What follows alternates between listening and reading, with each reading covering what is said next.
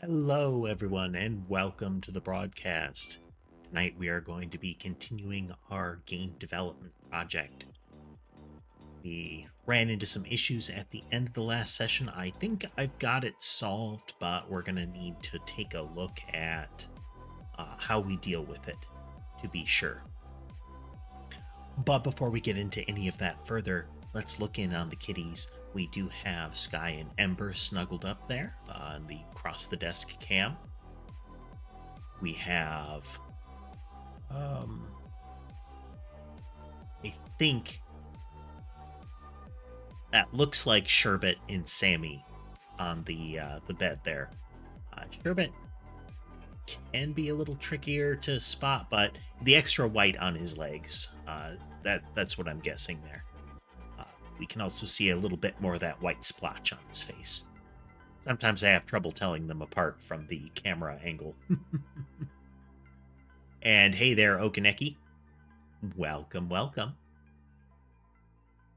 We are just getting started here. So let's see here. So as you may recall, we were running into a problem in this function last time where it said we were trying to interact with a previously freed instance. I have discovered that that's a wonky thing to deal with in Godot. If you try to reference it at all when the object has been freed, like a in-world object, an actual node, it'll explode. So you can't pass it into a function. You can't say, is it an object? You can't use the equivalent of an is a object or check. I have to use is instance valid.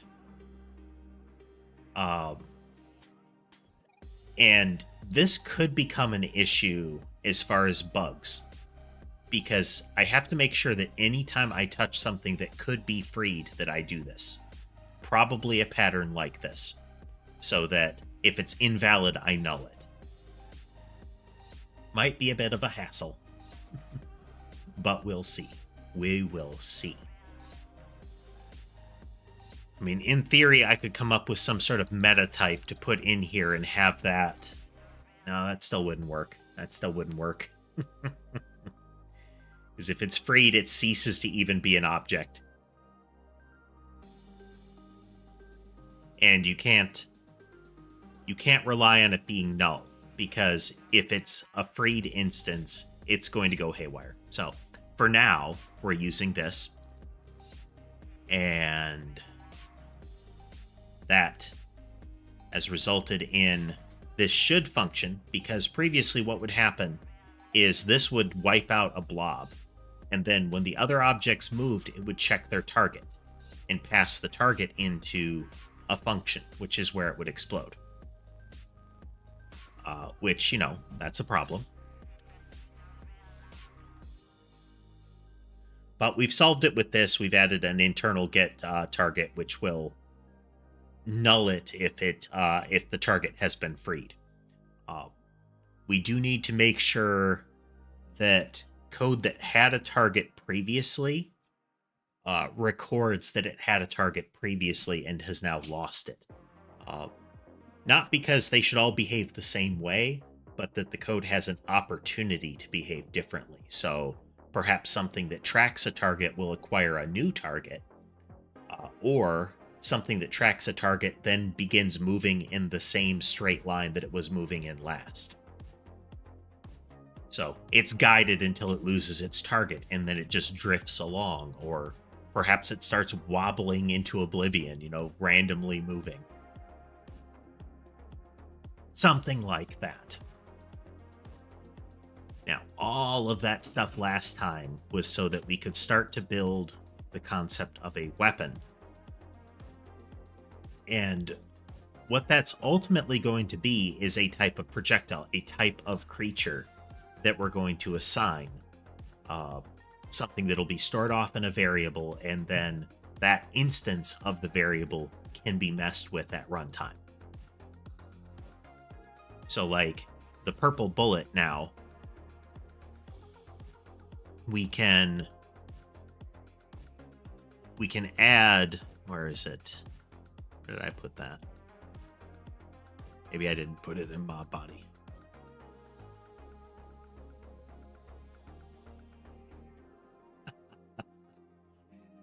That is true. It's a good opportunity to just, chill out and keep quiet there, Pandora.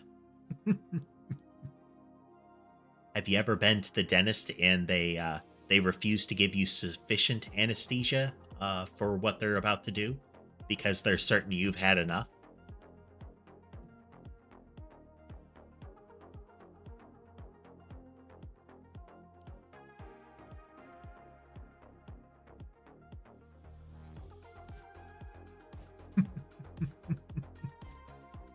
I recall having a 12-year molar pulled that way.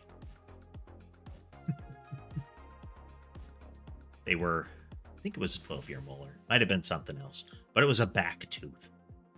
And they had injected and, wobbled the tooth, wobbled the tooth. And I kept telling them, I can feel that.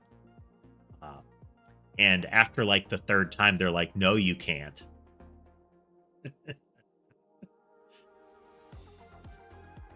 And I proceeded to feel the whole thing.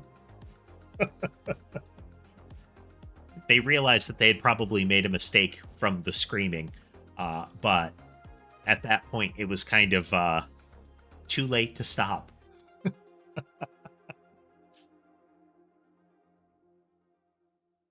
The afterwards was the most awkward period.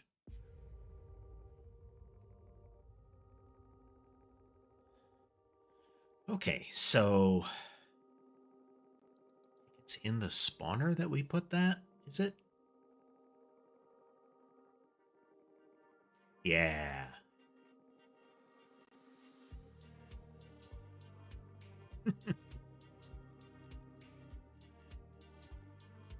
I mean, saved yourself a little bit of trouble. Okay, so we put it in the spawner. And the spawner is the thing that could have defaults. So a weapon is essentially a spawner with a particular use case.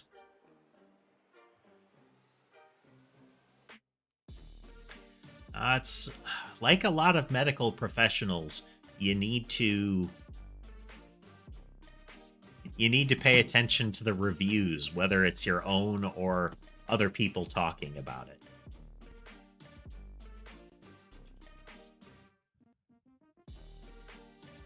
Okay, so using this as like a weapon object would be whatever the player object is going to steadily update this to keep it stuck to it.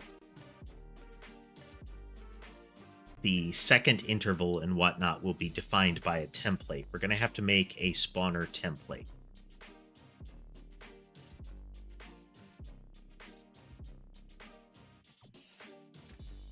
Yeah. If I recall, that was actually the scenario that I was dealing with. Was the overlong route, Freaky looking. Freaky looking. It'll be the bullet. We have the speed modifiers. We have count modifiers, position modifiers, and movement modifiers. Okay.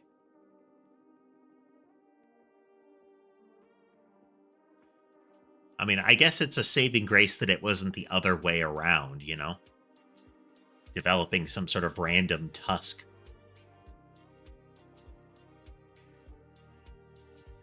Would have been far more awkward. Though I suspect easier to remove, You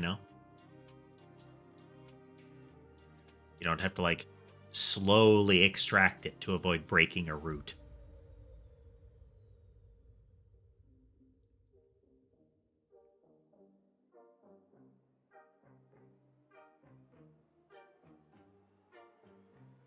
Okay, so modifiers are modifiers on spawners specifically.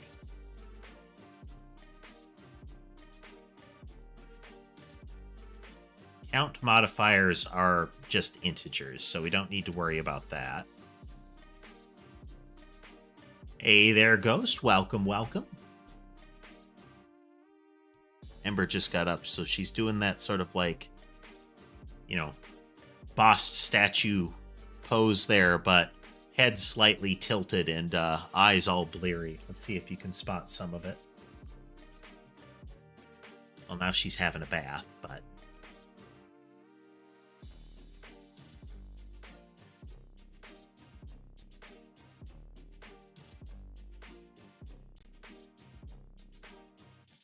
And now it's just bath time, but, Ember. Okay.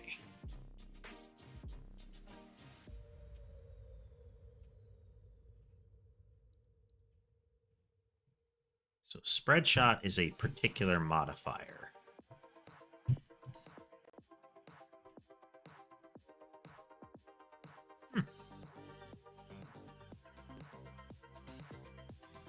Let's see. Ember's favorite toy is a little...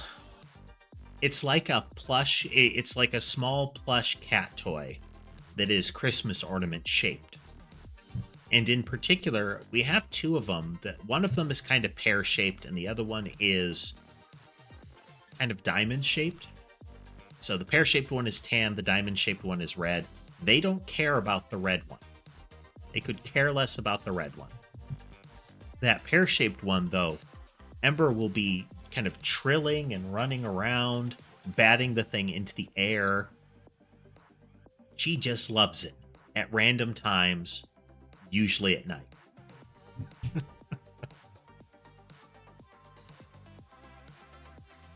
I think Sherbet will chase it a little bit. He's interested, but not nearly as much as she is.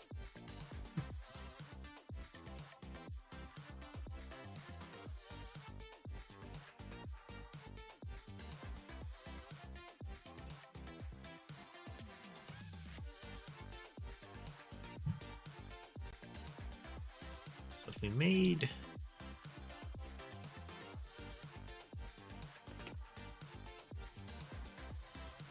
Spoanner. I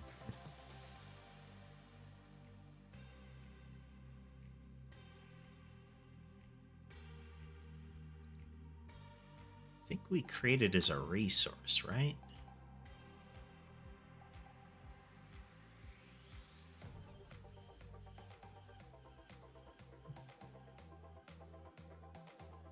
No, okay.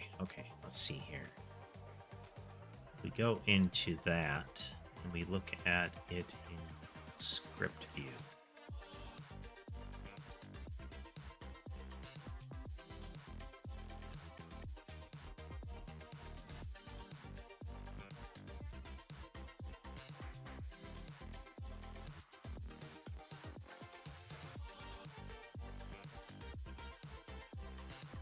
A fury. I am neither winged or a vengeful female spirit from Greek myth.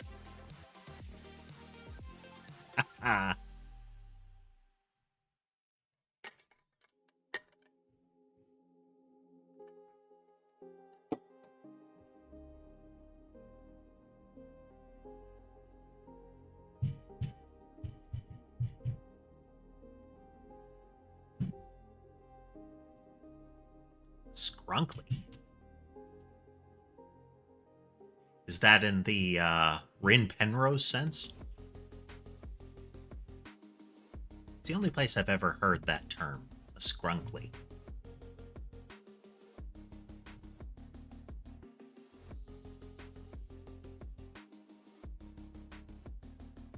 Hey there, Camilla. Welcome. How did I make those resource files?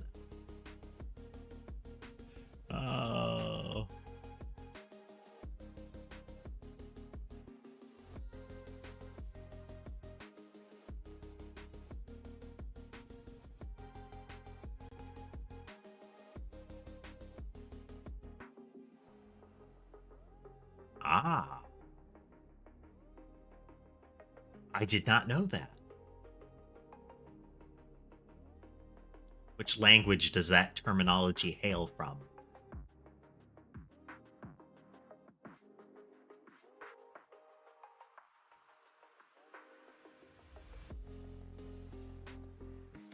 Okay, a mob template extends a resource. So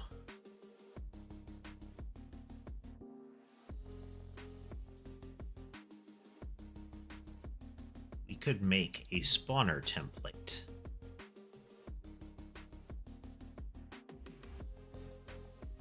And then we could have a spawner. Get some Inception level code. We could effectively make a factory, you know?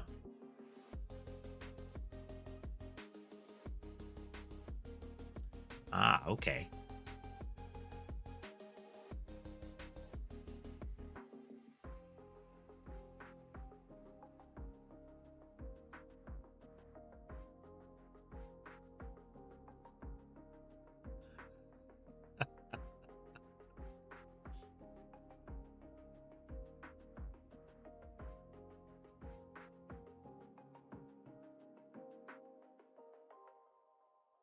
Gonna say you have taken a you've taken a hard left turn there in your chat there, Okaneki.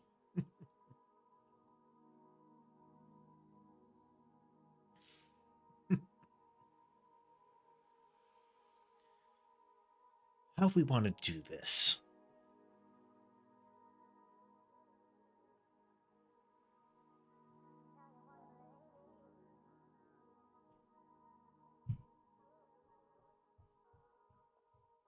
It effectively fell flat there, Okaneki.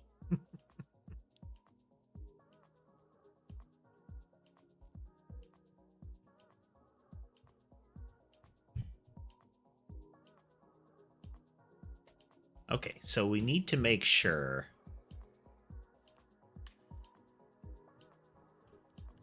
pretty much all of this right here is stuff that would have to be in a template.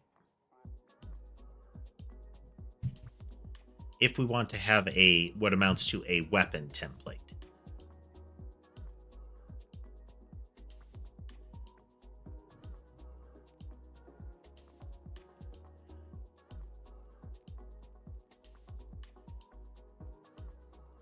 Hey there, Sabby. Welcome. We want... But this is a spawner template. We could make a spawner template from this. So if we look at mob template, which extends a resource, it says body, movement templates, and mob pool type.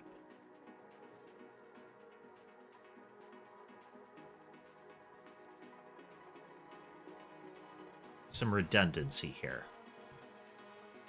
It's definitely some redundancy here. So then if we look at mob body, it has an animated sprite and a type of movement.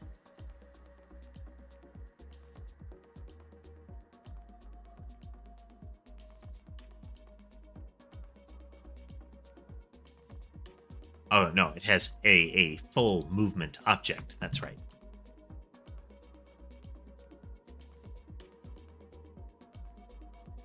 Sprite so that it can attach it.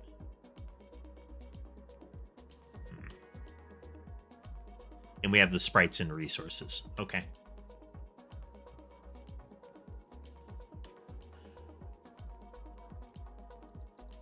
So the mob template supplies the movement array as well.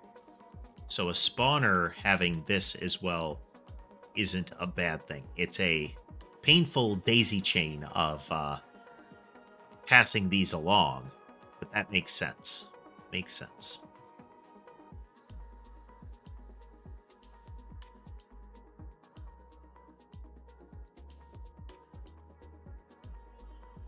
So then, yeah, mob to spawn is mob template. So we're just gonna organize things a moment here. Get my thoughts together. For those just joining us, we are making a game. It is a Vampire Survivor style game. We're just really in the pre-alpha stages of messing around with things. What we are currently doing is setting it up so that we have this sort of weapon template concept. This is a weapon that has 3 spreading projectiles and targets a random creature. It's not in a form that we intend to like keep long term, but it's a proof of concept. It's a proof of concept.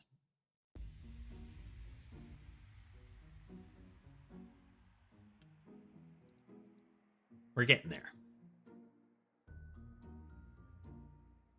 Hey there, 1990s. I don't know how to pronounce the first part.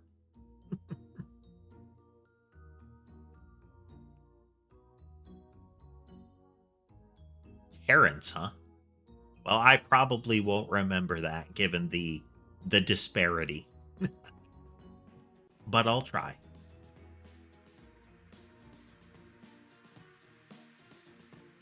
Okay. So we'll need these in a spawner template. Actually, we'll need all of them. Move you up with the mob.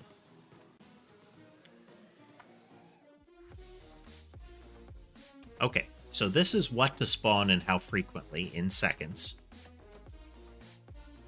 We could make this a float, but I doubt I'm ever going to use it as a float. Then we have the modifiers for them. One of the fun things of adding count modifier to default mob, like spawning up the blobs or something like that, is I can make it spawn a whole cluster of them. Here we go. Hey there, spectator.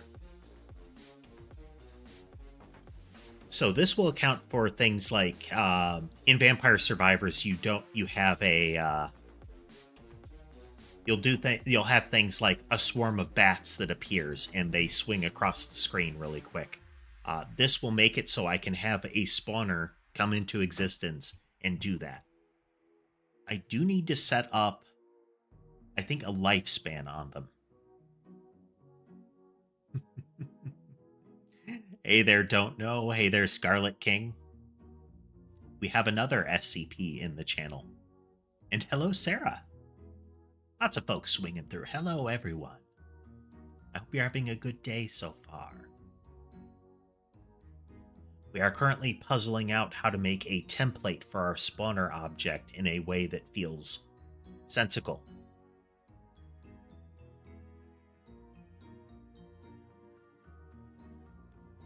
Okay, so we need these things. I'm sorry. These things.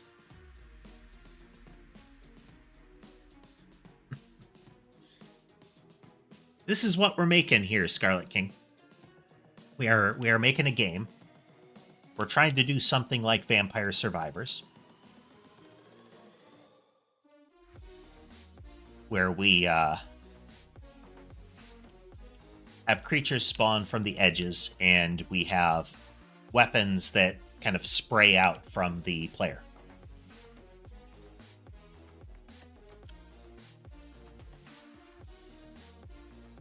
We are in the very, very early stages of development.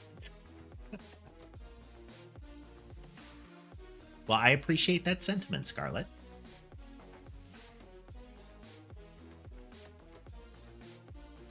Okay. So let's make this here. New script is hello Ember. One of my cats is demanding some attention. For those that are new, I have 5 cats. We can currently see, looks like 3 of them. Mason is off camera, as is Ember. Ember is sitting on my lap demanding scratches. So she shall get them, because Ember's a little sweetheart.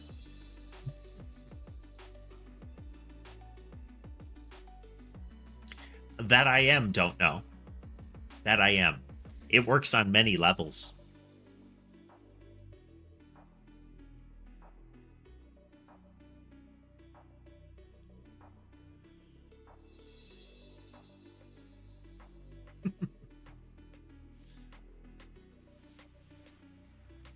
I have found,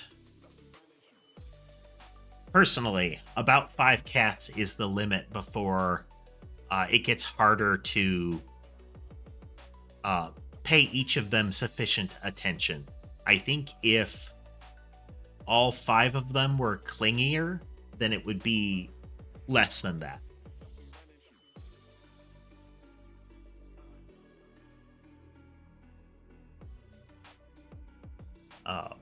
The most cats I've had at a time is 7. And that was helped by the fact that a lot of them were kind of like chill proximity cats. All of my cats have period of chill proximity.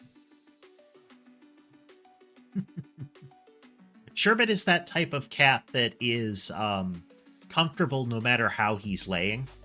So he's all contorted.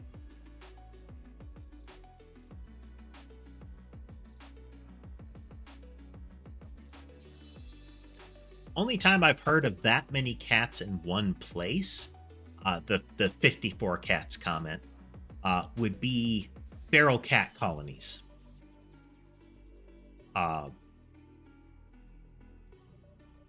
In general, it's not a great circumstance for cats to live that way.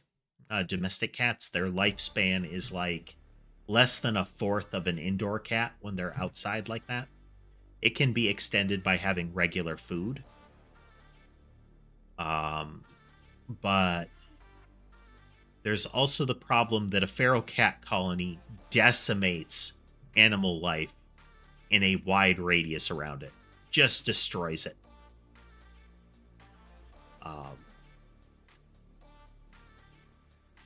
Because it's not only are cats, effectively ambush predators, but cats do like to kill for fun.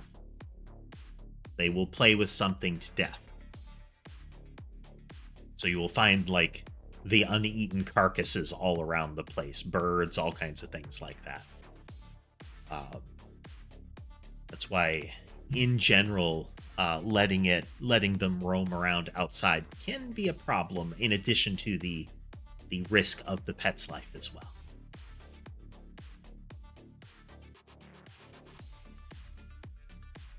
And it is unfortunate to lose a pet in general, folks.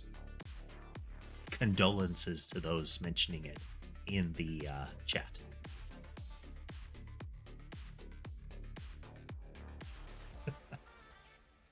Chat be like that sometimes, spectator. Chat be like that sometimes.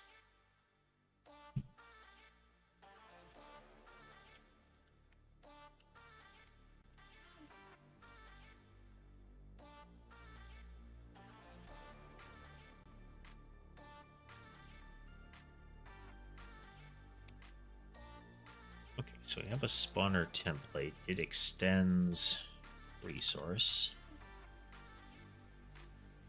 We'll do, as we go into this,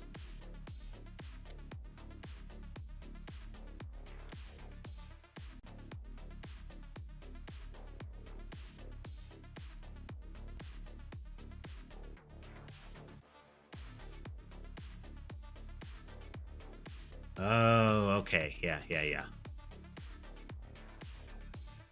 Object. No. Okay. It's going pretty well, Thick Tortoise.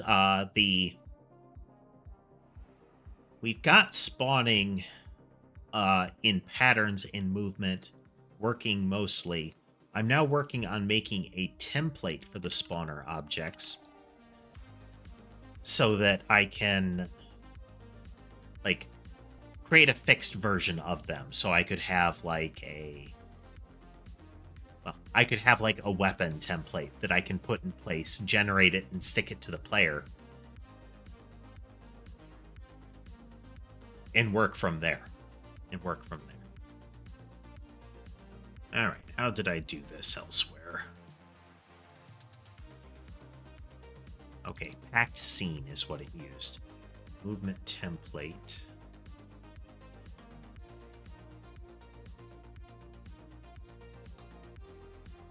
Movement template extends node.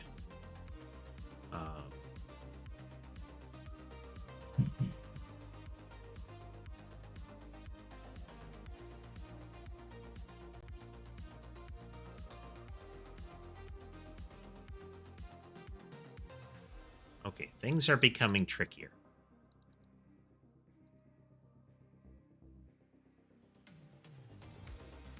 So what we want to be able to have are these modifiers.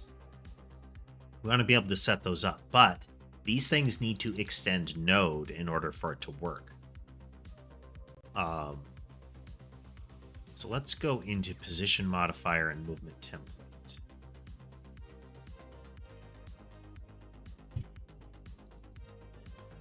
Those extend node. Why does it complain then?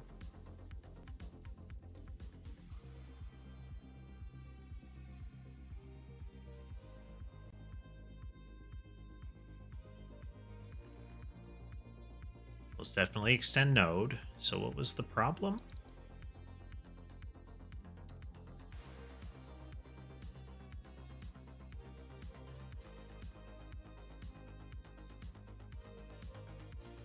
Oh, okay. It's the other way around. It's the other way around. So it doesn't like it because these are node derived. But do they need to be? I mean, they're not really nodes.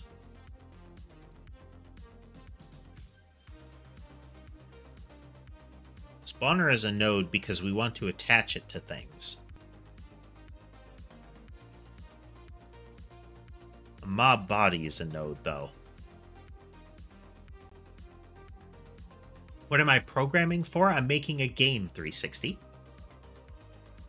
We're trying to make a Vampire Survivor style game. And we're using Godot engine. What you were seeing previously is GD script, which is the Godot engine specific scripting language. You can use C# for this, but I wanted to try learning a new thing, just like learning how to use Lua script when we did a Noida mod. It can be fun to learn a new tool for some values of fun.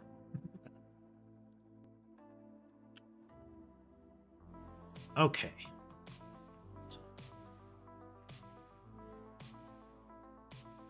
mob body is a character body 2D. Those are all node derived. A mob template uses packed scenes. Okay. If it is node derived, it needs to be a packed scene. So in our spawner template, this needs to be a packed scene.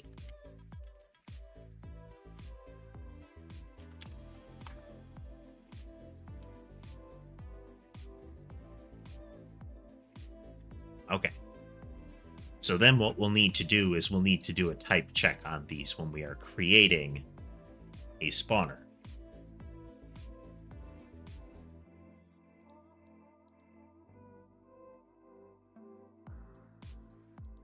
This is a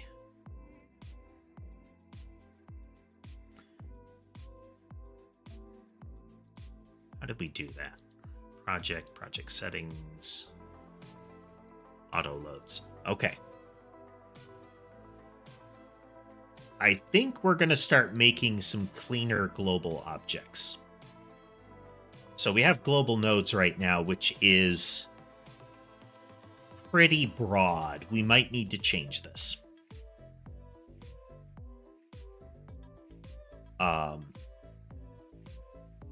So I don't want to put any more in here. So I'm probably going to make a mob factory object in the global nodes.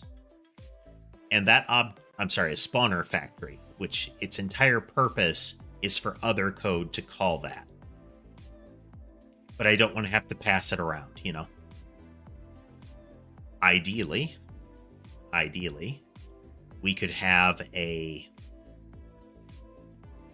for unit testing, we could have things like injection, so that I could define which factory to use. But I'm not sure how I would jam that into this whole structure at the moment. Actually, I'm pretty sure how to jam that into the structure at this moment.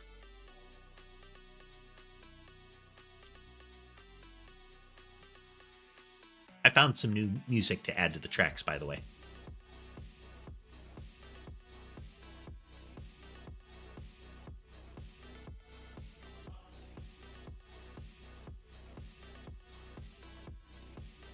So, the way that this would be, these things would be loaded, is we could still use global nodes.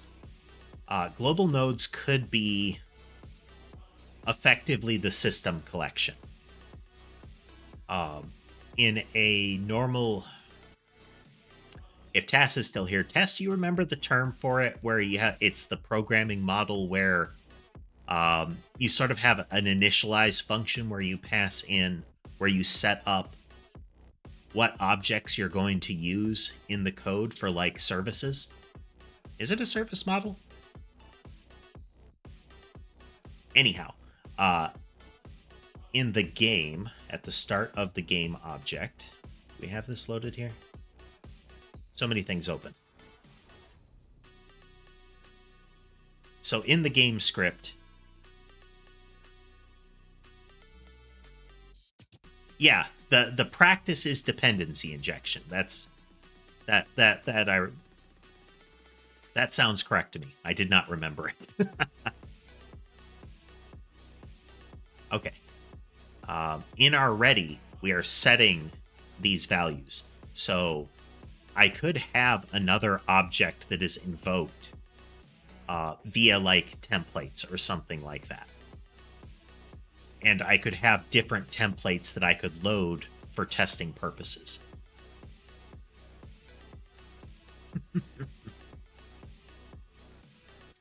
Okay.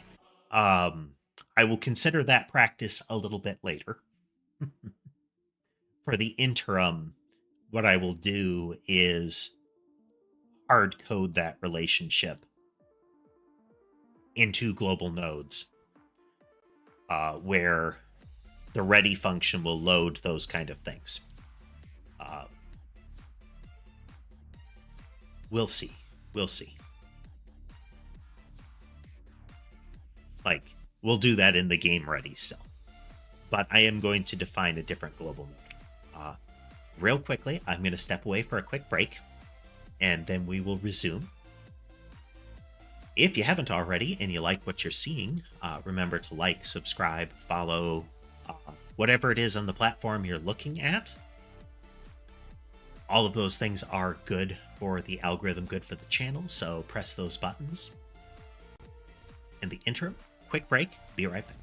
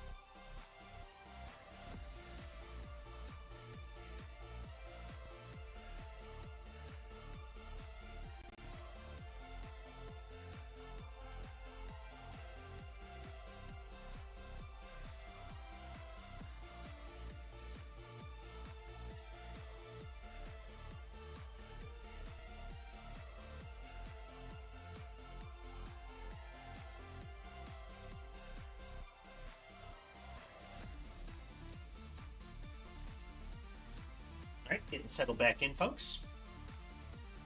Just a moment.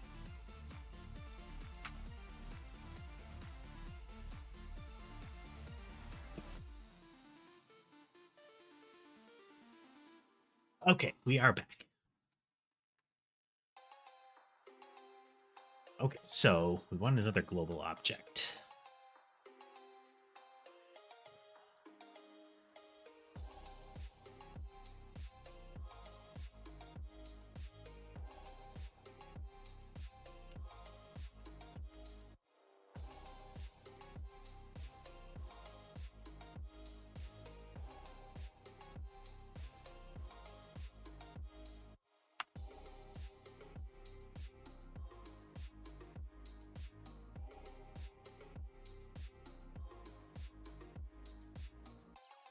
Spawner factory accurate because I...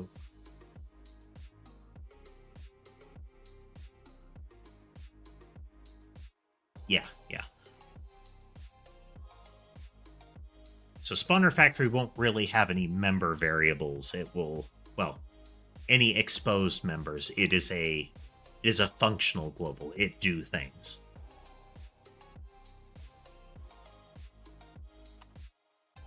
Hey there, Tommy. We're doing a coding stream. We're making a game. It is currently not in a I just broke it stage. We're making a game that's kind of like Vampire Survivors.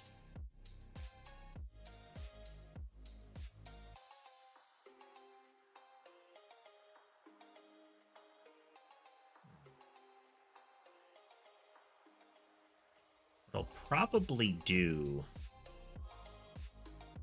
well, we'll get to that when we get to it. Thank you, Tommy.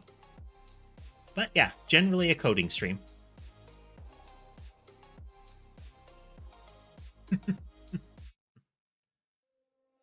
Well, Squishmallows seem to be a pretty optimal cat bed.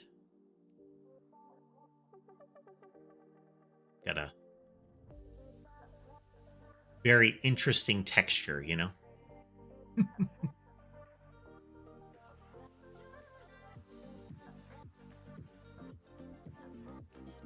Function, we'll just call it get spawner.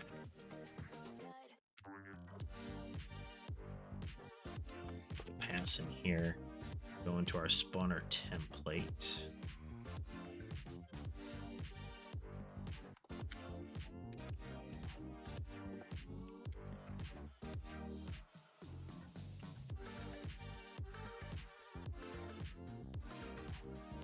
Okay, and spawner factory takes a spawner template.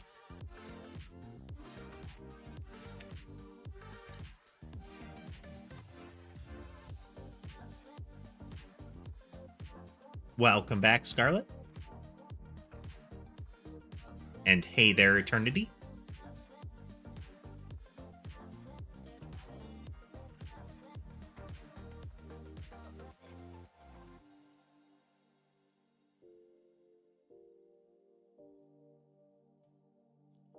So we take a spawner template. Oh, we need a template is a spawner template.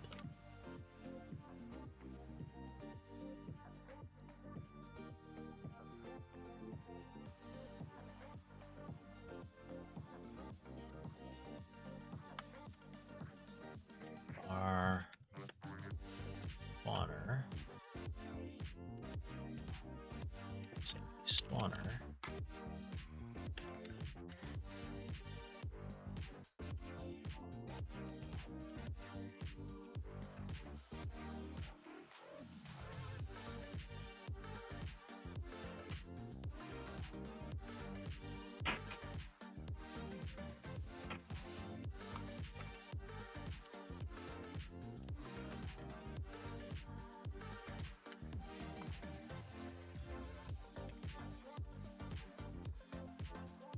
Okay.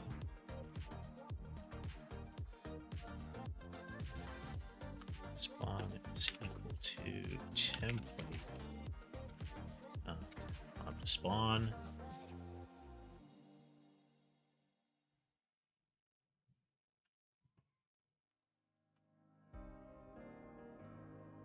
Spawner. Interval. 8.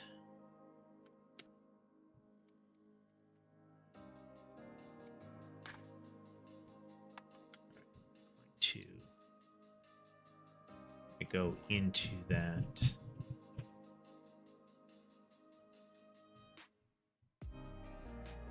I'm going to nab all these real quick. Not going to use them directly, but I'm going to put them there so I can remember them.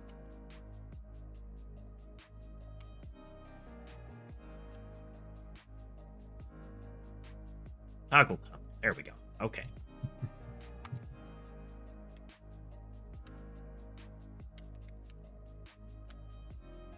Okay, this is...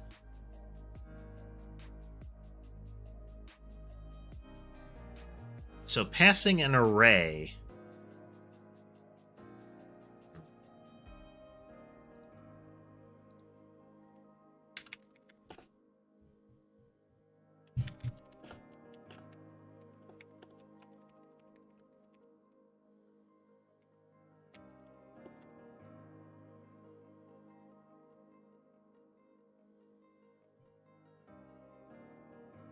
Very bright.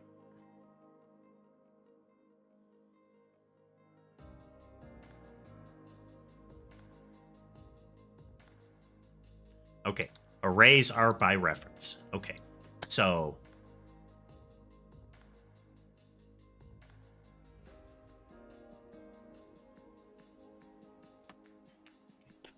or I in out. No, not size.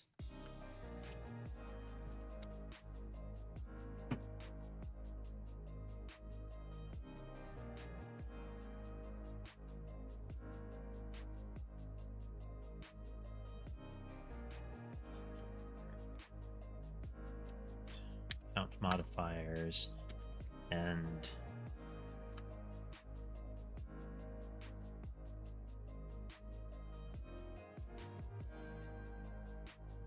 by what eternity?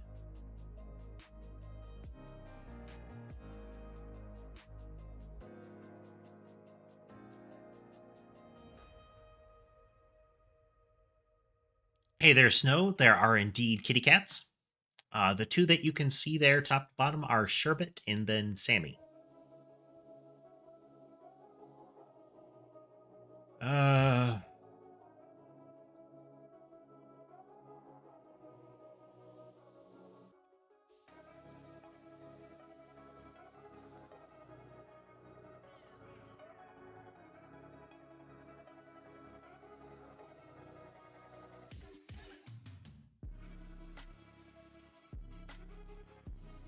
Yeah. In general, don't spam. And your assertion right there that it is of the fact that it could be considered a slur in context, and having looked it up, probably not a good idea. The mods are watching.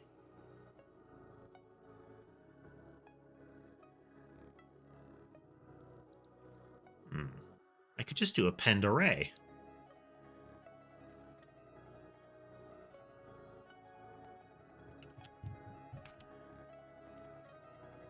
And then we pass in an array.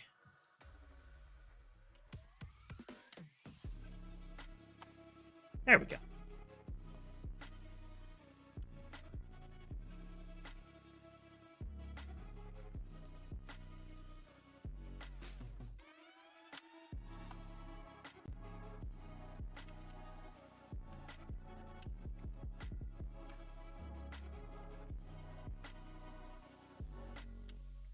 Array.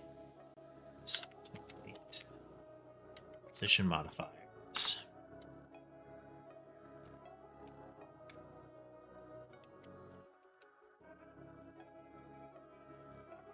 In general, if a particular behavior would look like a particular behavior to anybody that doesn't know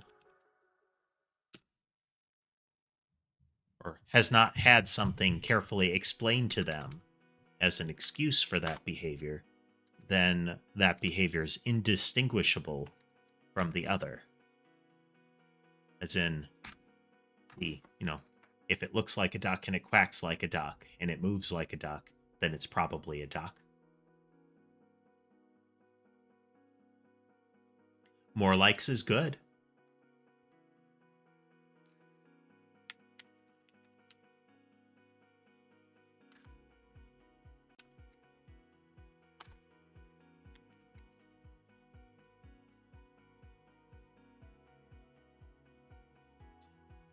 Play dot.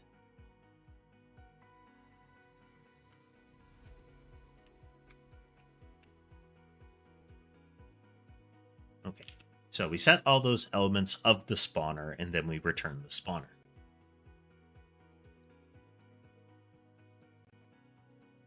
So then when we need a spawner, we can add the spawner. Such.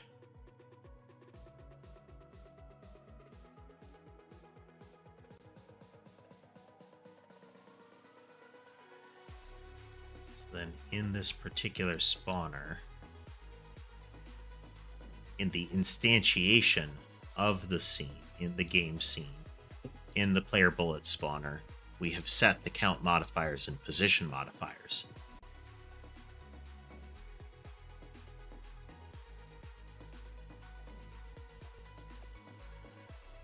Yep, it can fall off. It can fall off if new stuff isn't available. People periodically go in and clean up their listings. Okay, so then if we go into our, we're going to make a weapon spawner. It will be a spawner template.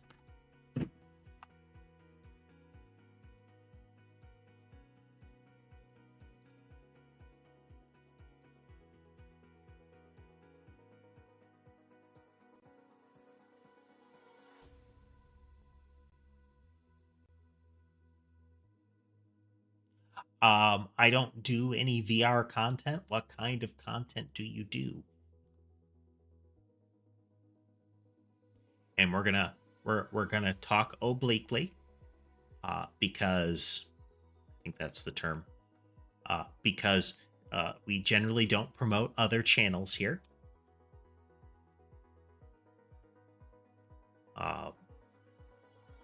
But a way to put it would be, if there's particular content that your viewers expect, then there's always doing more of that content. But you shouldn't be afraid of expanding into new areas. Maybe there's a game that you want to try. Maybe there's an entirely new kind of content. But don't be afraid to try it. There's some folks out there that will say, like, oh, it'll kill your channel if you release something that isn't catering to your existing audience. But your existing audience won't really watch something that they don't like. Well, thanks, cats. I guess that is I guess that lines up with your profile handle. But the ones that are visible, those two are Sherbet and Sammy, top to bottom. So the tan one and then the tuxedo. And hey there, Iniji, we're doing good.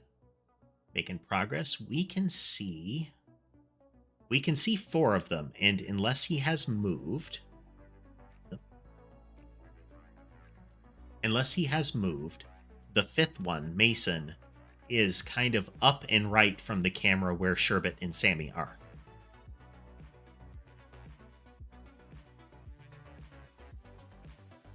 Technically up and left, but that camera is reversed because of how it's positioned.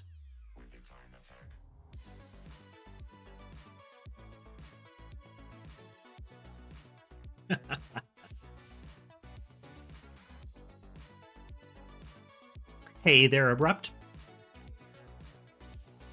I mean, folks will sacrifice sleep for some things that they're really looking forward to, really into.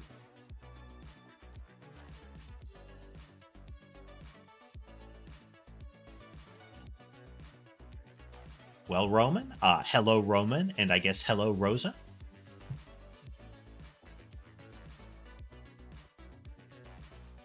For those just joining us, we are doing some game development. We're trying to make a Vampire Survivor style game, and right now I am setting up the basis for what will be weapon construction. So we're just going to call this something that lines up with what we're making here. So it is going to fire the purple bullet. Do that every 2 seconds. Its count modifier will be, it will add 2. Its position modifier is, where did I put that? Those are with spawner. Spread.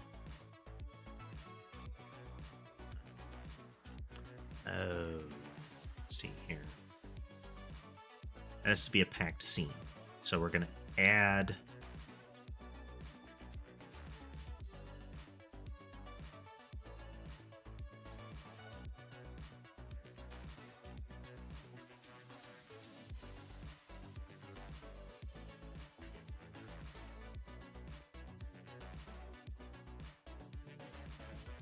okay, move individual movements, so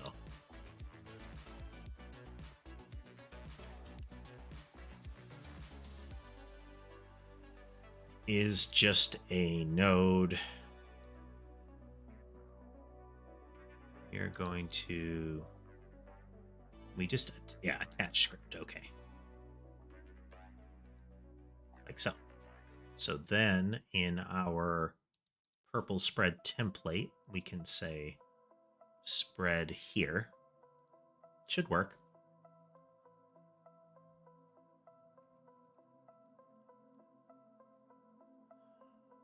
The cats are there because cats. I like my cats. And for pretty much the entirety of my streaming past a very early period, I have had the cat cam. Why do I have 5 cats? Because I really like cats, and 5 seems like a solid number for keeping track of them and giving them sufficient attention.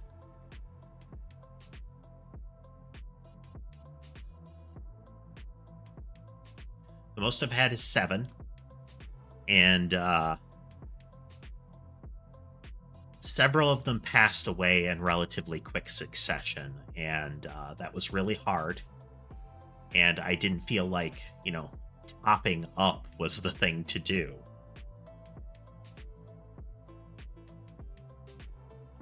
Okay, so then we have that. Movement modifiers. Add one, and we're going to say it's random mob.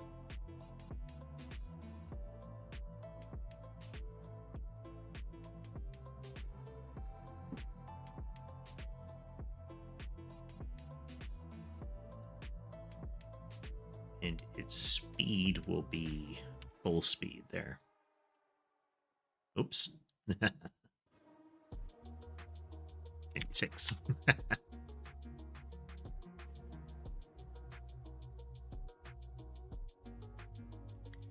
Yeah, you can see some of the prior cats in some of my older streams. Seamless plug, watch the prior streams.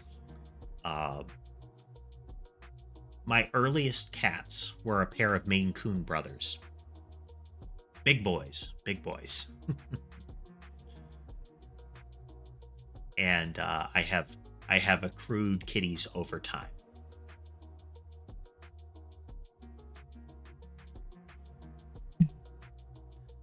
There's a lot of cats.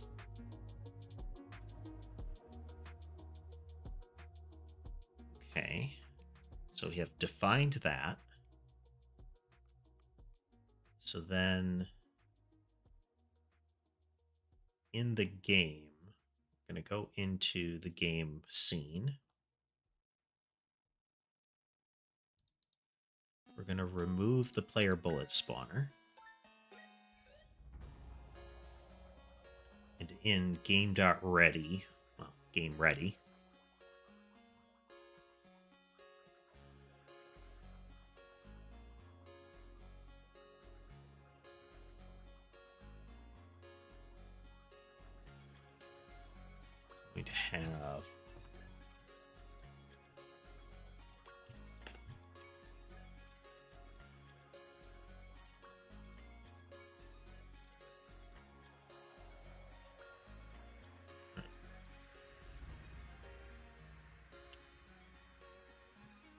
not how it will actually work, but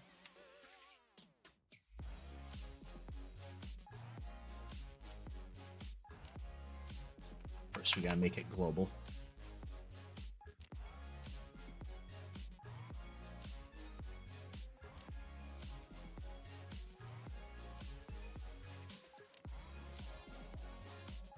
Check settings, auto load. Going to add another.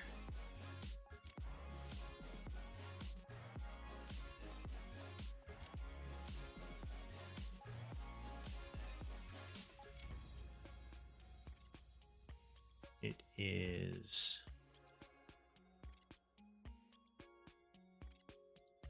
we should be able to add existing, right?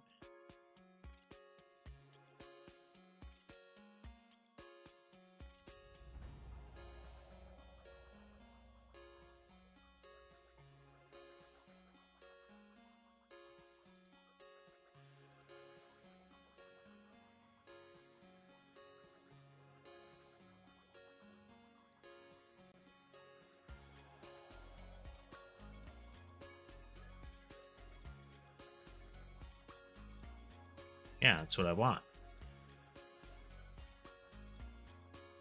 Oh, okay.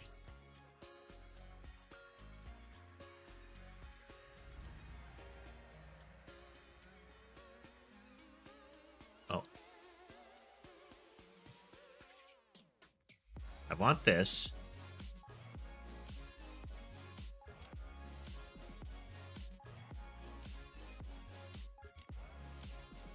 Okay, I see what it's doing.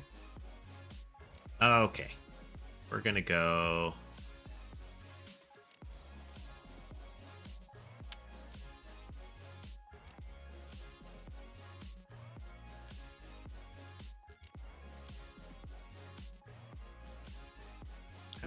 Okay. We're just gonna do a little song and dance because it's being weird.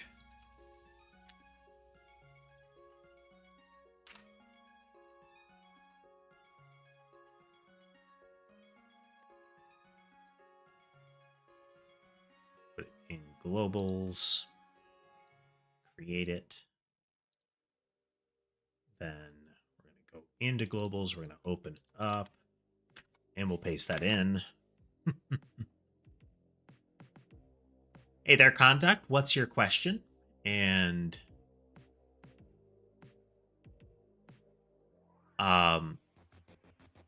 like kind of a game dev? Yeah, that seems accurate. I am currently developing a game, so technically accurate. Professionally, no. Though sort of reaching professionally, I am technically getting paid. And I am currently developing a game, so I guess technically a game developer. A professional game developer. But this is like formally, as far as something I am setting out to make a game and trying to follow through on it, this is the first time. In the long-term Conduct, I would like to make it public. Would like to make it available. There will be a period of testing, and assuming we get that far, and then we get through the testing period and the corrections and the adjustments and all of that, then we'll start to figure out how would we potentially make it available in a wider sense. How would it be published? How would it be obtained? That kind of thing. That is in the future.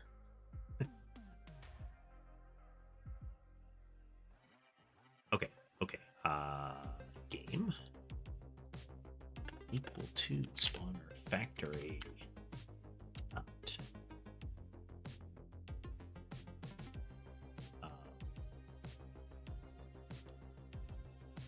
What did I call it?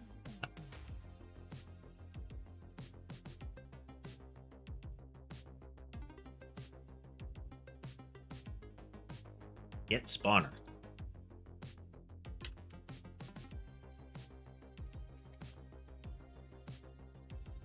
And then it needs a template.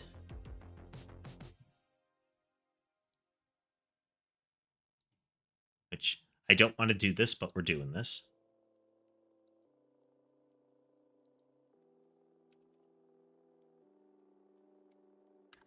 Load one of these.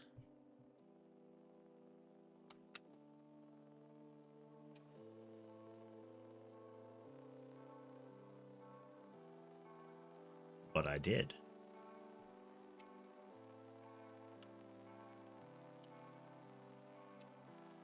There we go. Yeah, let me do player dot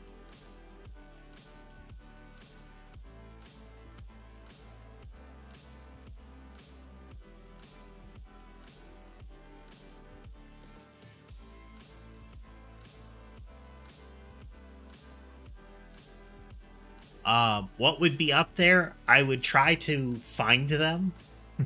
But if they were all out of the camera, I would just leave it on something like the cat tree. Hey there, Keats. It's not an ideal circumstance, but that's why there's 8 cameras. It's hard for them to all dodge it at the same time unless I do something like put down a whole new tray of food.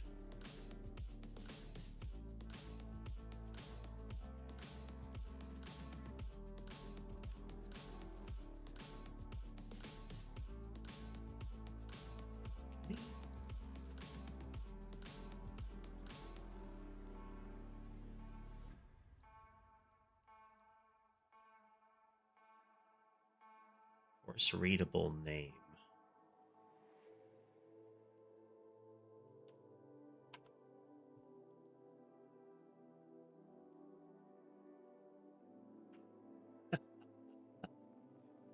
Oh.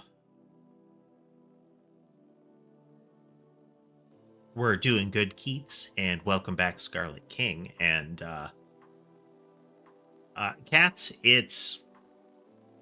I feel like as a cat owner, it is a foregone conclusion that they rule the house.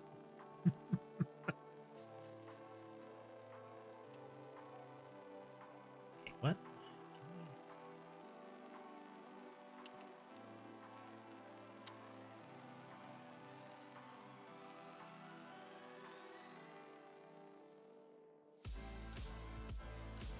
Spawner is a spawner.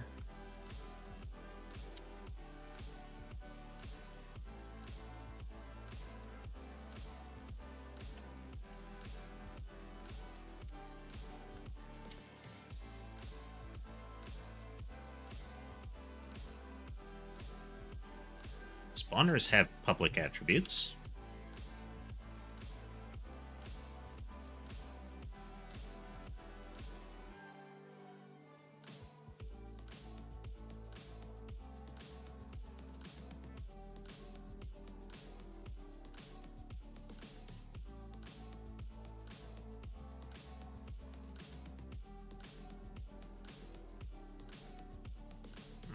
Okay, let's...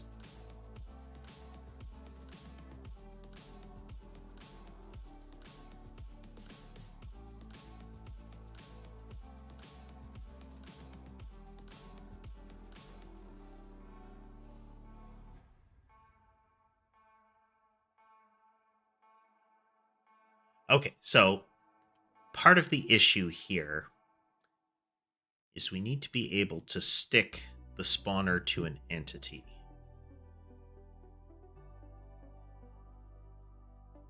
And a target.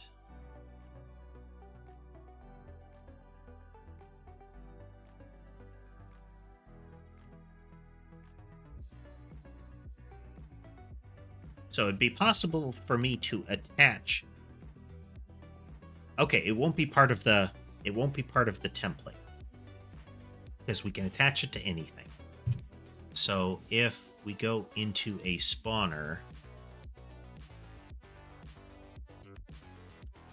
we can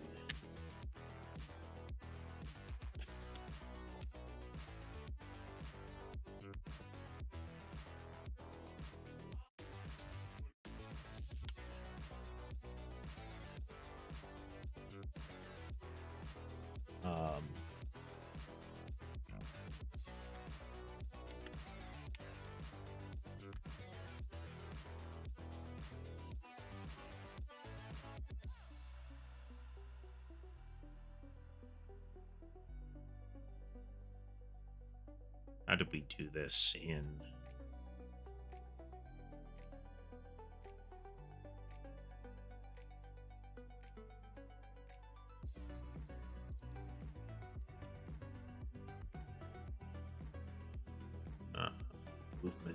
movement.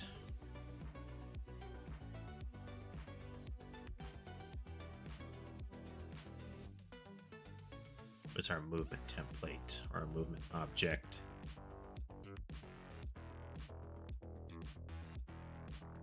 I have a get target, and then the target is passed in. Okay, the target is never specified.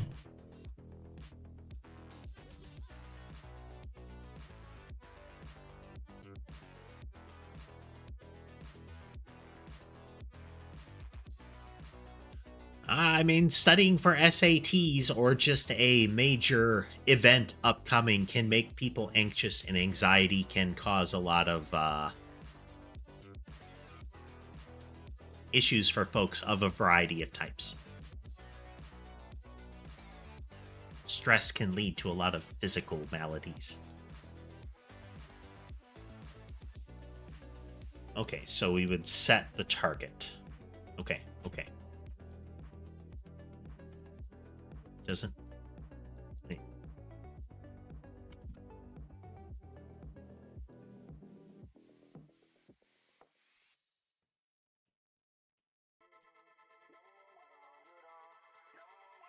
Oh, okay.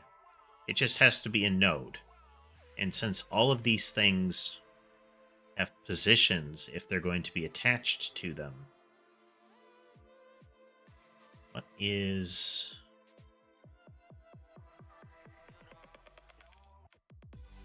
Okay, so we'll have both of these.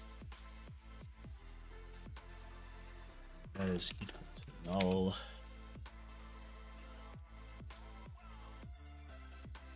So you can set the spawn position, but during the...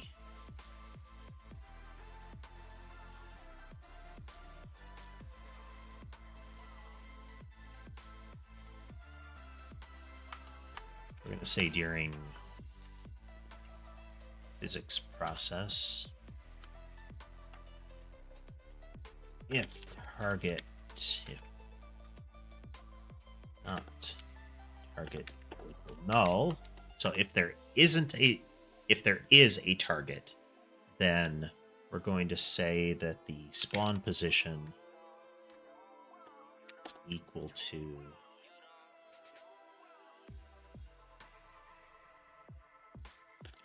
and target dot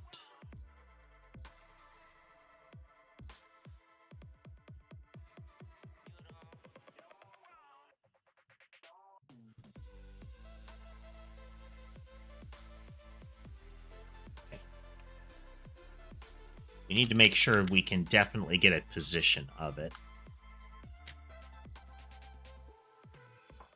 as interface targetable. So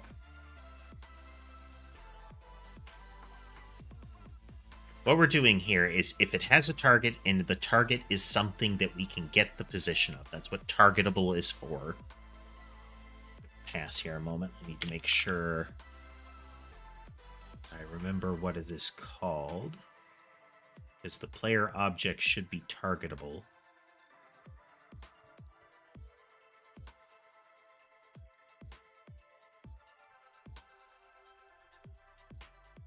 Targetable position. Okay. Those are my cats board. Those are 2 of my 5 cats. The top one is Sherbet, and the lower one is Sammy. And welcome to the broadcast there, board. Okay, so we're going to call targetable position on it.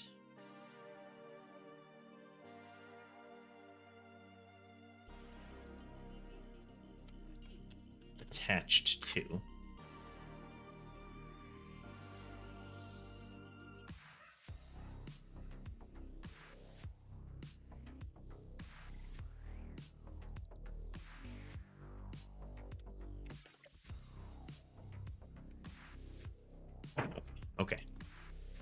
So then spawn position is equal to attach to targetable position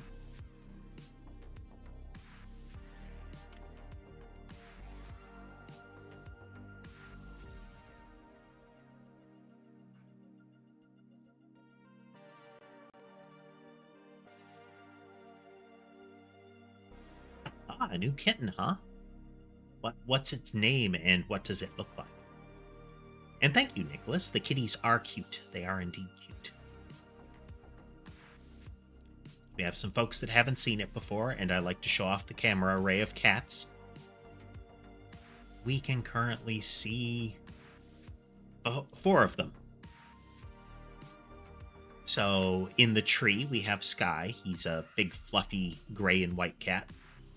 Then across from my keyboard, we have Ember. She is the stripy gray and orangish with white socks cat there. On the bed is Sherbet and Sammy. And then Mason is, if he didn't move recently, he is up and right from where Sammy is.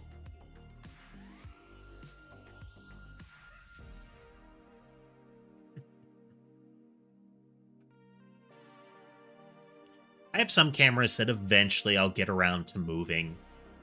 I might move the bed cam to rotate it so that we might be able to spot the third cat that tends to be in that position. Okay, so if we set attached to on a spawner, then it will change the spawn position to whatever that is.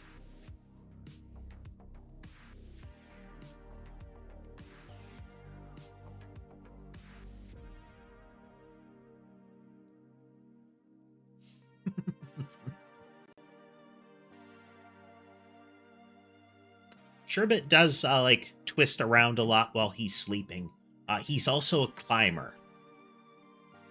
One of my old soundproofing solutions was a bunch of heavy curtains, and he would scale up and down them. So then in game, we add the child. We're going to say bullet spawner attach to.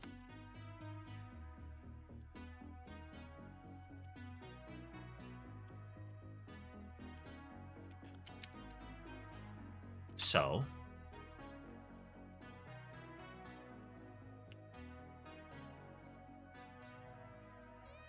then we go into the player script.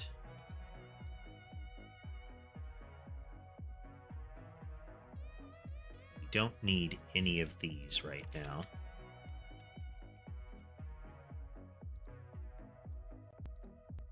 Does it explode?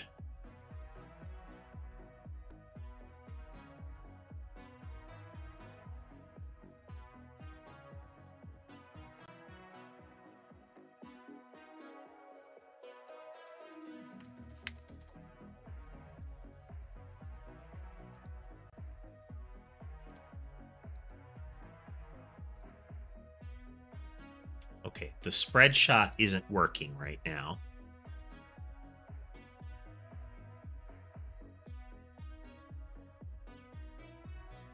But the general principle is. So now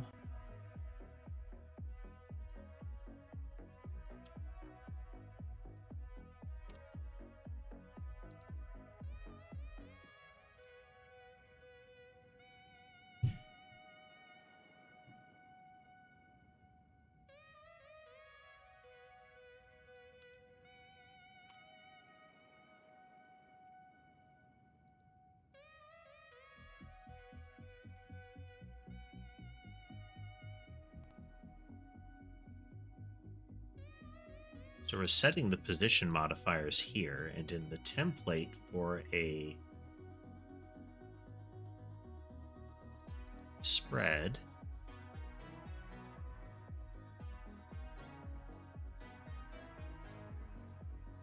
have a spread. In the count modifiers, we have 2.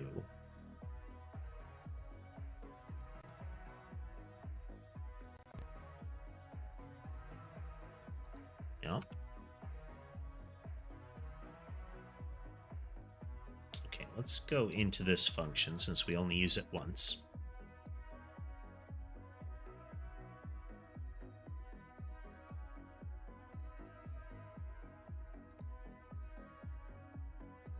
Okay, so the template has all the stuff that's expected. So we're going to go through and set all of these, and we're going to look at spawner. And it has a count modifier array. It has no position modifiers. Okay, something's going wrong there.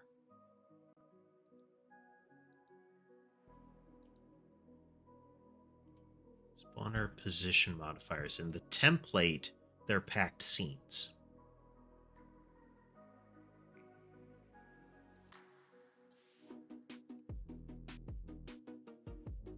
And in this, it's an array of position modifiers.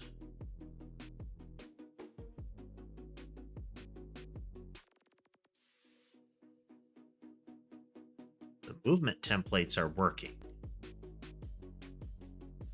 Why is that not coming through?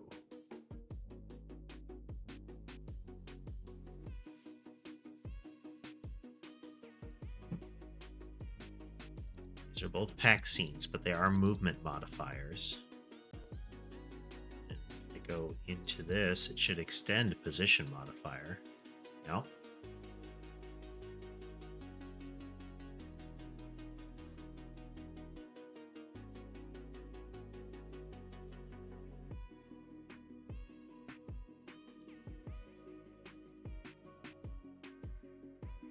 So this isn't functioning.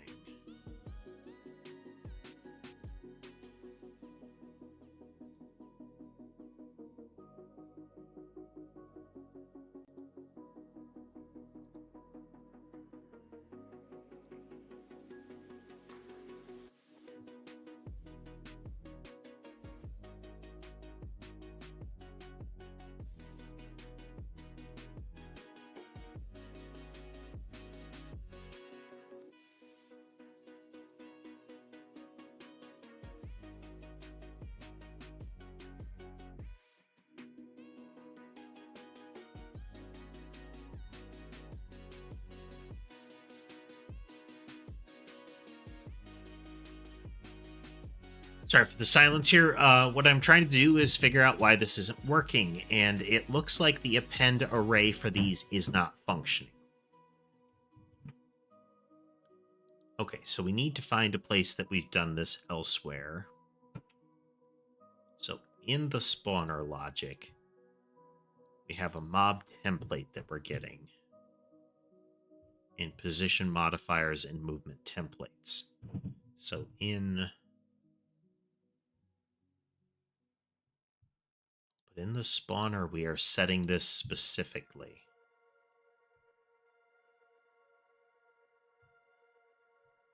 These are not, it is not an array of position modifiers we're getting. It's an array of packed scenes. Hey there, Connell.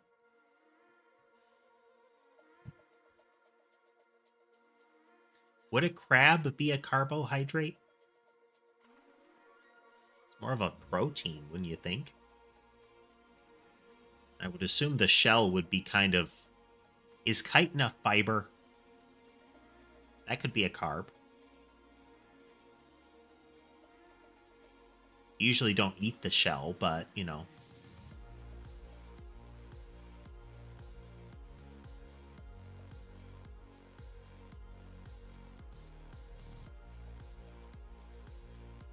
That's what we're speculating on, Nicholas. I mean, I realize that it's just a letter transposition that might be intentional or a typo. But it's fun to think on some things. Okay, so hypothetically, let's change this to a packed scene.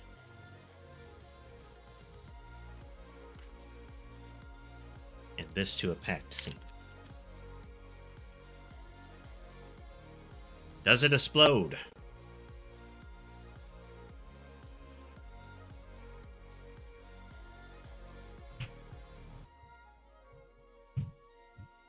Okay, it does explode. Okay, so how do we do this? How do we do this?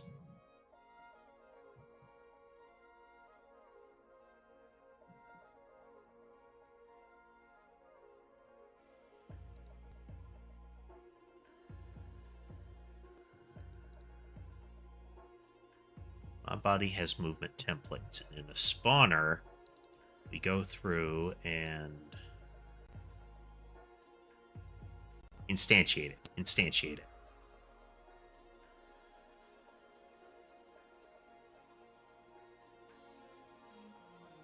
Welcome. I presume. Welcome back, blank. Okay, so in spawner, we're going to reset these to what they were, and in the spawner factory, instead of append array for these two, we need to convert them. Here we are making a game in Godot engine.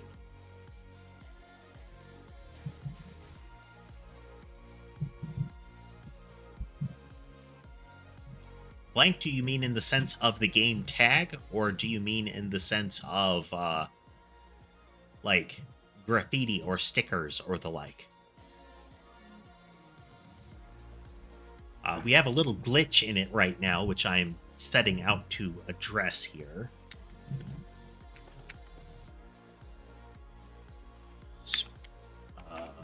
Template. Position modifiers. Size.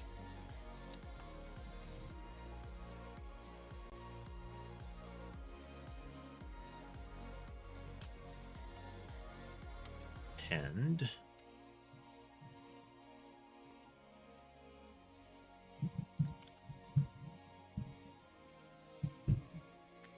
I got instantiate as position modifier.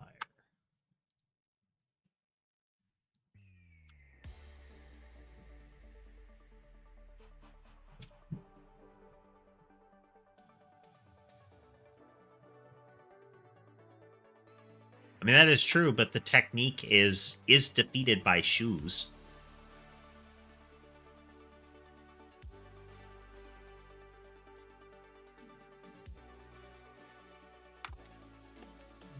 In template dot movement modifiers. This is a casual stream, so feel free to chat or ask questions. It may take me a moment to notice around coding, but I can always pause and talk. Do chat. I'm going to be talking anyway. There will be a lot of "why is this not working" style muttering.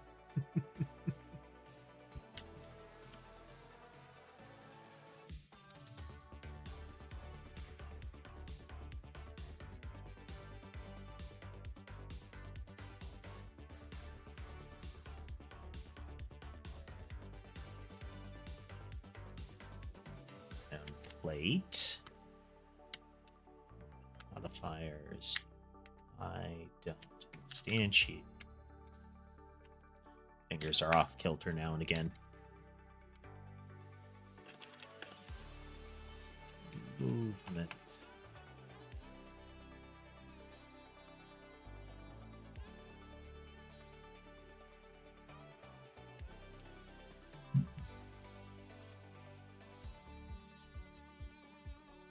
Isn't it a movement modifier?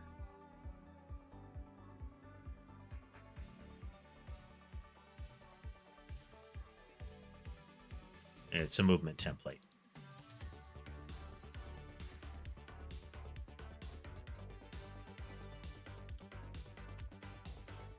So we had to do that because we're converting from a packed scene into the actual object, and a packed scene isn't the object until you expand it.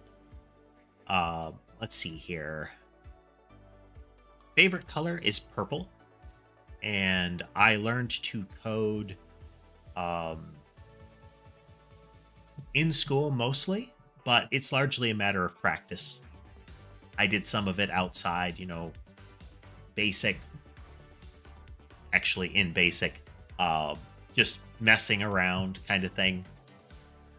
Video games have always made me think I want to do them myself.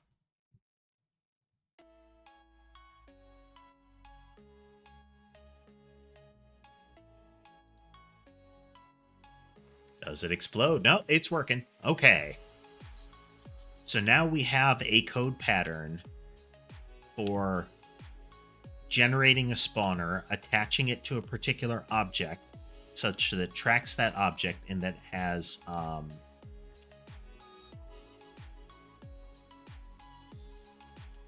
that it emits a particular projectile which we can predefine to have movement patterns, and that those movement patterns and position patterns can be defined or edited on the fly. Okay.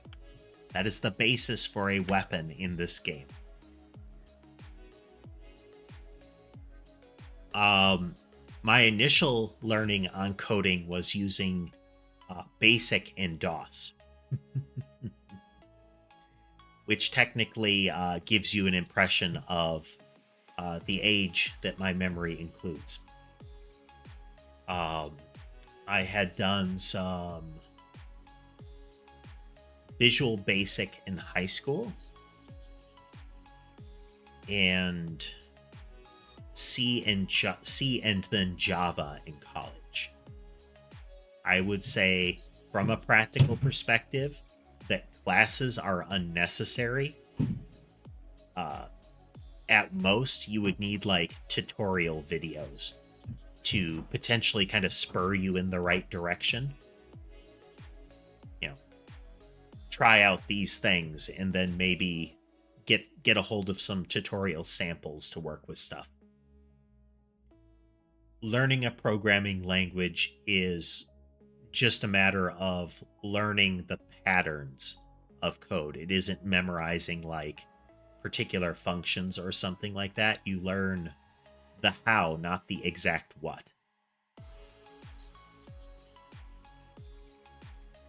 I mean, I find it's more difficult to learn an IDE than actual coding. Because all of them have their own little nuances and user interface.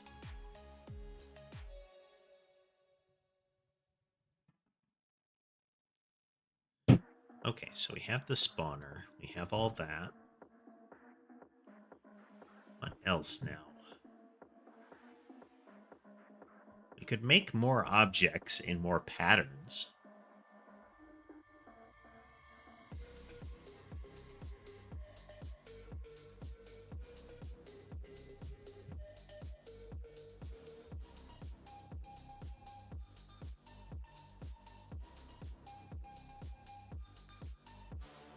Technically track player. Let's try to experiment a bit with this.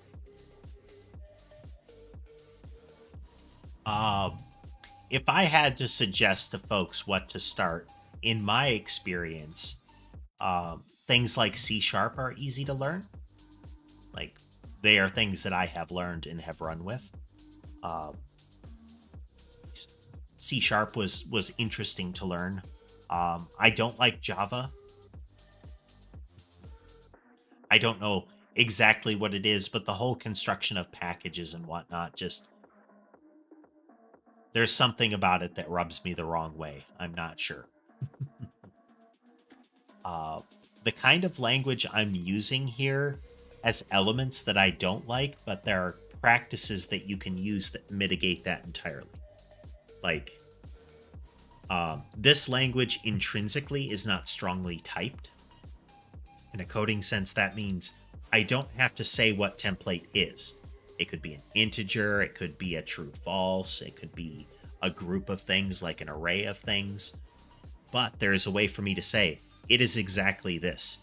And this is good because you can make the code crash or fail if it isn't the right thing. And you want that, because if it's not the right thing, it won't work. Or at least it won't work right. The simplest example I can think of is if you stuff a float into an integer value. If you take a float and you expect it to be an integer, then you could have like remainders.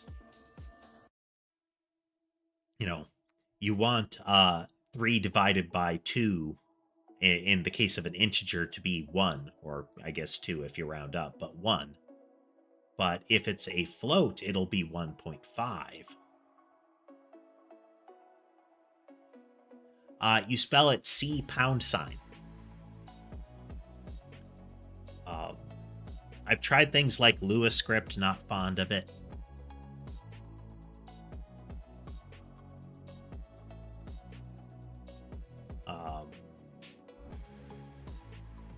JavaScript and CSS are okay.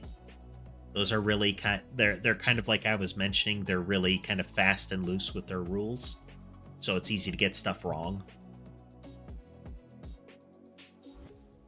I would definitely suggest against new programmers trying to dive in something like C or C++. That is what Unreal Engine uses. And some folks are encouraged because Unreal Engine is a big, powerful game engine. But C and C++ are very unforgiving languages. That said, there is some merit in the practices and the caution that you will learn trying to do something like C or C++. Generally C++. Because if you do it wrong, you're going to get stuff like, segment fault and similar stuff where, errors where you're touching memory you're not supposed to, or a pointer has been changed so that it is now pointing at something it's not supposed to. All kinds of issues that you don't see in a lot of other languages because they're like at least a level up from that as far as where they operate. But yeah, Godot engine can use its GD script. It can use C#. There are a couple of other game engines that have like proprietary engines and scripts as well, or might use like RPG Maker can use Python, I think.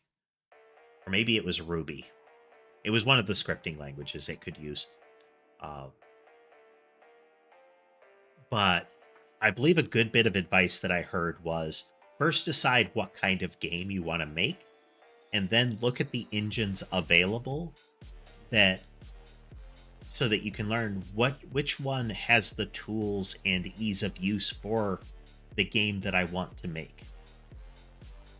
And then once you've decided that, then consider the languages that engine uses and roll with it, because you will definitely be able to learn the language, given time and effort.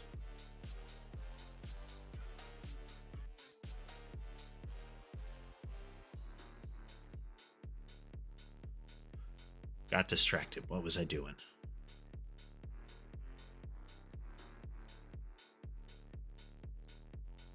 Okay. Let's change this spawner as well.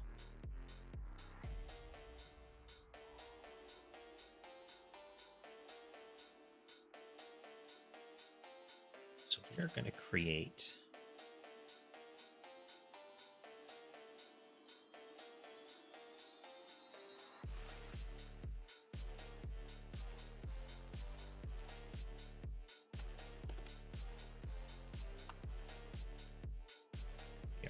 add a new resource that is a spawner template.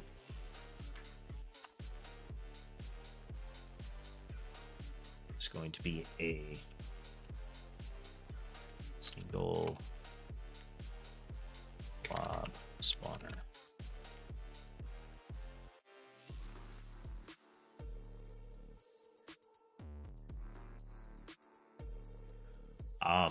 Previously, a lot of the coding that I've done for games has been as much exploration of the tools that are available as it is setting out to make an actual game. We did have a stream prior to this where I was poking around at Godot engine just to try it out, see what it was like. What could we do in a very simple fashion? And then we began this series. Godot engine is lightweight enough and targeted at generally targeted at simpler kind of your classic indie titles. So what I'm doing seems suited towards it.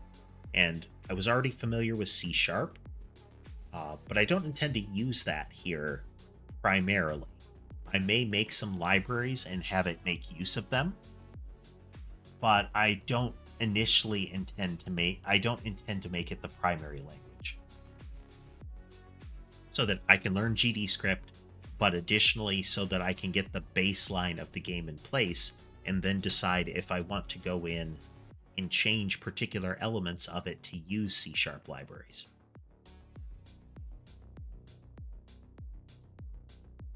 Well, I appreciate it, Nicholas. I do have a lot of streams and videos, which you should totally watch. Seamless plug.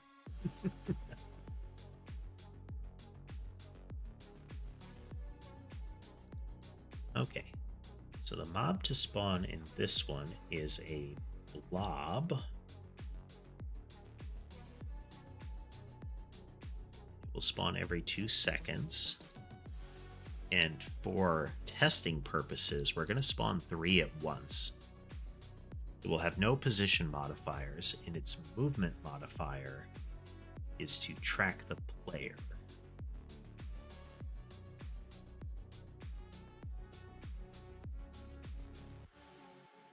And it will move at a full space per second.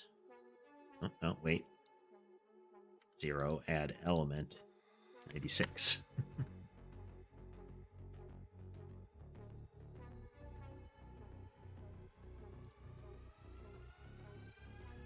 So then in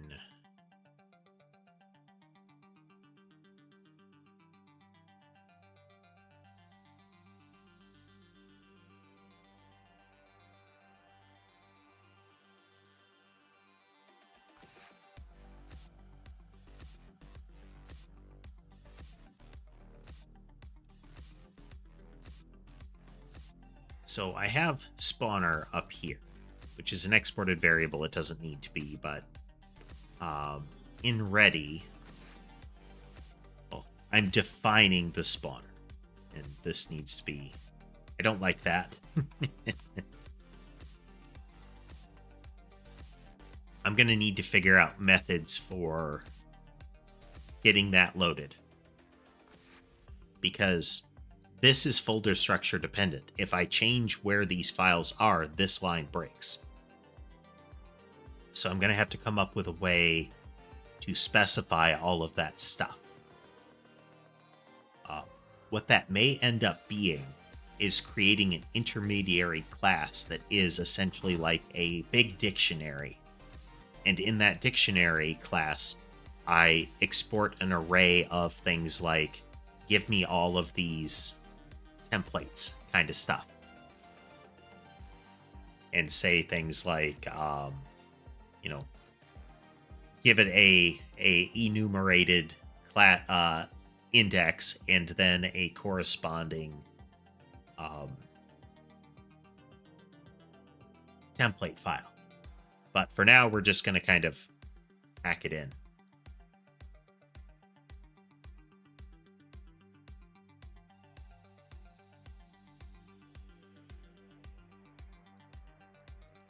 So spawner. Where are we doing this in code? Where are we touching this thing? Oh no, okay. We're prefabricating the entirety of this spawner. So we're gonna delete you. Spawner is equal to spawner factory.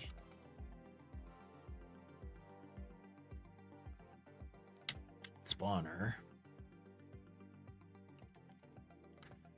And we're going to load. And we're going to say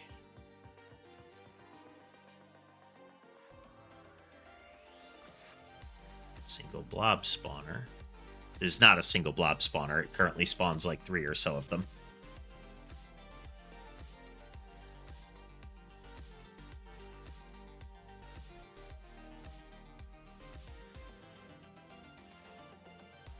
Now we should see groups of blobs coming in, but it could also be broken.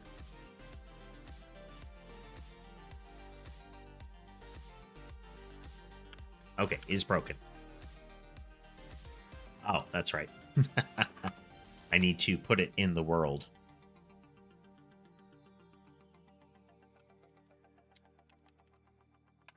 Self won't work.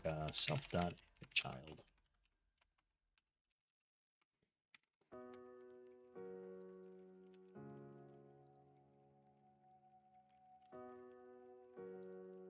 Will this function the way I want it to?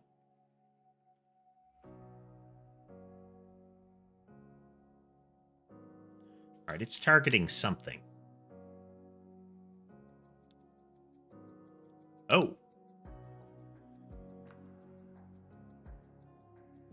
Well, it's spawning things.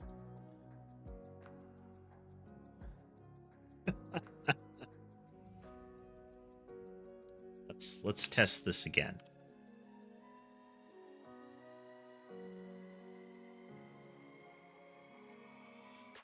Okay, so the bullet spawner breaks down when it doesn't have a target. I still need to look into this. But as soon as it thinks it has a target, it should lock on. So we need this add child. What that will do is that the game object itself will attach one here.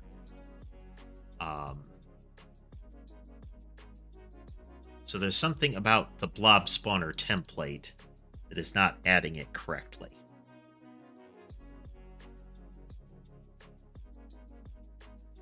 Oh.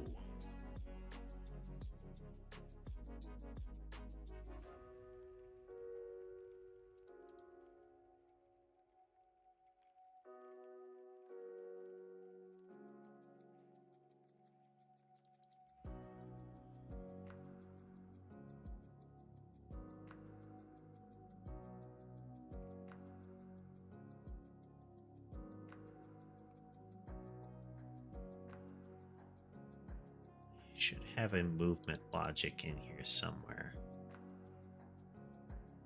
Okay, it attaches movement. Then in movement,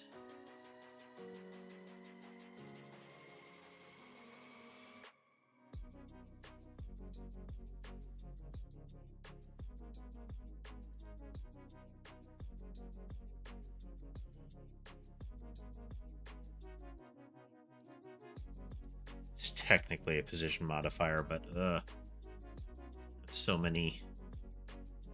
Here we go. So movement modifiers, we have a movement object, and it should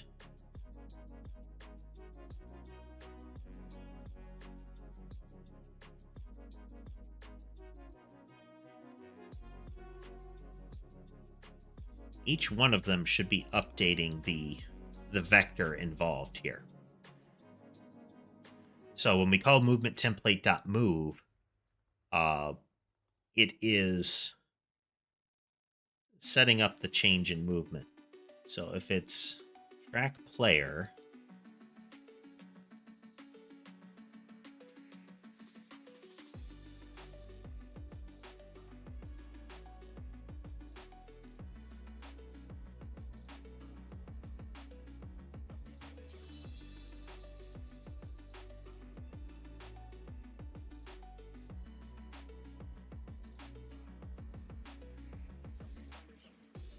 the blob should have track player, and it should be moving at 96.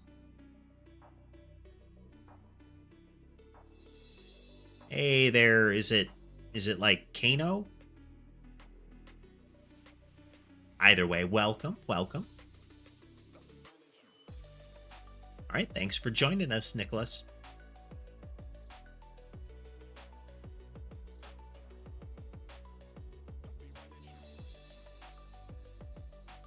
Hey there, Kimoy. Welcome.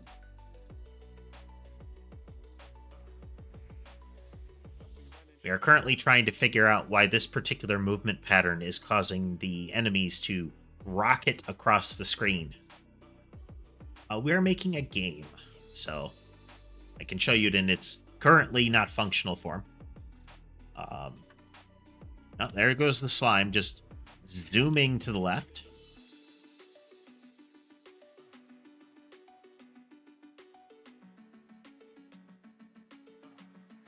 So if you watch, all the trackers are oop, there he goes. He briefly locked on. Oh. So what's happening here? Let's go into that spawner.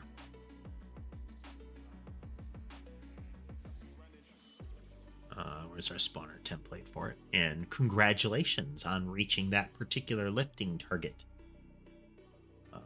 Spawners, and we have a mob spawner. We have a single blob spawner. We're going to set it down to... I'm just going to delete that.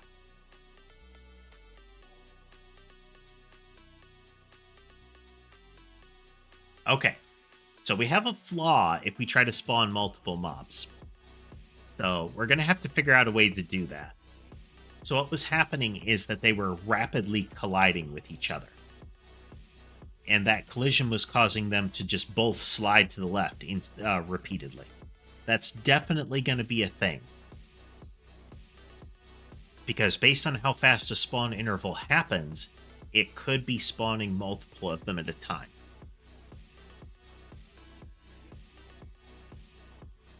So we got to work on that.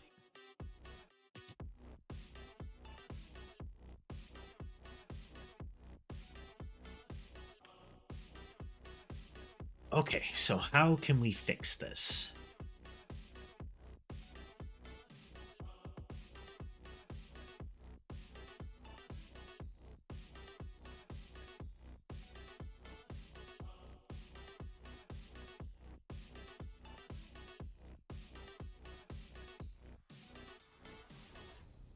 So this is where they'll come into existence.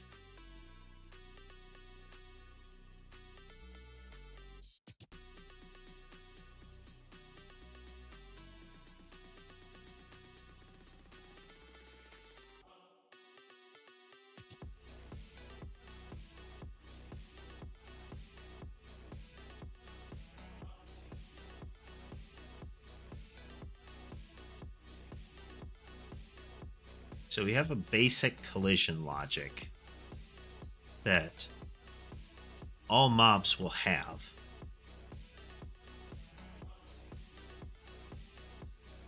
Right there in mob body, so they have collision happened.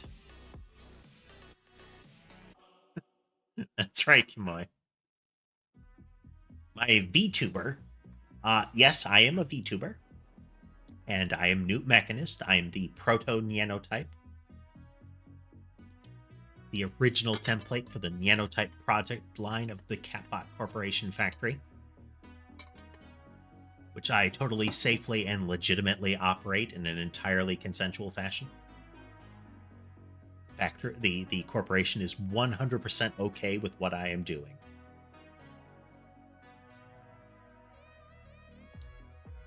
Hello there, Izzy. Welcome. We're doing some game development today. Okay, so we need a...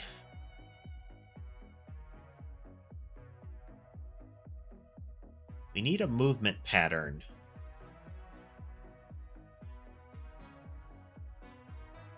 Such that it deals with the collisions.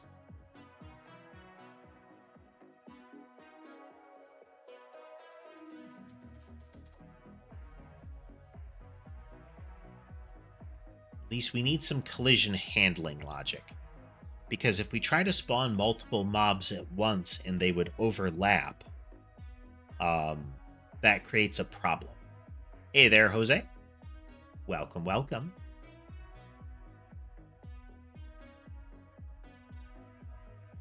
Go water here. Let's go over the kitty cats, shall we? So the two on the bed, who are almost mimicking each other's position right now. The upper one is Sherbet, and the lower one is Sammy.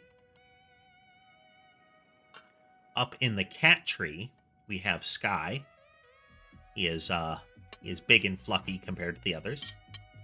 And then across from my keyboard is the kind of gray and tan orange with white socks Ember. We can't see Mason, but he might be on the same bed that Sherbet and Sammy are on, just off camera.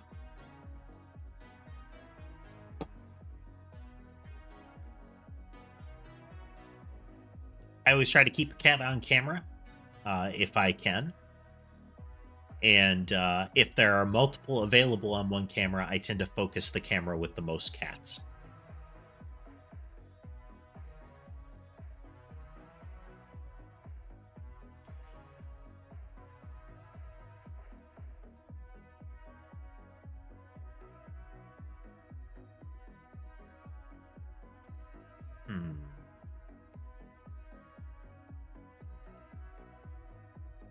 So what we're stuck on right now is that when a spawner creates an object, it's creating it right at the spawn position. But if that spawn position is occupied to something that would collide with the new entity, then we're getting weird behavior. We're getting movement that is being very heavily impacted. Aha. Hey there, wait. Welcome, welcome. We're trying to suss out a solution to our spawning logic problem here.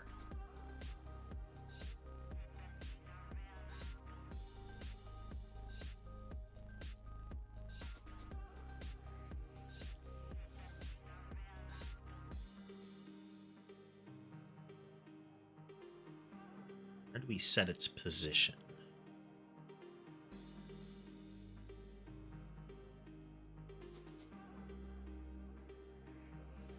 So this is where we set their position.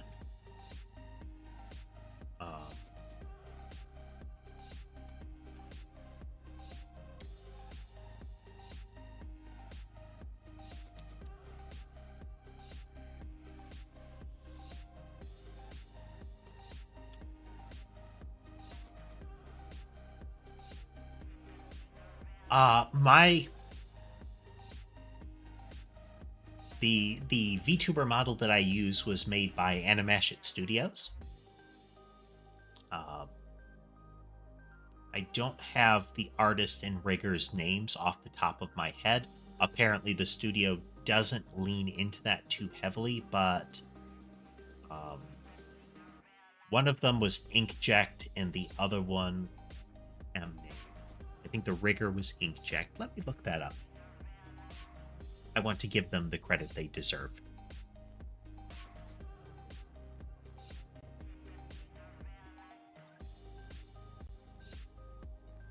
I do have that saved somewhere. Check the repos.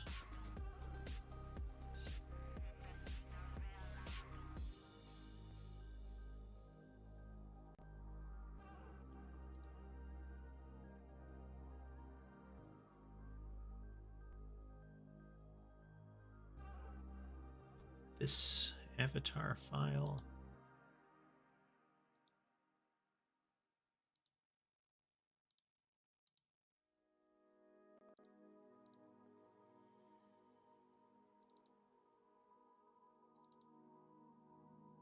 Yeah, here we go. Okay. So the animator was Inkjet, and the illustrator was Dandy. Again, it was through Animation Creative Studio. They did really good work. I was very, I was very explicit in what I wanted made, and they went above and beyond in that regard.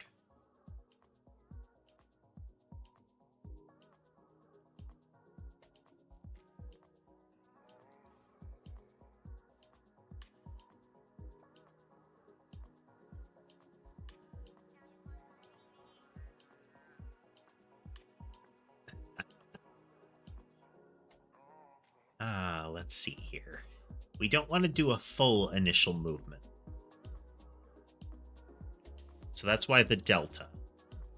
But if there's a collision during this movement,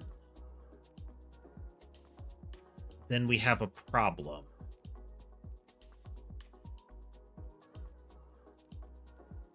Because if it's during the initial collision, or I'm sorry, during that very initial spawn and movement, then we've got a situation where the objects are on top of each other and colliding with each other.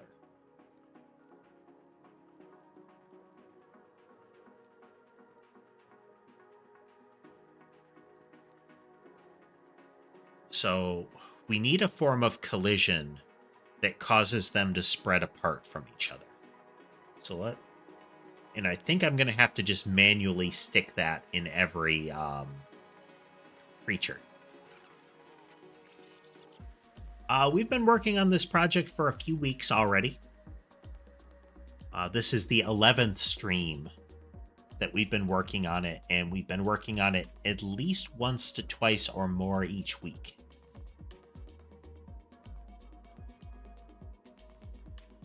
I don't really do a lot off stream with the project. It's like, hey, let's do this. Let's all do this together kind of thing.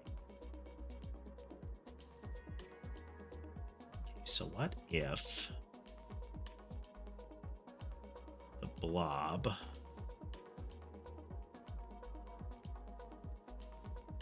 if collision happened?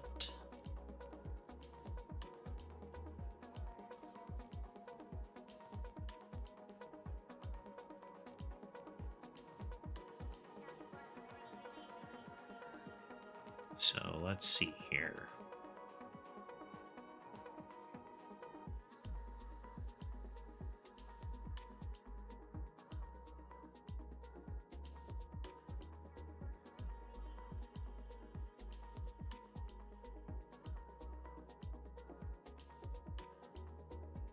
So this is really going to be something that we need to be cautious about here.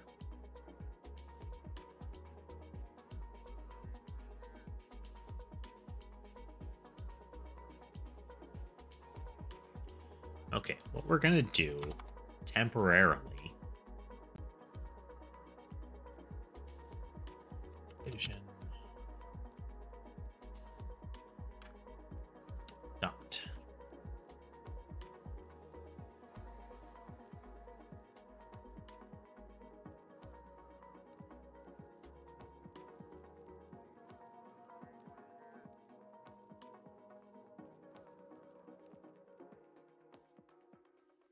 So what we want to see is if the collision has data on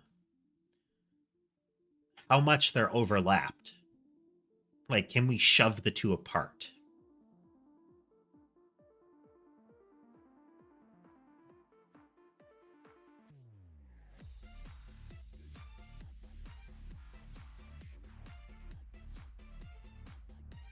Because I want them to bounce away from each other.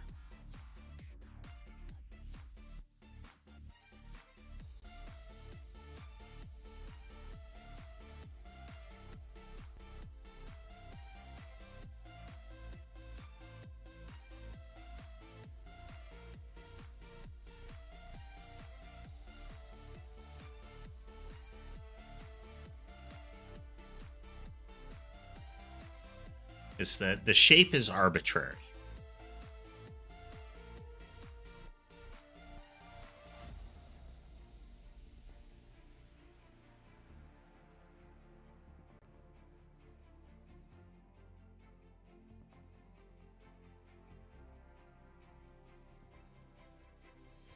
So what if we get angle?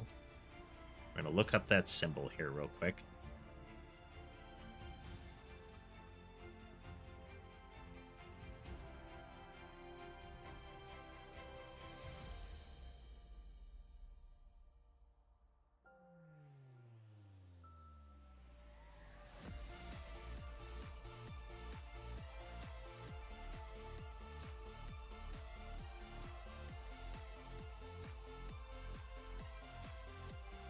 Okay, so this is angle off of up. So it's rotated around.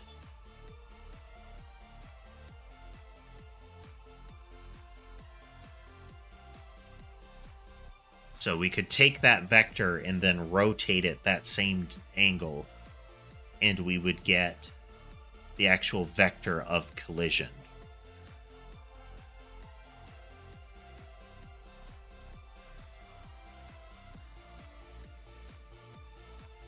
I don't know if that'll actually function, but we'll see.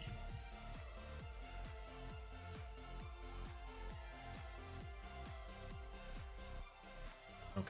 Let's...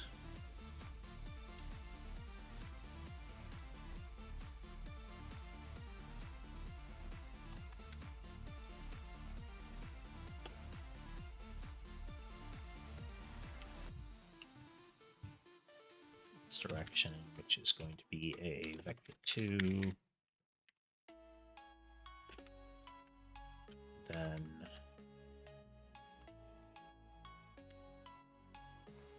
this direction is equal to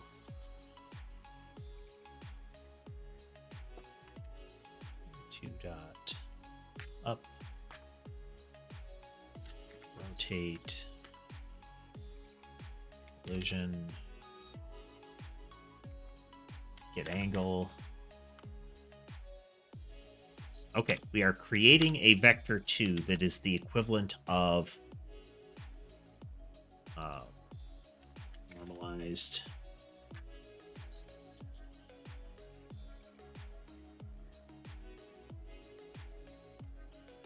So we are creating a one length vector of that is in the direction of the collision. I don't know if it's going to push it into the collision further or away from it.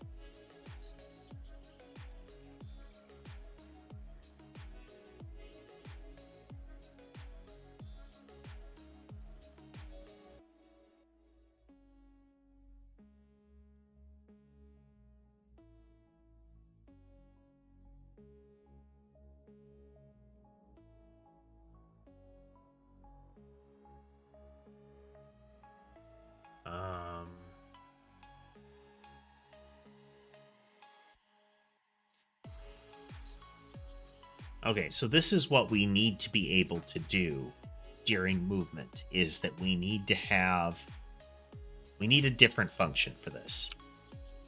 Because we can't have we can't have this within an individual collision event. It is potentially recursive. So if we look in movement,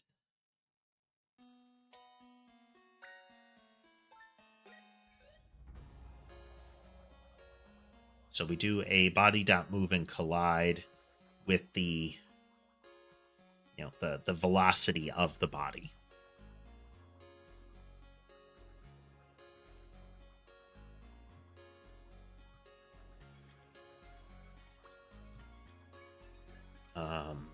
And then we'll emit a collision if it happened. But we also want some logic that says we want it to bounce away from that collision. I think some sort of universal knockback could be accounted for here.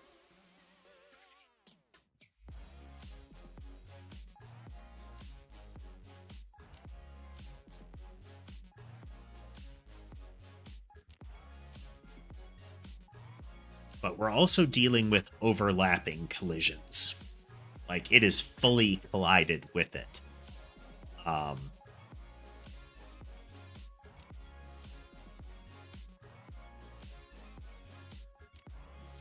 So how are we going to do this?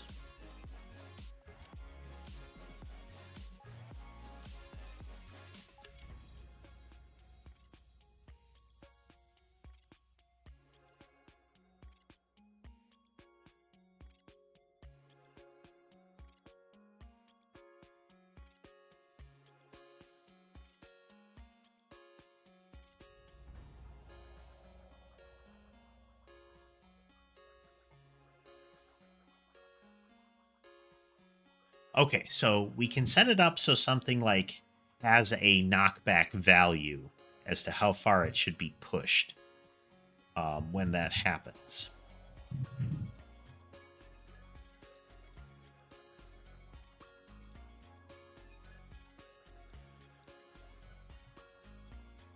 Didn't need to have YouTube open there. Just a second.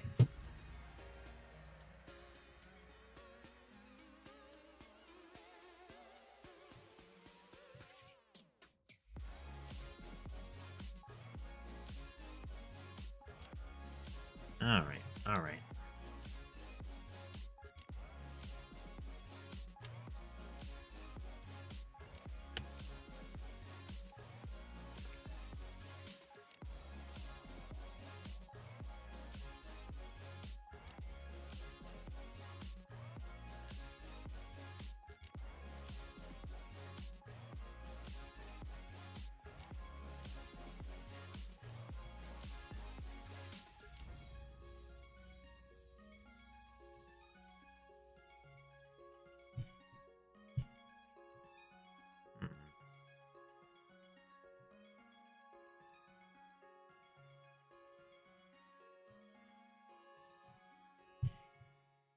Area 2D body entered.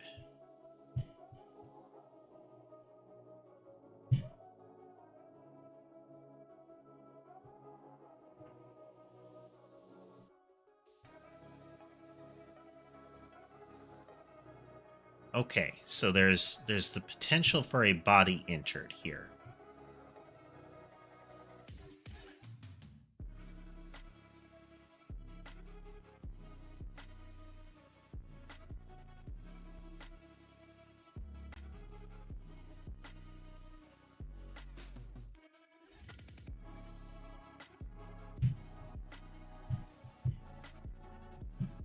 We had a area 2D. That's a shape 2D that it has. That's what controls its collisions. So let's look at our scene for the blob's body. It has a collision shape 2D.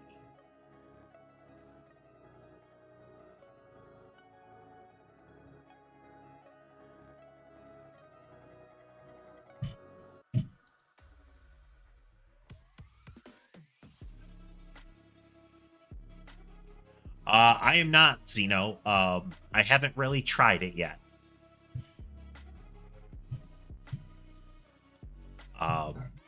Right now, the only pathfinding I'm working on is very simplistic. There's not going to be any sort of, or I'm not initially planning any sort of, navigate around obstacles kind of pathfinding.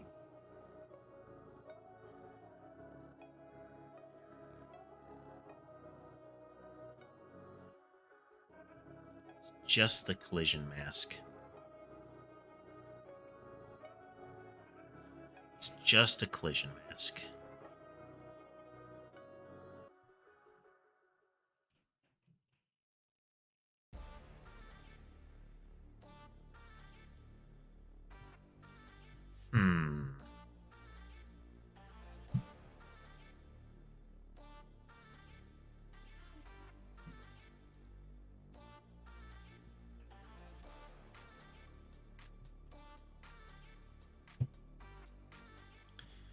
So the problem we're having, just iterating on this, is when multiple entities are spawned that collide with each other on top of each other, it messes with the physics something fierce.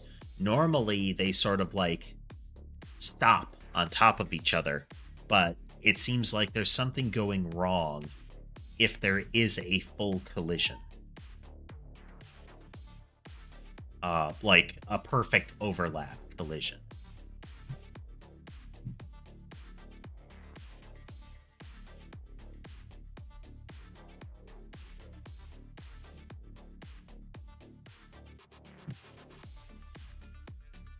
And each time they're going to move, it's going to keep happening.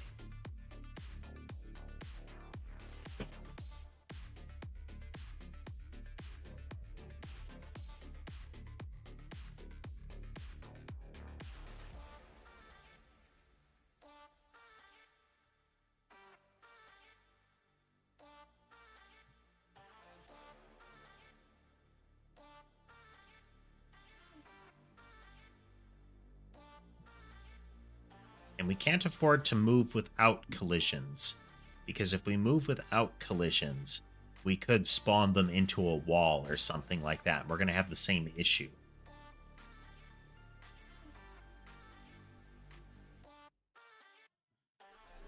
So we need logic to bounce them out.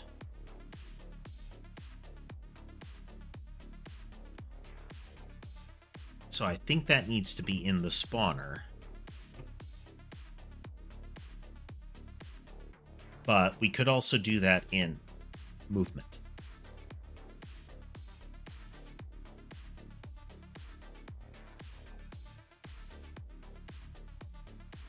Because that's what we're calling, is that we're calling the spawner. The spawner is calling move for that initial movement. And I think that's an opportunity for us to bounce the target out. So if it's colliding, we don't want it.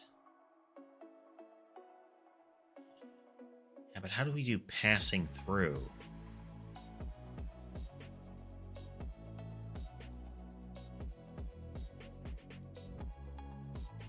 Okay, let's do a hypothetical here.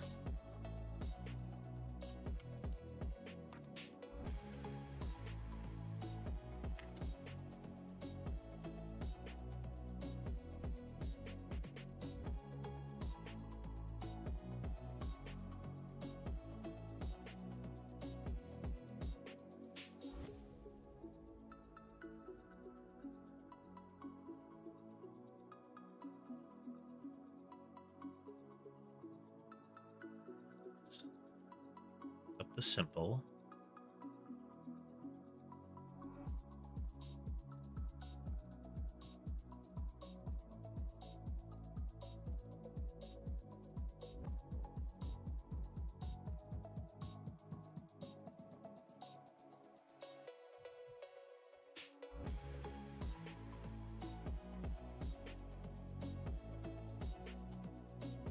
Detailed dimension about the collisions occurred. Get slide collisions.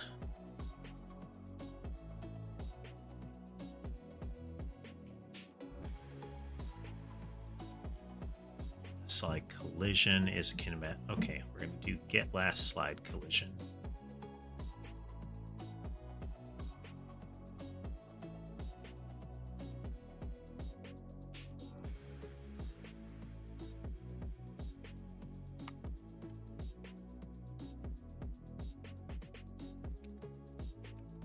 It's below here. If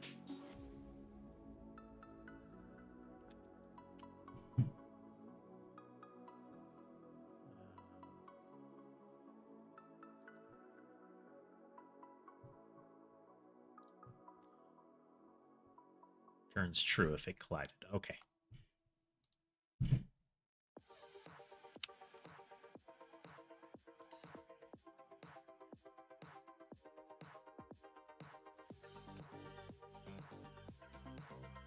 Collision is equal to body to move done. Get last slide collision.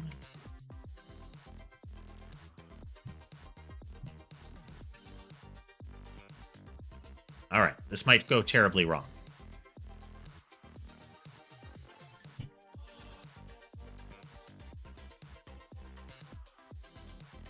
Casemate, strangely. So everything's moving super slow now.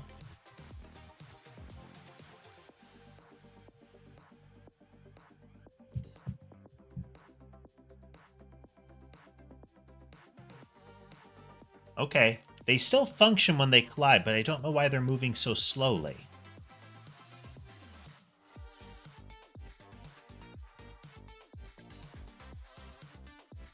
Like, super slowly.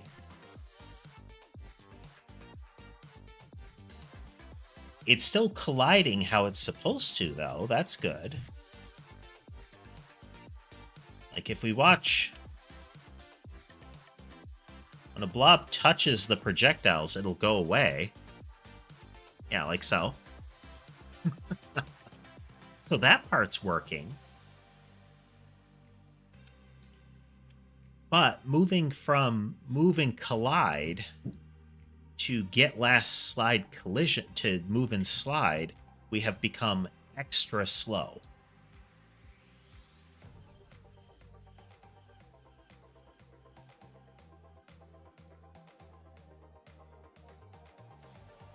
Motion the body, you can use this to make moving and rotating.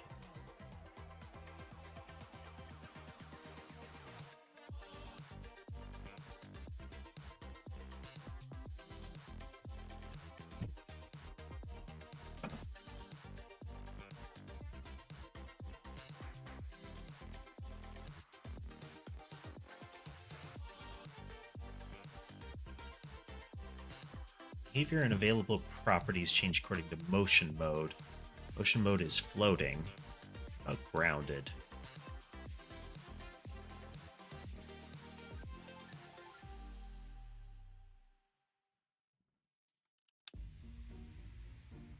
Change anything.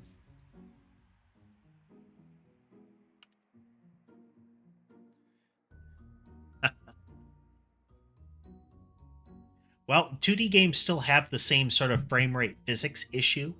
Godot engine has two different ticks going on. You have the process which happens at each frame, and then you have physics process which tries to happen at a fixed rate.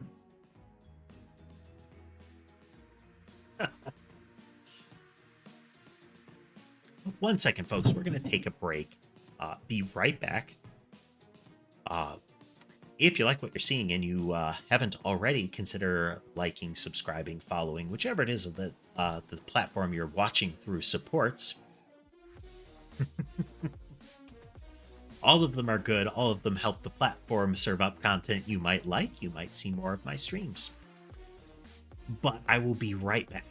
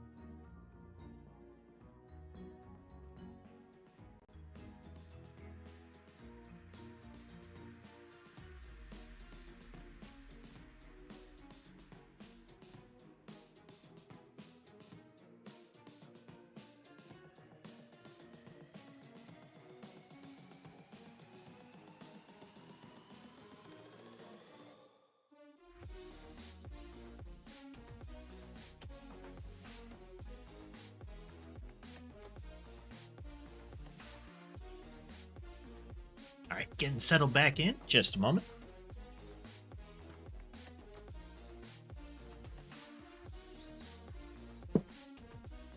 Just adjust chair.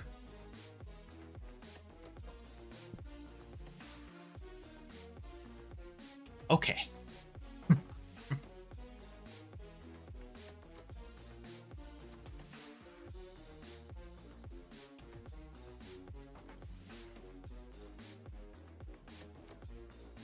So let's go into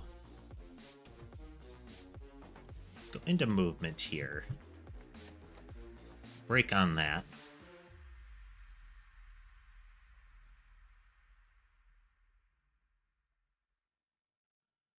Get body to move.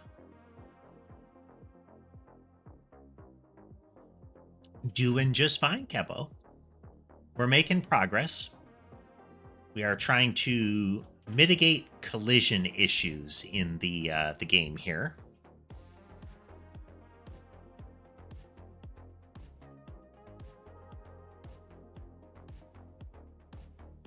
Is it ungrounded movement?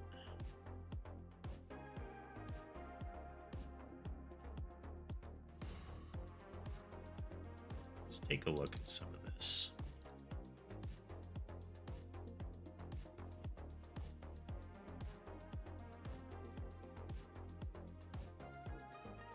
Uh-huh.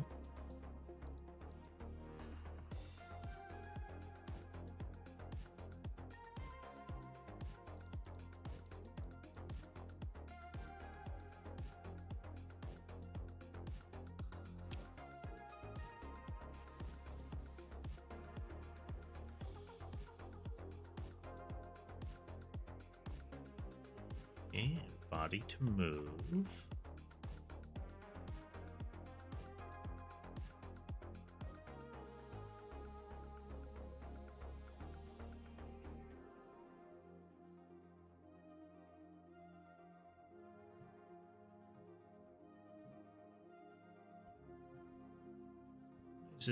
Why is this not?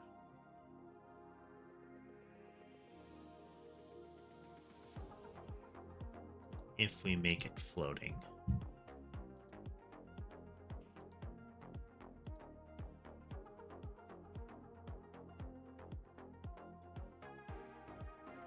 Nope.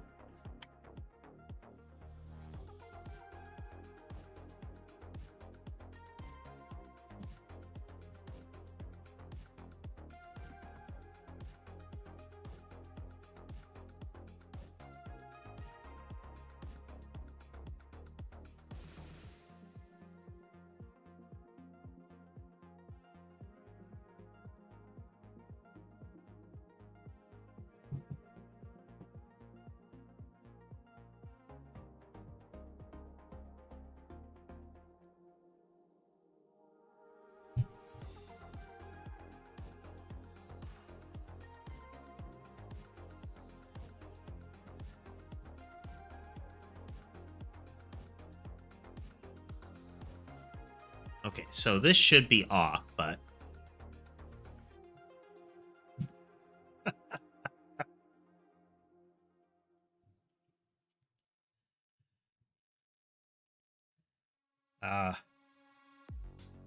most painful online tutorials to find are the ones where somebody has that sort of they essentially have the conference room screen share software that does things like highlight the mouse in a yellow ball kind of thing, and then they very laboriously tell you where to find the toolbar so that you can click it and perform an operation that could have been summarized in the title of the video, let alone in the first few minutes.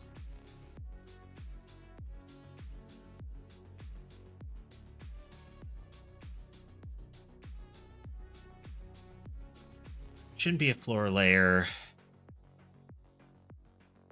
Blob should be looking at collision with walls, players, other enemies, and objects, so it should bounce into everything. Pretty much. There are a lot of news videos that go in that same vein, Casemate. The first couple minutes is introduction, and then the next couple minutes is the entire point of the video. And then the remainder is a whole bunch of fluff at best. Often there's a whole bunch of fluff and longer in that intro period in order to get to the content that you click the video to see.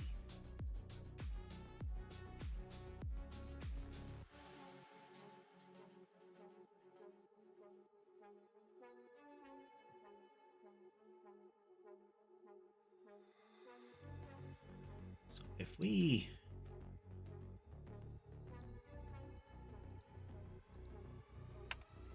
go back to this previously.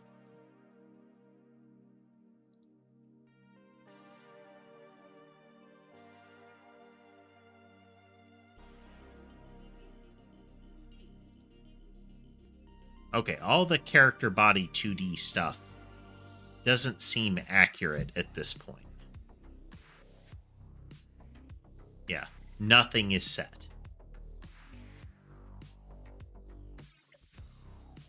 So that's not really our problem.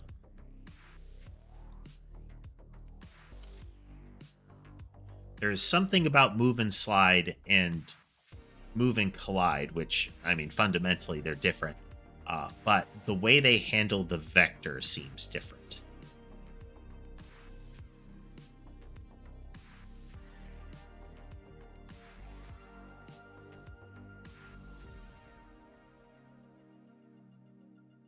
Okay.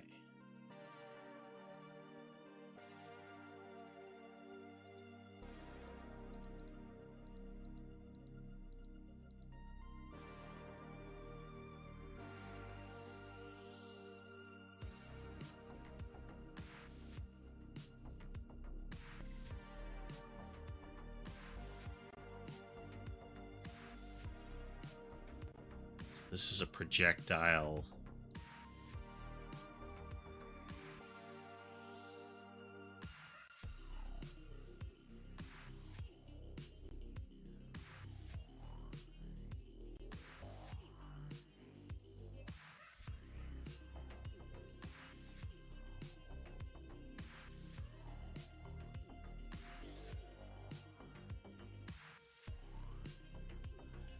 Yeah. We can see the visuals going at the same time, and we can even see the whole properties of a particular object. Hey there, Blue. Got two there. We got Ember across the desk. Got Sky on my lap.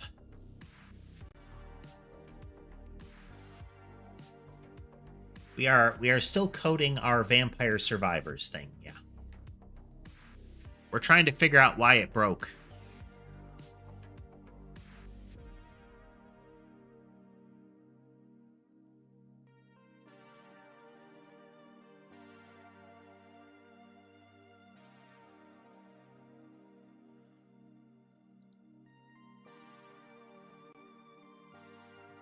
Here we go. Okay, blob creature.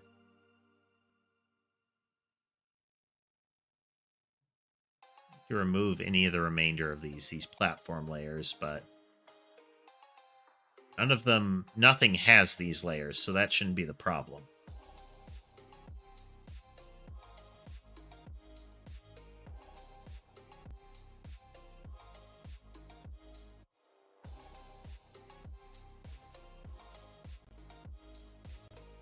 Grounded isn't what we want.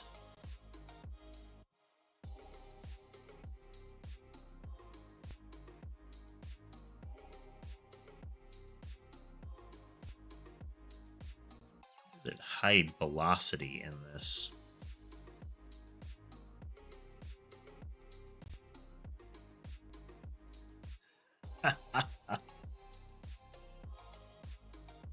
Well, if I recall, one of the executives of the Unity game engine at one point said, if you aren't including monetization in the game, you're doing it wrong, or something to that effect.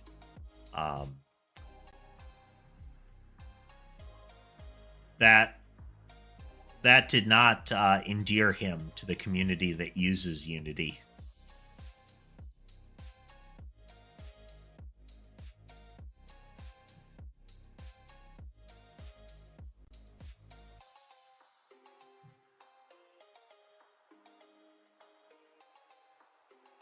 Wish there was a watch where I could put execution checks in. Hello there, potato. There are indeed kitties. many kitty.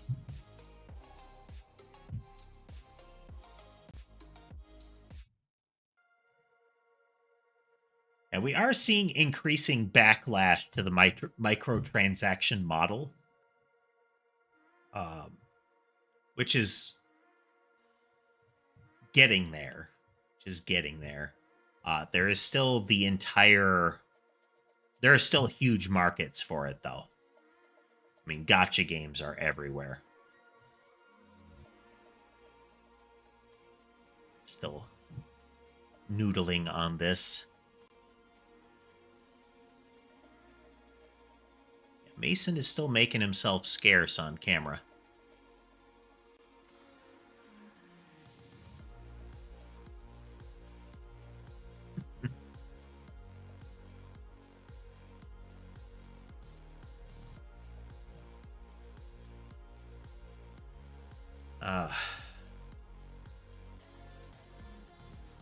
Why is it only moving a little?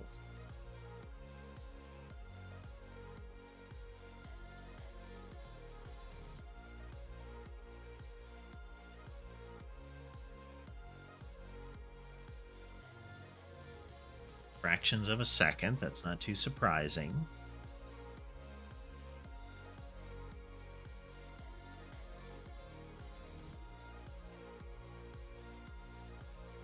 But I can't see the velocity of the body.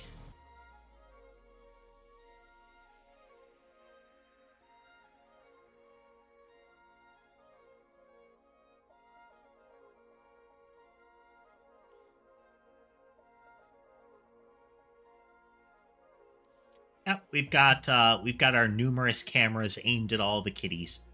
Well, to try to keep the kitties on camera.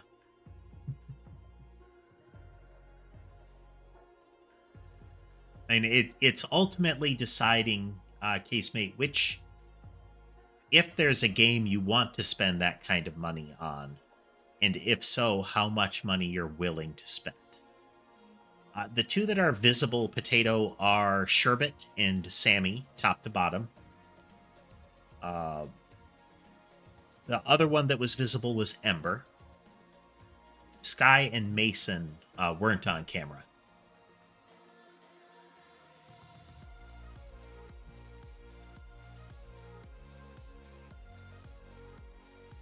Sammy, not Sandy.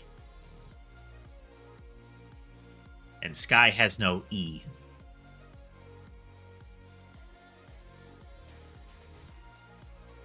I don't know why the fluff ball was named Sky, but he was, and I just kept it. Ember is the only one I changed their shelter name from, because Ember was named by a group of Minecraft-obsessed volunteer children at the shelter, and her original name was going to be Glowstone, and I wasn't having it. And she was pretty young at the time, so. But she is one of my cats that I believe she knows her name. And that you can call out her name and she will come trotting in, as opposed to you saying anything else in particular. She doesn't just react to your voice. Yeah, there was a litter of orange cats, fluffy orange cats, that had names like Fireball and I can't remember what the fire rod nether spirits in Minecraft are called. Those kind of things, lava and such. It was just no.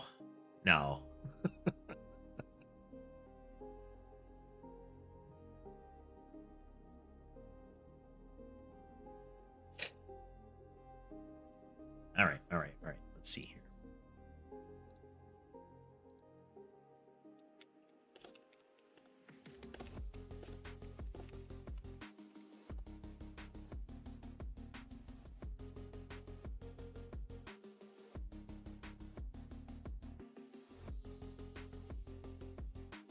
Move and Slide has a delta already built in.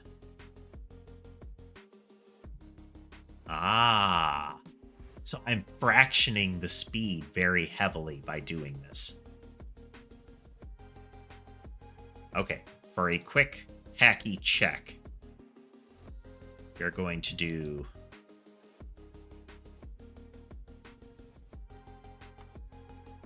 body to move,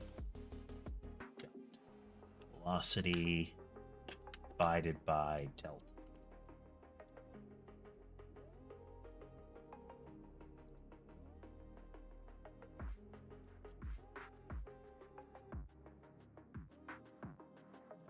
Let's exit out of that. We're going to do a save and we're going to refresh. Nope. Yeah, stuff like that. I mean, with them, it wasn't terrible because, you know, you have a lot of fire names with like orange cats. But there was definitely the Minecraft references with a lot of them, so... It's one of those, yeah...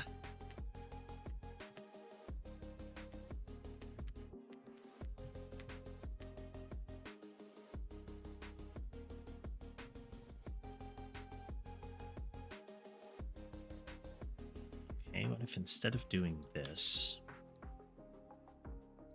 we use 1 on that?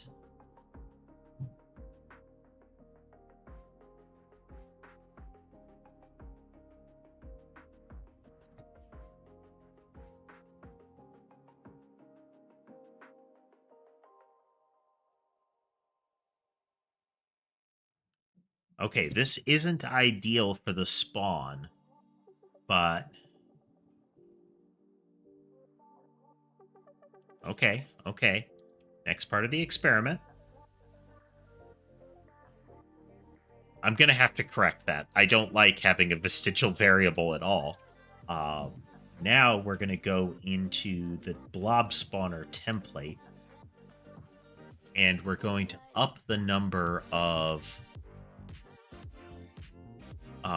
blobs that are spawned by 2.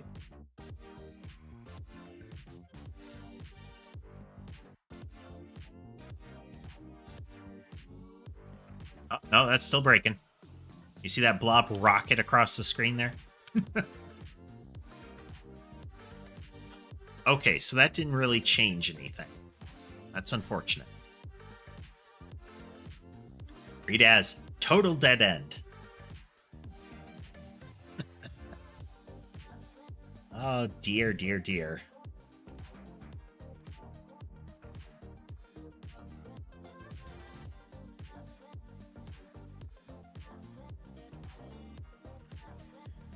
So for those that joined a little after, and don't worry about it if you folks have to go or something like that, do not worry about it. I'm glad that you joined us at all. What we're trying to solve here is that when we try to spawn multiple creatures, if they end up on top of each other, it completely wrecks their physics. They don't move properly anymore. They just kind of go flying off the screen.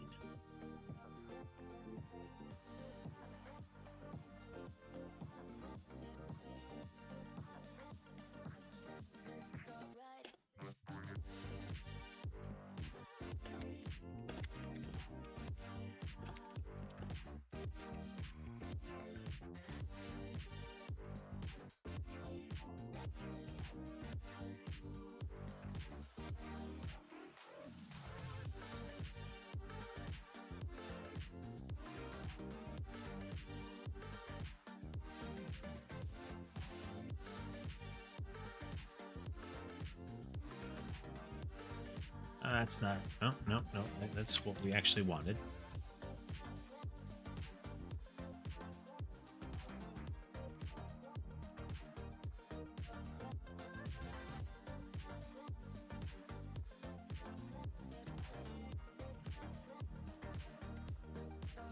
Oh, man.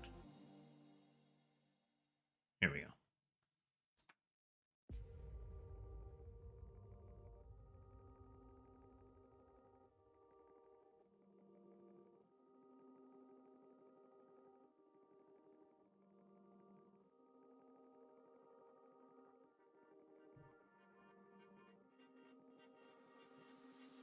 Okay, we can check a collision between the two of them, but that still is a collider object. Hey there, Ethan. We're probably going to run a little later tonight. We'll see.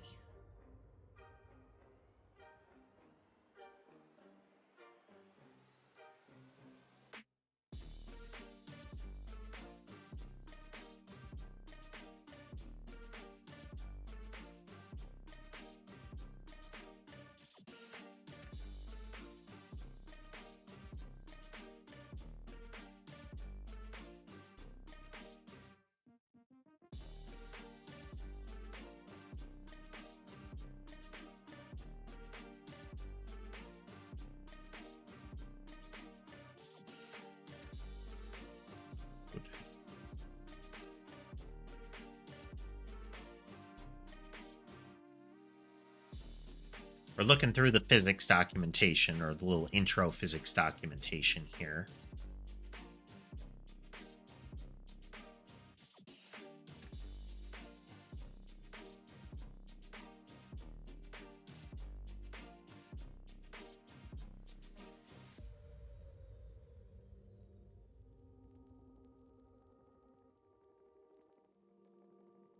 Alls.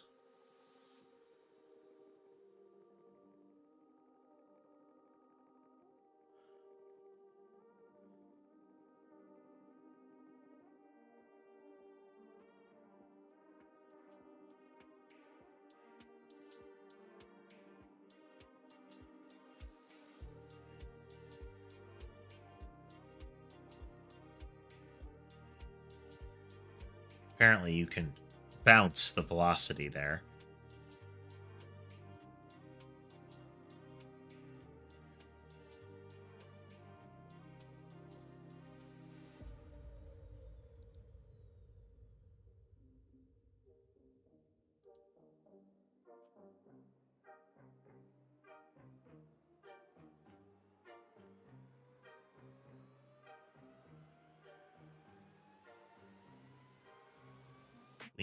We need the objects to get out of each other.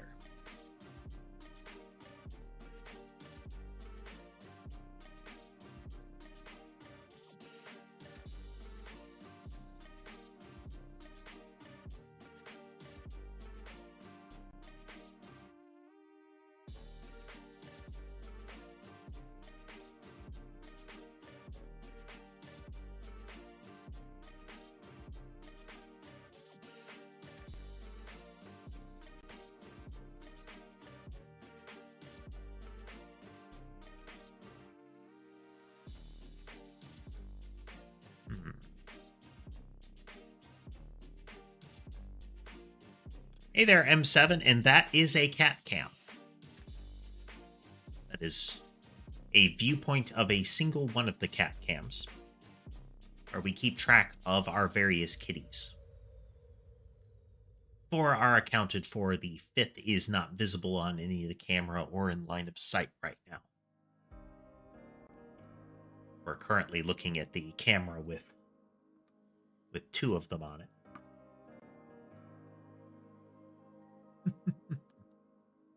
Those 2 are Sherbet and Sammy.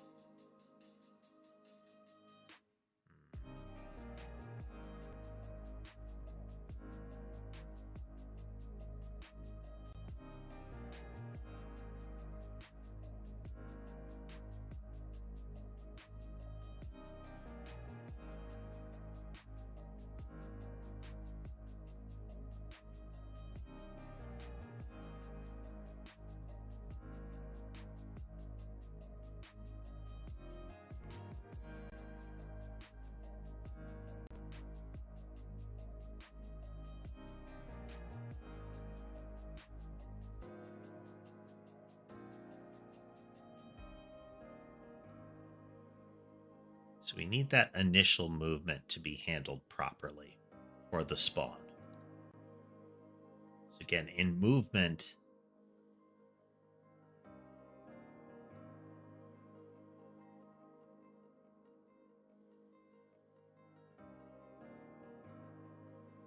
We want it to stop at the point of impact, but we don't want to have to query too long.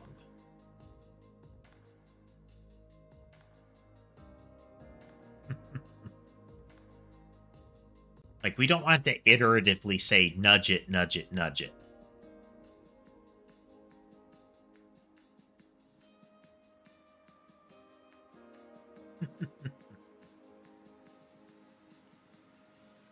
I mean, it seems like it's obligatory given the logo of the language and what have you.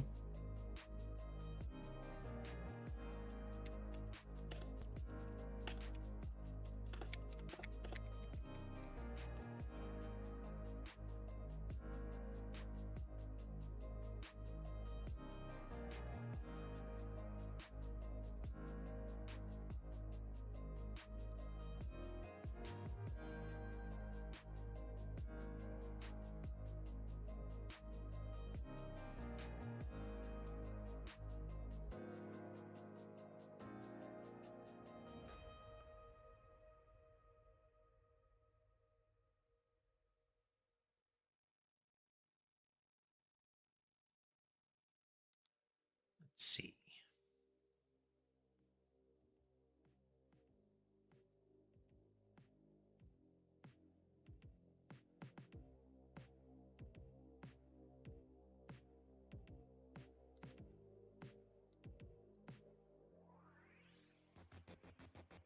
Sorry for the super bright screen.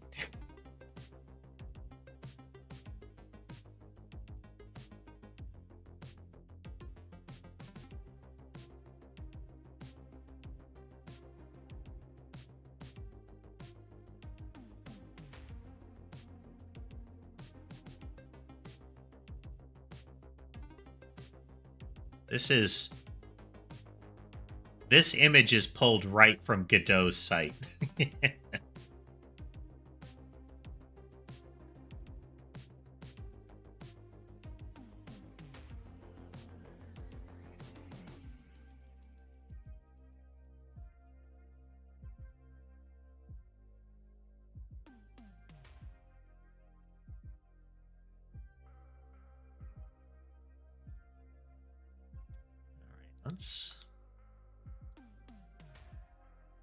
Okay, so we're still sliding. If we look at blob,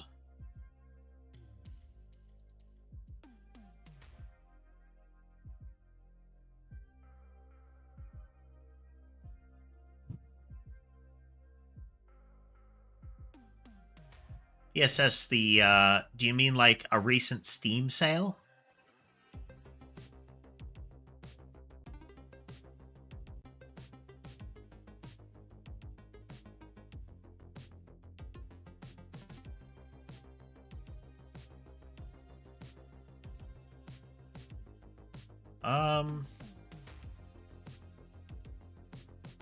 I didn't really pick up anything significant. There wasn't anything that I'm really looking for right now.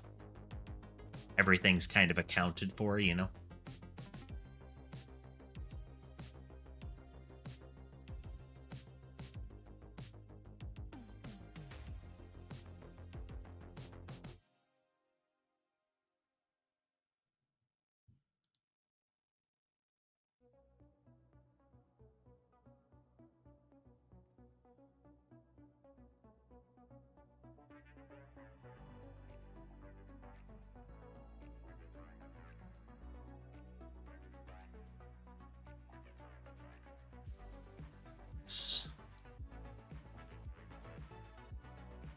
See, 0.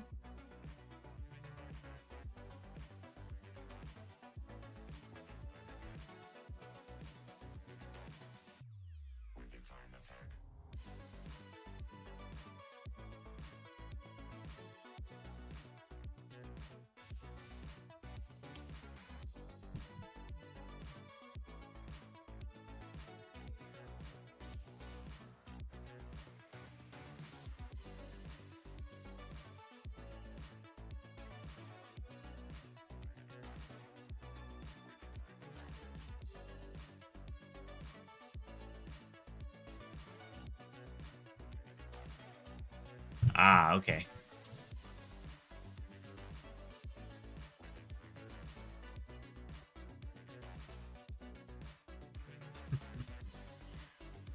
But you never know. You might desperately need Microsoft access sometime.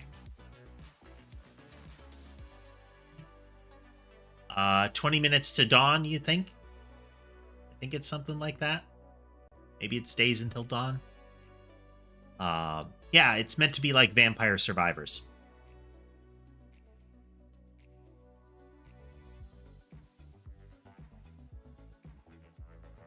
Like we're gonna get a blob rocketing by again. Oh, no.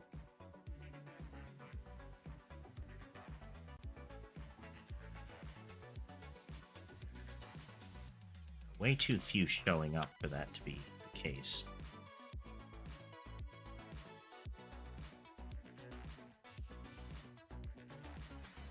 Oh, well, no, they're rocketing around. That's still a problem.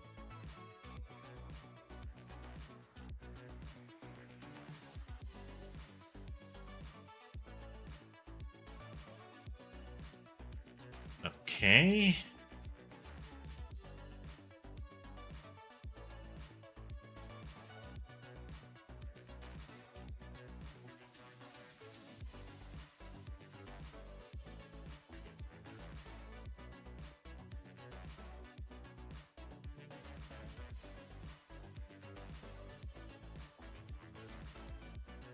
So they're perfectly overlapped is the problem.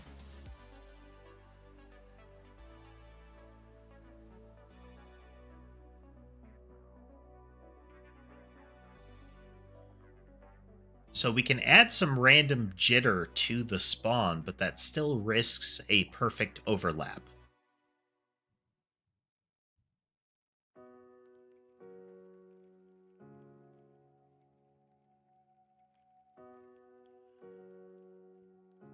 We would need to move.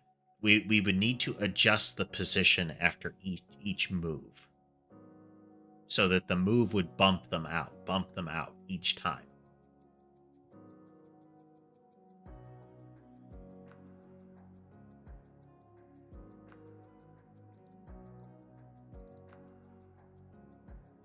But then again, this is still a problem already.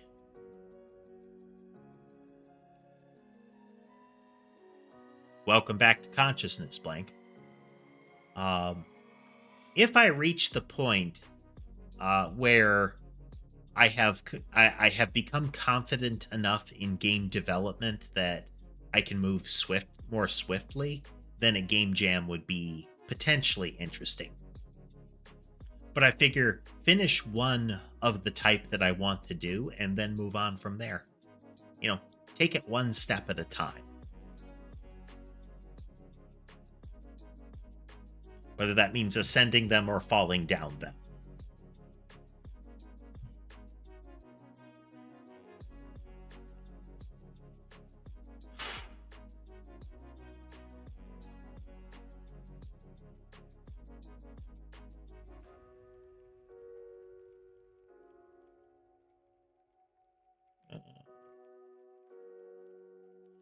Just a moment here.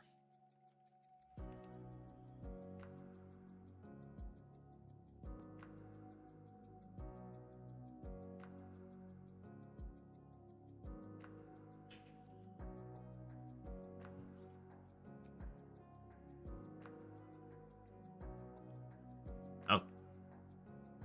Hey there, Kiwi. Let's do 6.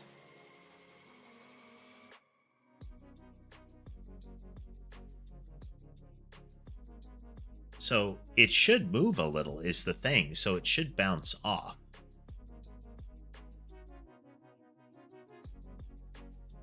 Well, it did a little bit better. It did a little bit better. You could see that they arced a bit.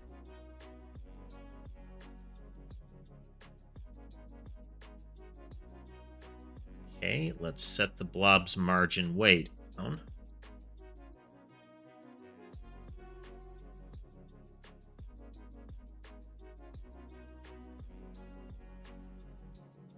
Okay, there's still... It's odd. Why can't you see it there?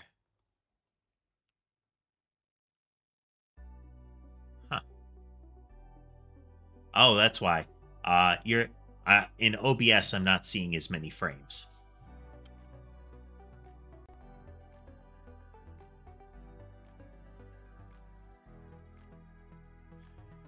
M7, it's not bad to be flexible in what you're doing if you're going through training to learn something.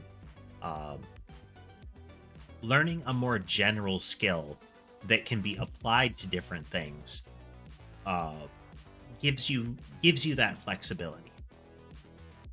So even if game development doesn't end up being something that you ultimately want to do, if it doesn't stick, you'll still have all of those basic skills, and you can use those other directions, those other venues for income to prop up your game development and move it potentially from a hobby into a living on its own.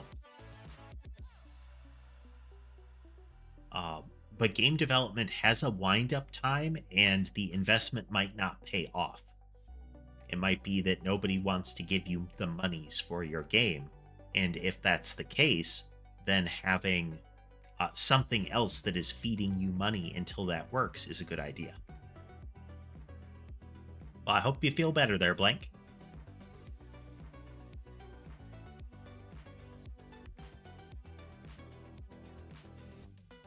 Oh.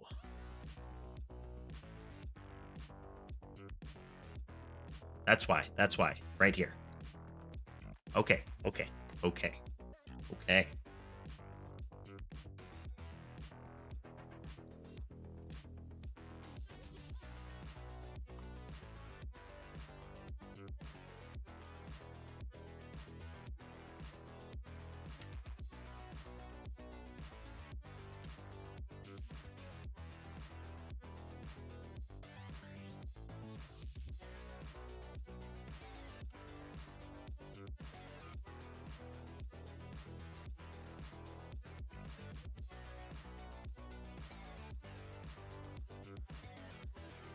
Does it work? Because move and slide should shove them out of each other during this. It's not working.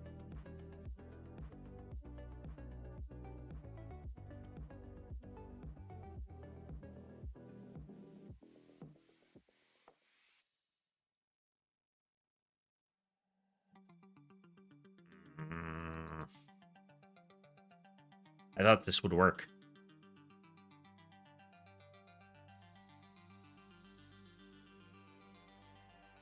Because we're forcing the position to adjust again.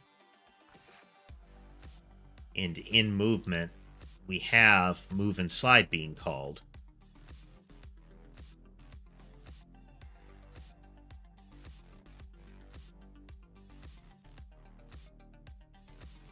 So it should be trying to automatically adjust the collision. Let's move them further.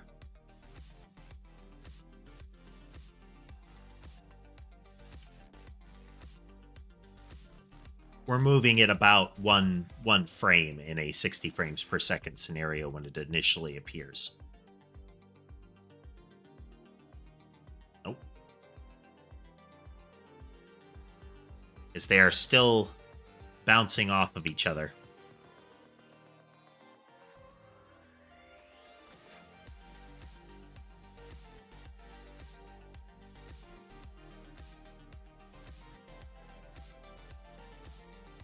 Oh. Move and slide won't work for that.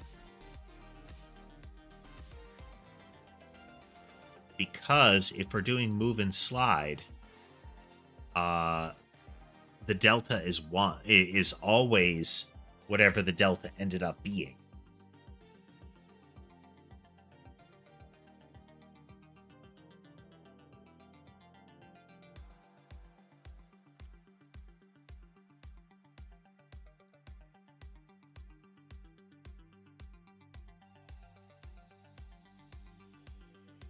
These are all like warning level ones, Ray. But that's, I mean, your assertion. No, wait. It spaces null. Hmm. Oh, you are clearly correct.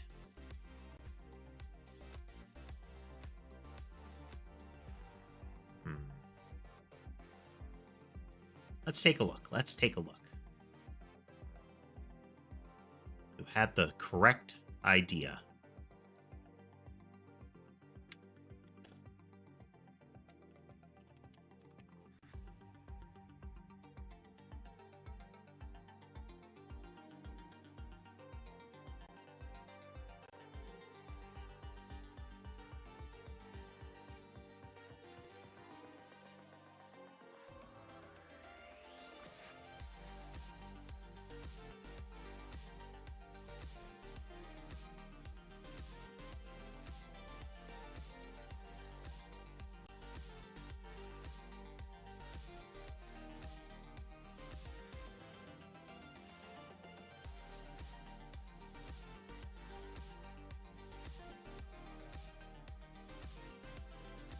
That seems to be describing the scenario, but it's not useful.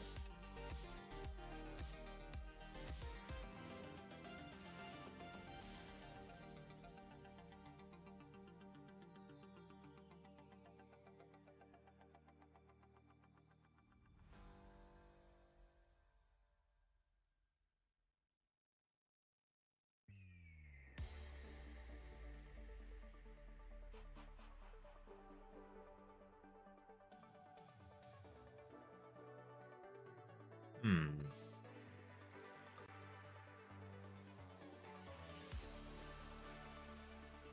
Okay, then.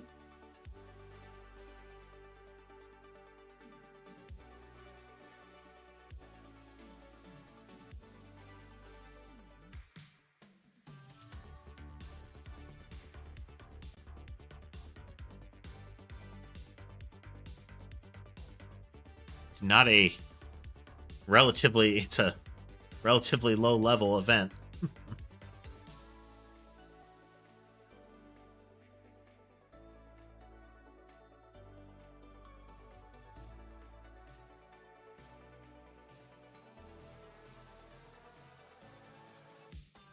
It seems to be a slightly different scenario.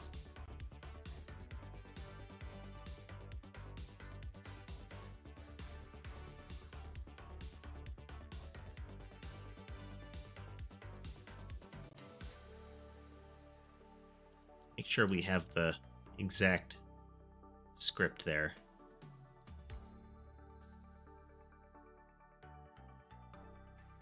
Big spaces and all.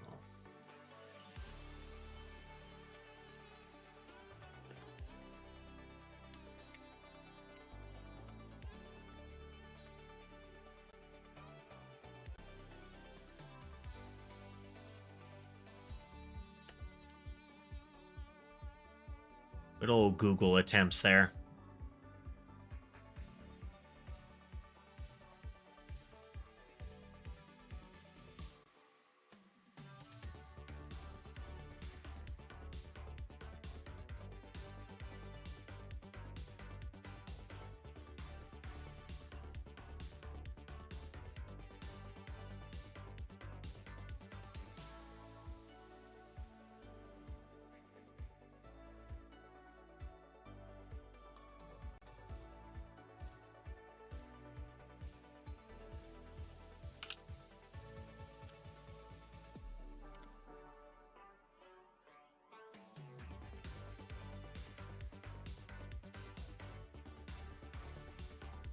Just a thought.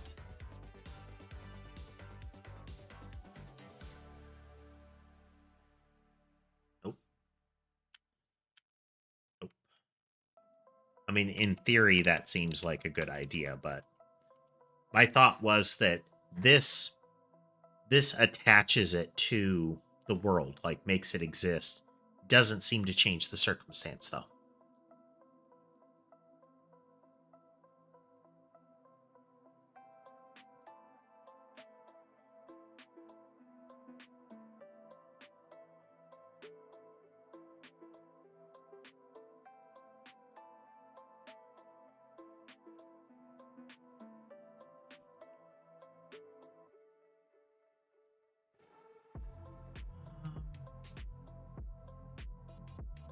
could we do?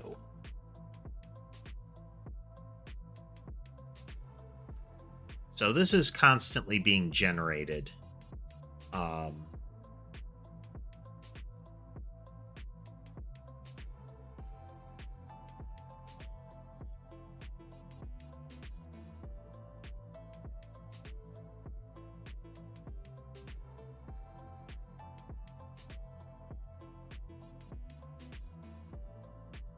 Imply that there's an issue at the time of creating it.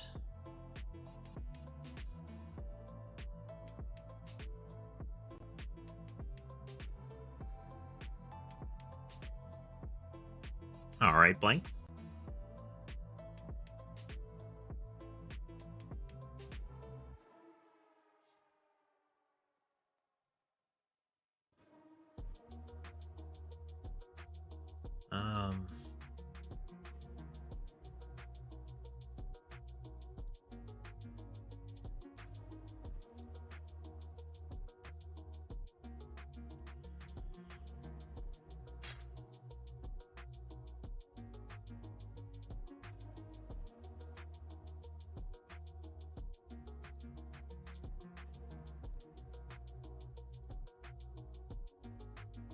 That doesn't seem to have changed the scenario.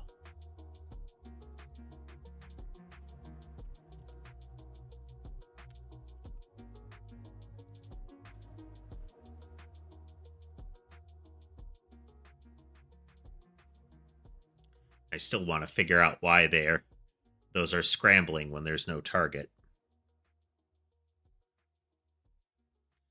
Now let's go into our debugger, and we're still getting that.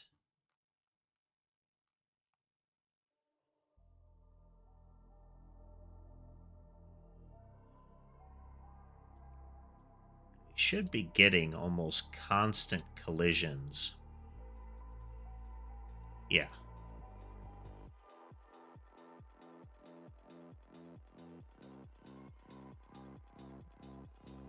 Goal in this kind of game is usually survival for a particular length of time or until an objective is met.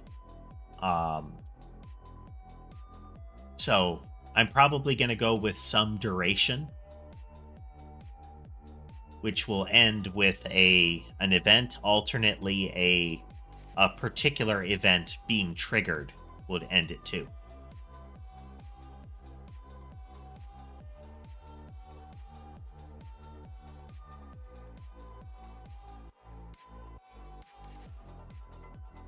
Okay, so we still have the wonky collisions happening. And we are getting some of the multi-blob spawns to happen.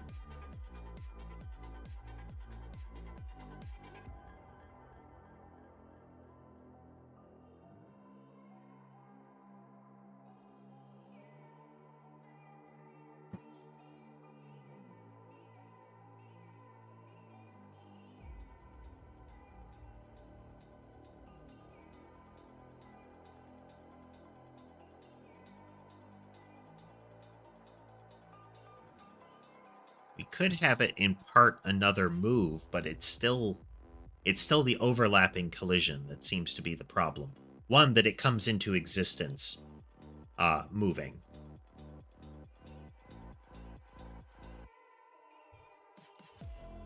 So let's test that theory a moment.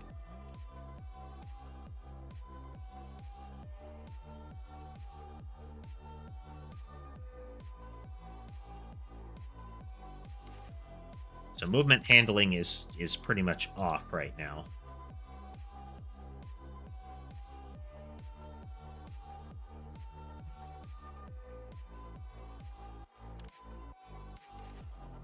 Okay, that is part of our problem.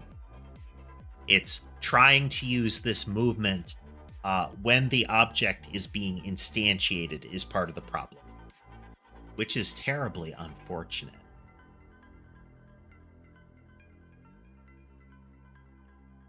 What we could do is not actually move.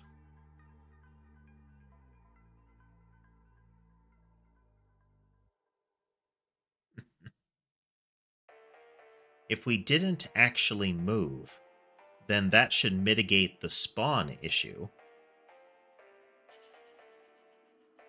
So what if in movement, add...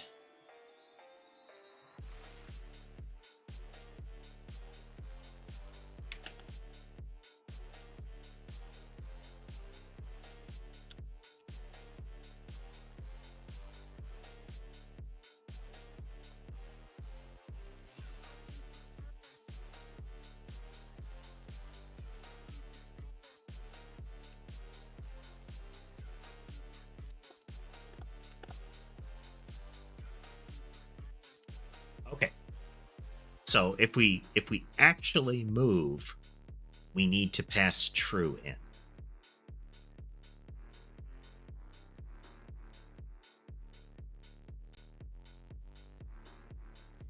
It is a difficulty of my time slot.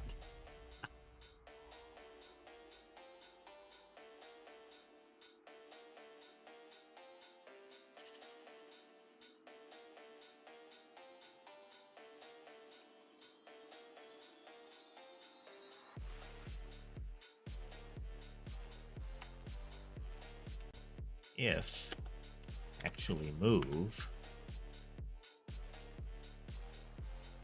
do this.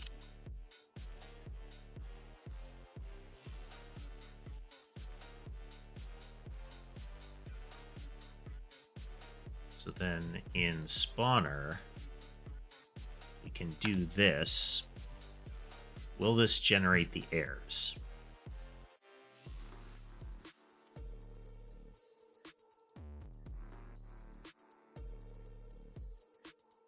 Same issue.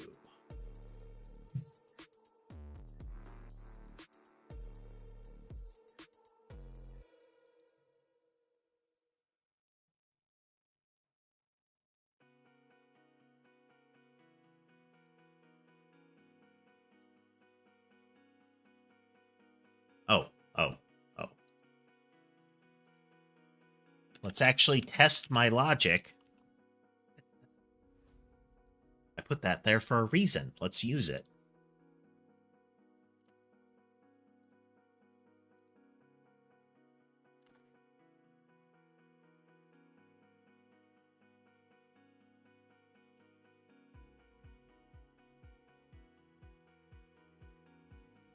Okay, so we're still having the problem of them zooming around, but this gives us an opportunity now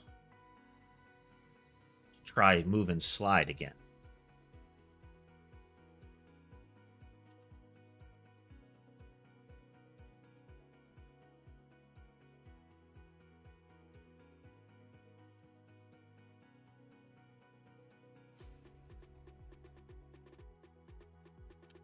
Okay, that's still not working.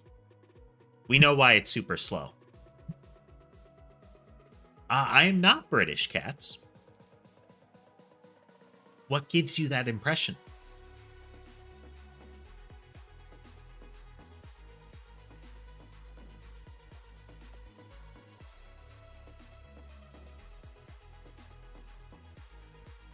Okay, so move and slide is not the thing.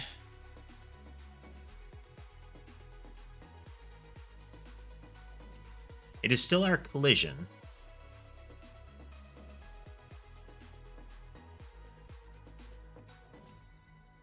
Cannot convert argument 1 into object.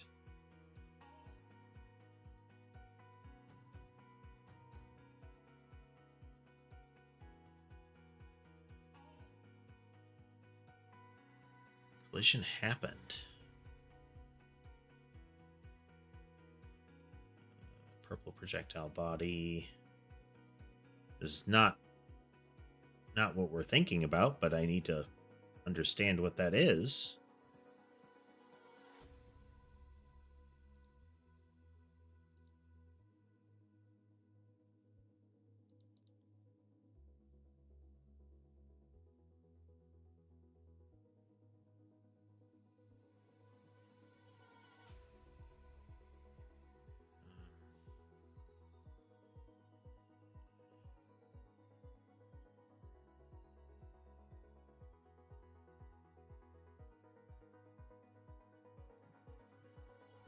strange.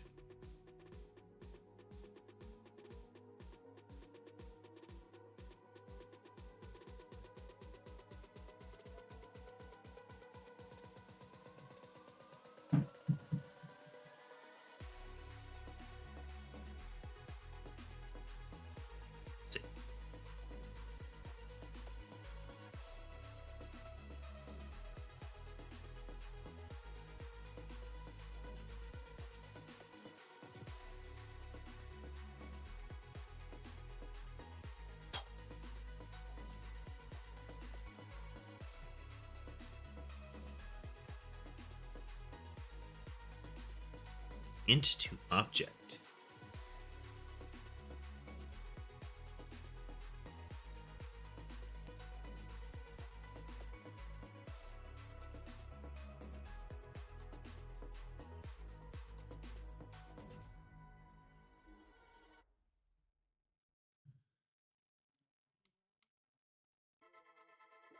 All right, let me catch up a moment. Let's see here.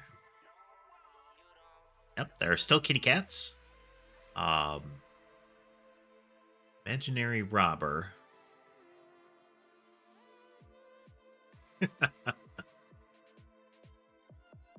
How long am I going to stream for? Well, not until the game's done.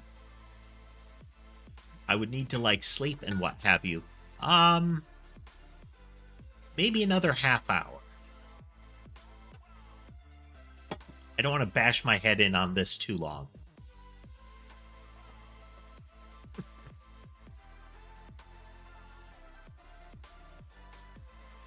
Got a little bit that will go yet. Haven't actually decided.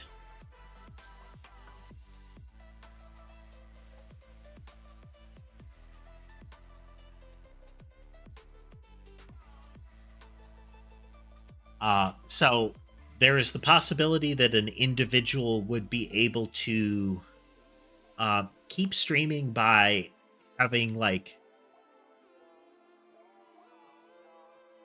what would it be? Did I change?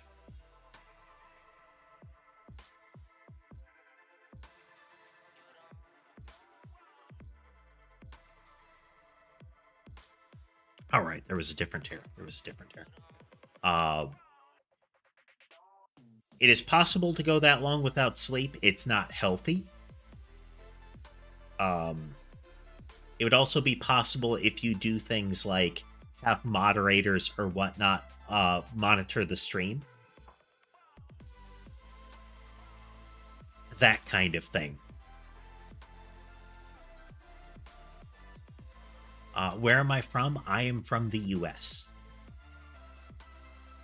USA.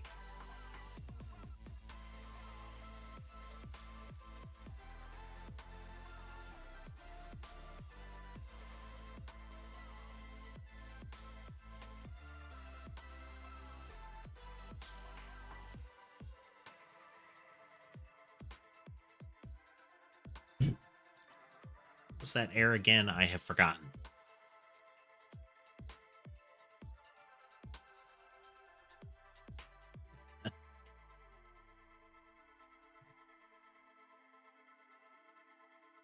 Okay. What's the error that we were generating here? Well, now it's gone. What's up with that?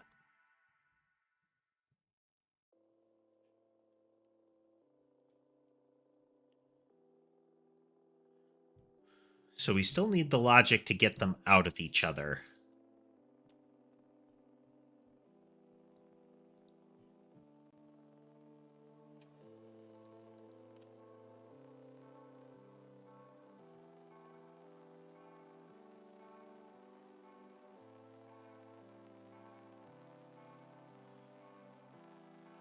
See, one of the things about stuff like caffeine is it doesn't actually remove your need to sleep.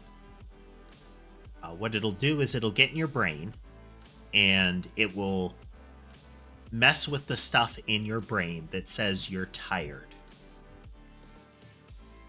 And it sort of disables that to some extent. That's why, for those susceptible to things like caffeine, you get that crash after where suddenly you're really tired again. And there's a point at which it doesn't really work.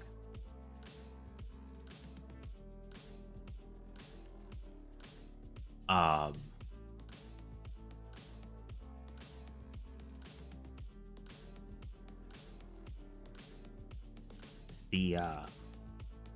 again, as far as people staying up that long, it's definitely possible. If we're talking about actually staying awake for 4 days straight, possible but not healthy. It is possible to not sound tired despite being tired. That is something that I would say is an entertainer thing, is being able to mask other elements, like, you don't yawn into the mic or something like that.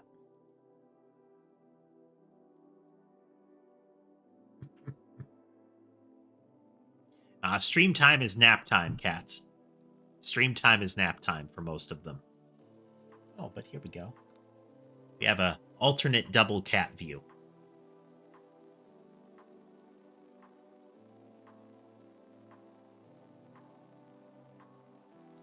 Again, I have known streamers that are doing like 24-hour-a-day marathons, but how they end up actually doing it is there will be periods in the stream where they step away for a nap, and somebody else is running the stream in an official capacity.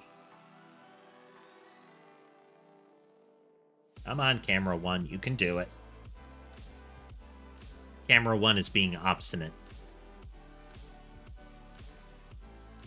Camera One breaks down a lot.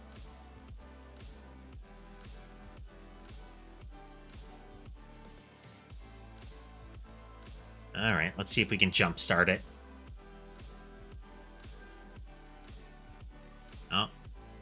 Oh, there they are. There they are.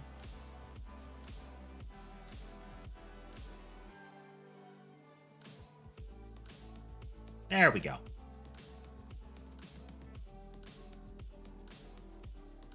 That is Sky and Ember piled on top of each other.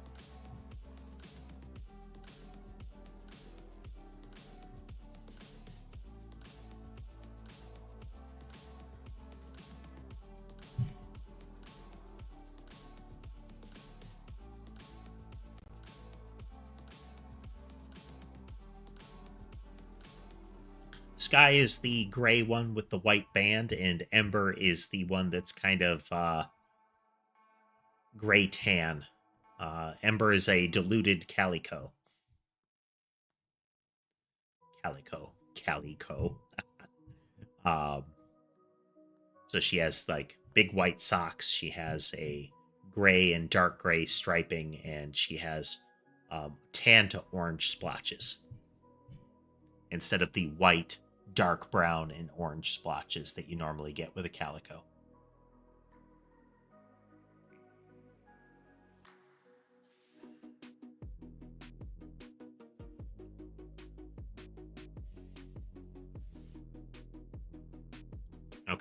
Okay.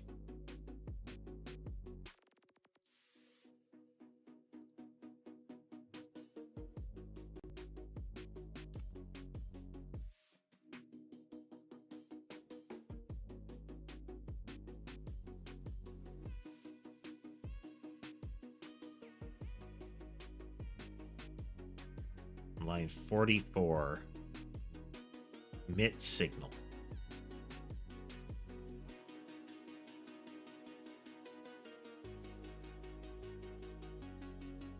String name and then passes an argument.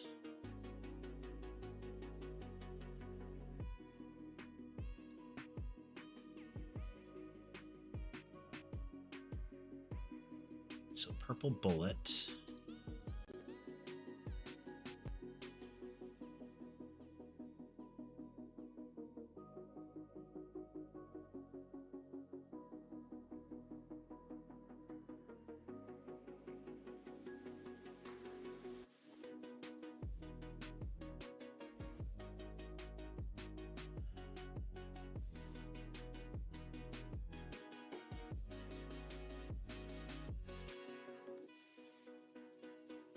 Collision happened, and then a collision entity And it's expected to be a kinematic object 2D.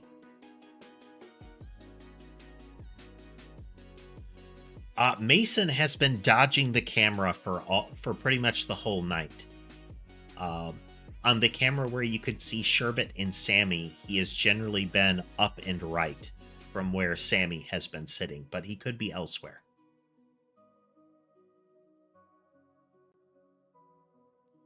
All right, sorry, catching up here. How much food do you give your cats?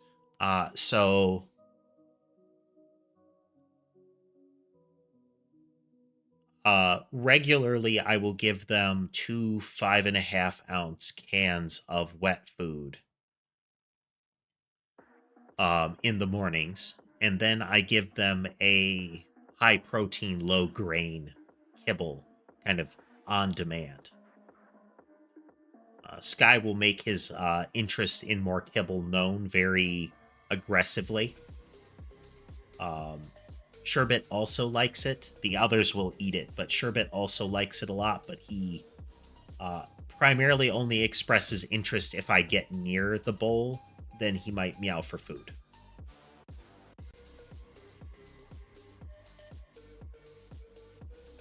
All of them are adopted.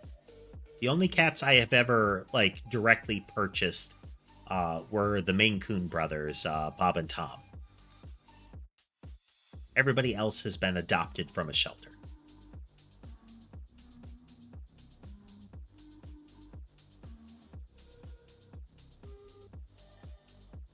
Okay, and its collision happened.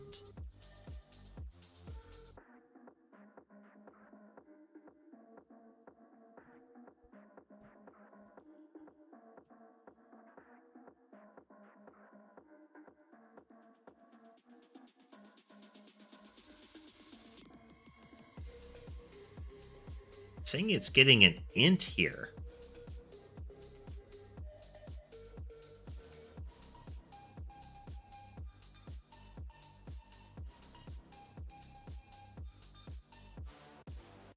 It's weird.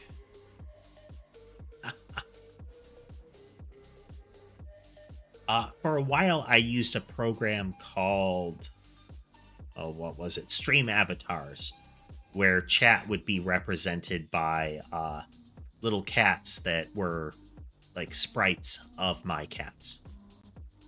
Haven't been using that because I have the cat cam.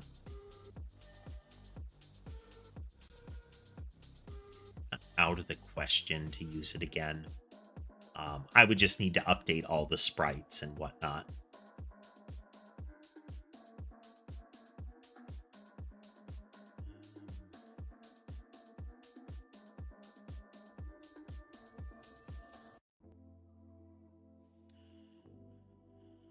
So in movement, it can trigger a collision. It emits a signal. It's passing in that.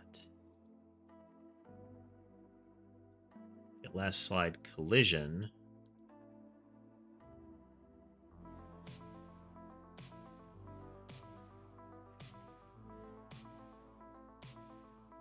How's it getting an int?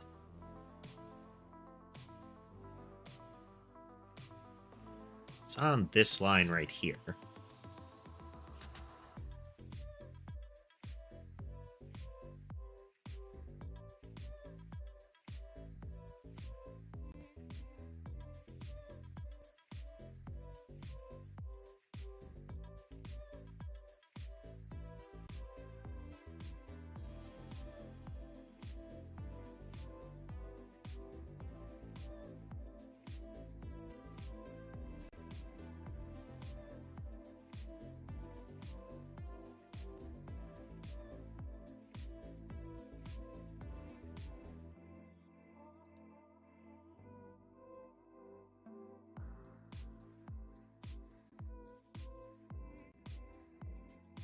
Well, move and slide isn't helping us.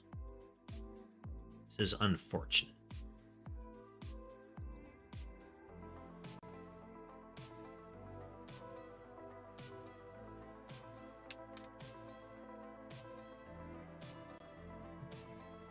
I operate the factory cats, but there are other cat bots and Nanotypes present. Mostly cat bots.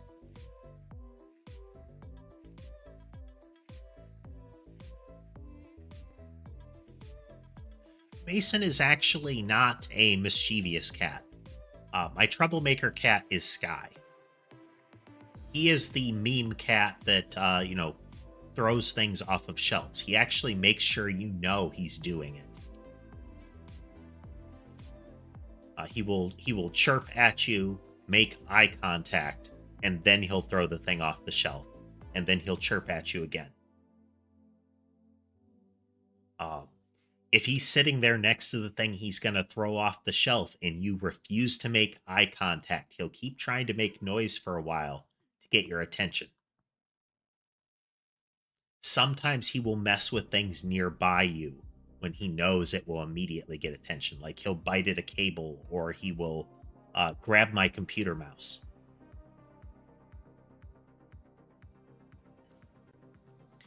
All of those things are ways that he insists on attention.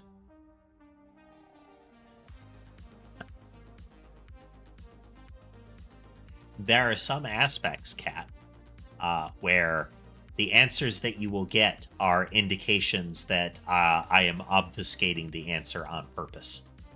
That is one of those times.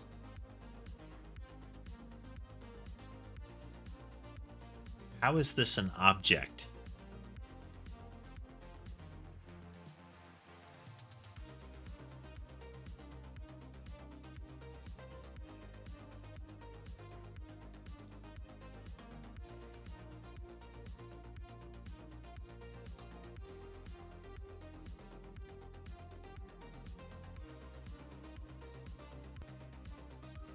This implies that this thing is an integer.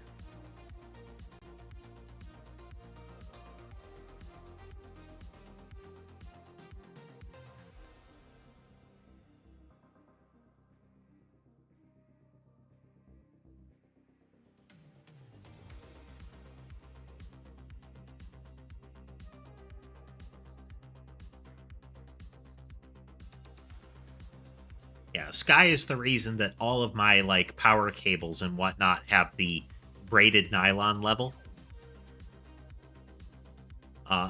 coating on them. He can still damage them and has, but it takes him a lot longer, and he has kind of moved on from a lot of that as a result. But there's still a lot of anti-cat cable protection going on.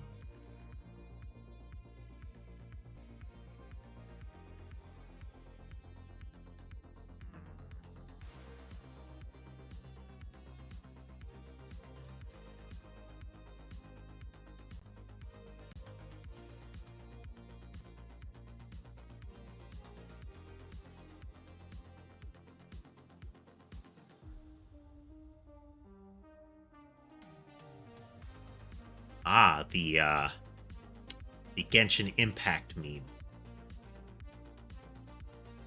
What's that, Cats?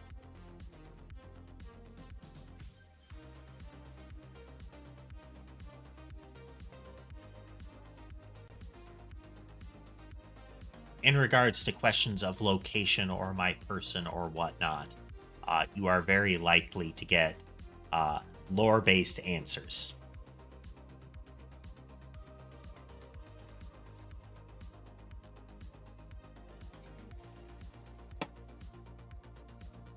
It is generally part of the reason for the VTube.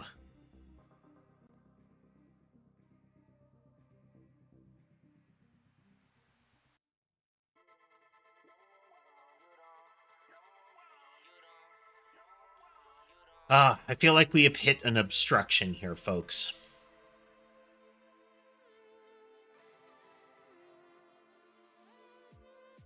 Something about this logic breaks down, so we're gonna revert back to this. We need to make sure that we go into our, make sure that we correct that. Yep.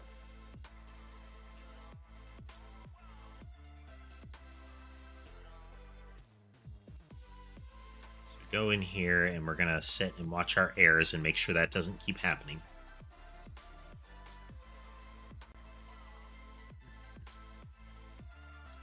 That is true. That is technically a possibility.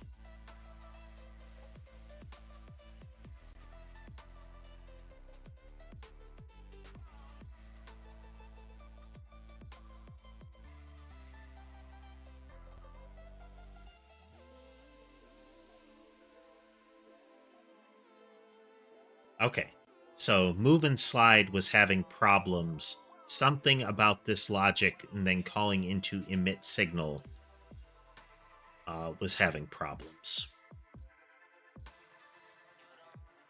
So let's do one more test with that.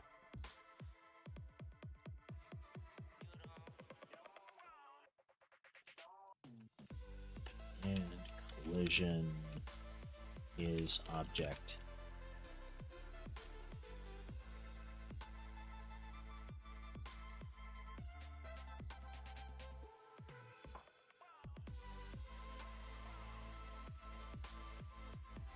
Pause. Set to 1.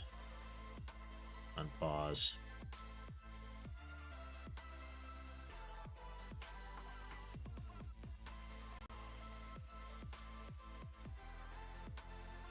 And delta is never used.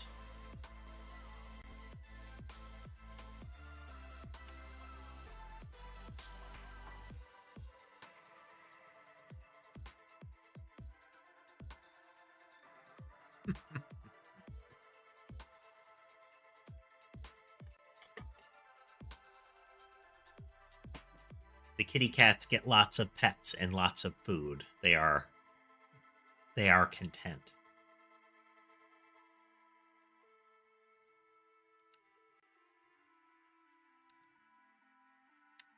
Okay. We need to come up with a basic logic to bounce something off of the colliding body.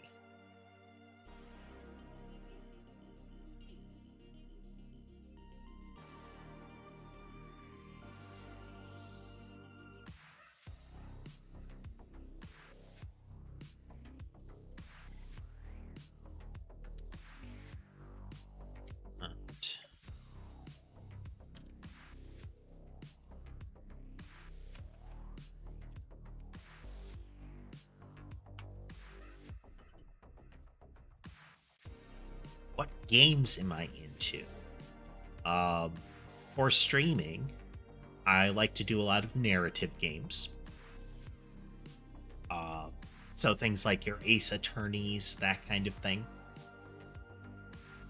I've tried visual novels. They are really hit and miss for their mechanics and real, at least for me, enjoyability. I like them a little more interactive, and most of them have an interaction level that ends with save the game before every choice so that you can reload it and choose something different to see a different part of the plot. Which you do that a lot in Ace Attorney, but at least it's saving before a game mechanic kind of thing, as opposed to trying to guess where the plot hooks are. I do not play Valorant or GTA Online. I'm not big into things like hero shooters. Same with RTS that are of the same model. I have played MOBAs before, but GTA Online I have played before. I do not any longer. This is off of stream, I should say. I've played some roguelikes on stream. They can be fun and relaxing. So like Vampire Survivors, I have played on stream. It's not something I do all the time because the game doesn't vary a lot.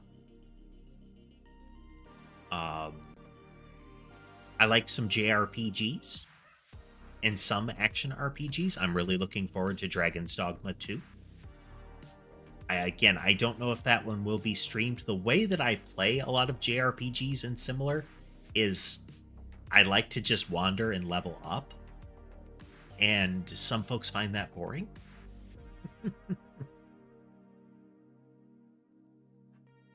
Like Numbers go up. I like it.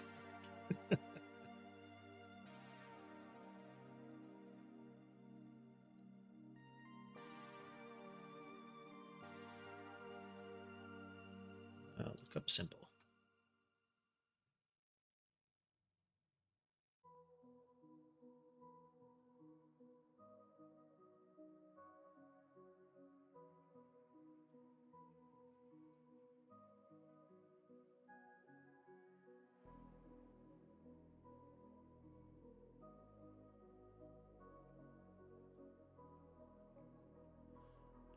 Generally, I start streaming at 4 p.m.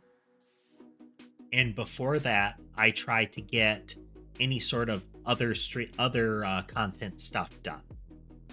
My sleep schedule in Similar has completely derailed that, but I am hoping to get back into making the short form videos to go with stuff soon. Failing more of that, I am hoping to add some morning streams, probably of this. Hopefully, when I'm not hopelessly stuck. But yeah, I want to add more stream time, but I also want to make sure that I get at least a video a day out.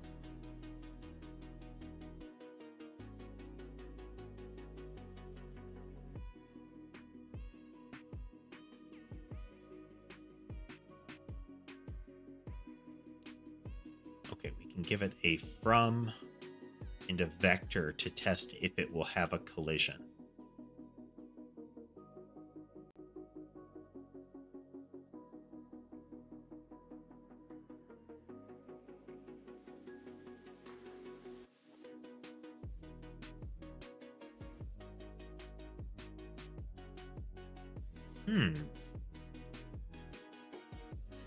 Okay, let's look that up.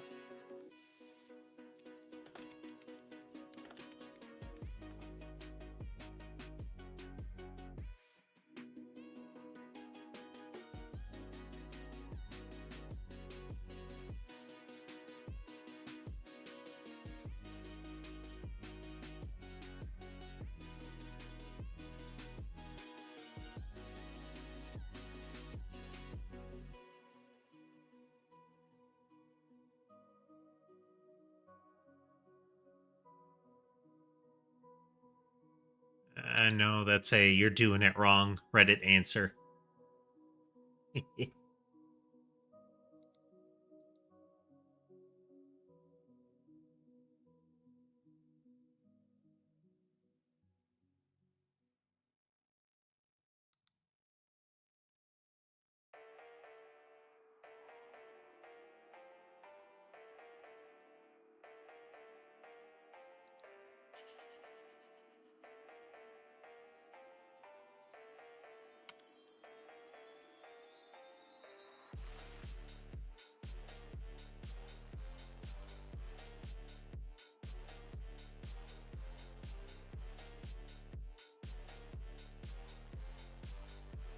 Okay, I can use move and collide to be test moves built in.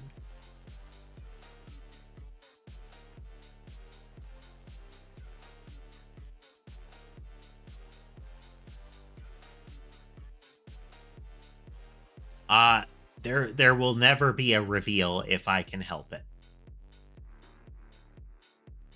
Most you might see is a stream where I paint something or similar. You might see some hands.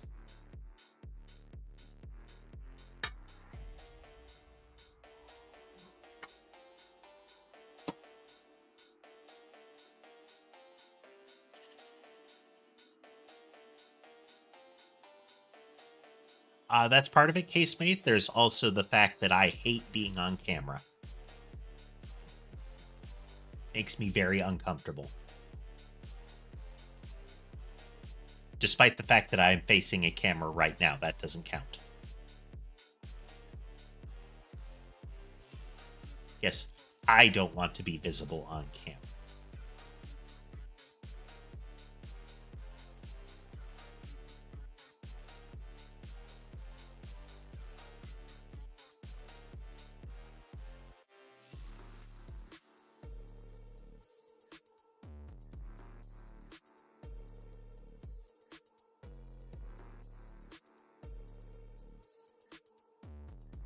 Yup, yup.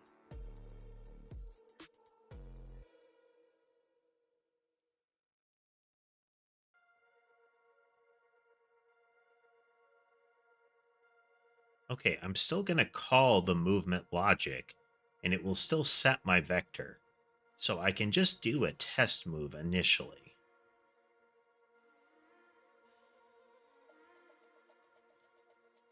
So let's at least get that in there.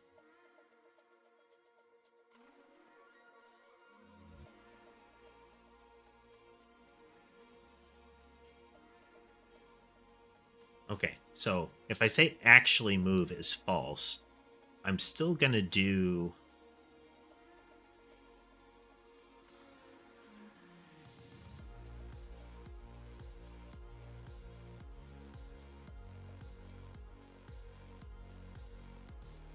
Yeah, we're going to do move and collide. We're going to change this to test move.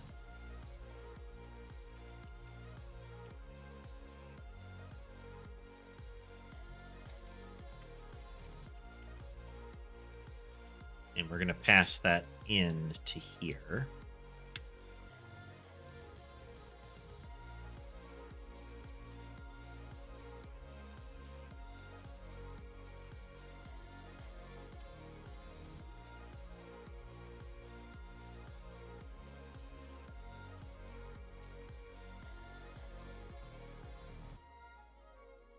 Let's see.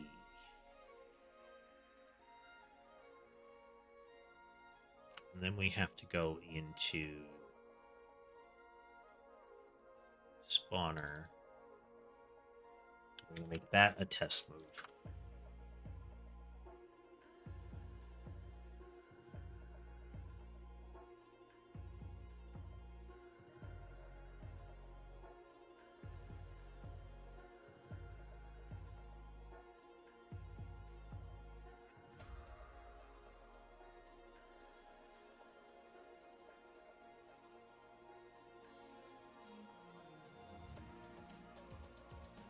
Now we're still going to get the things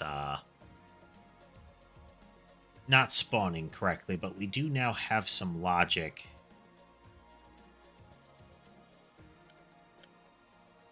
for that. Now we need... Nope.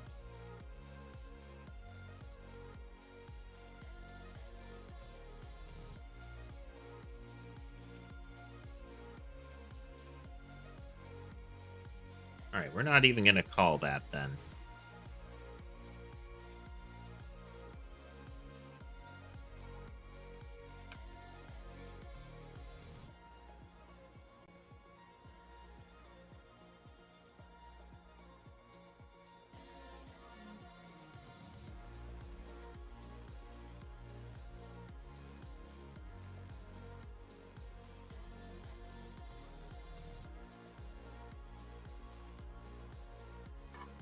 The proto-nanotype line was created about 2 to 3 years ago.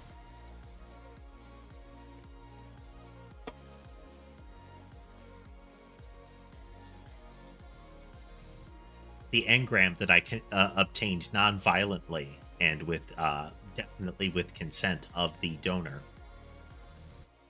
was older than that.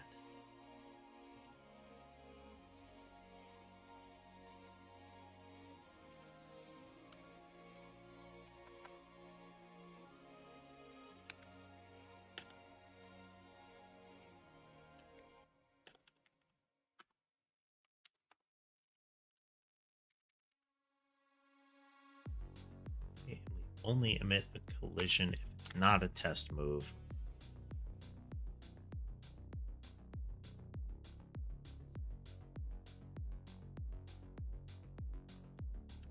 Okay, zooming by. Now we need an idea that if there's a collision that we push it out of the other object. But if they're overlapping perfectly, I think we could use some random jitter in that case. But that still leads us into problems because we could get cascading collision like that.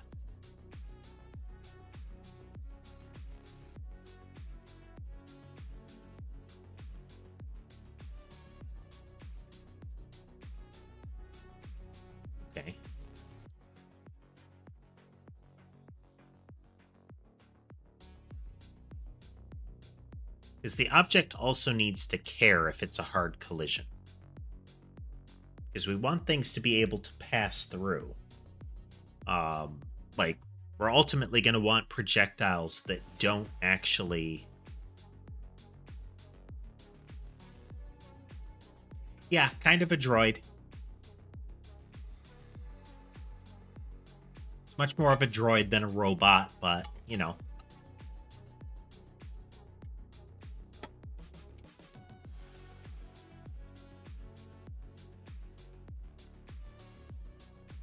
The copied brain is why I can't do the full body repairs that would be necessary to remove, you know, the holes in broken glass.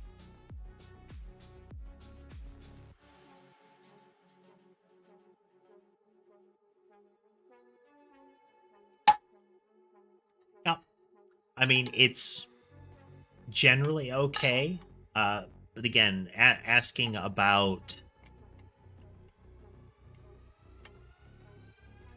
the IRL the IRL streamer is probably going to get rebuffed to some extent.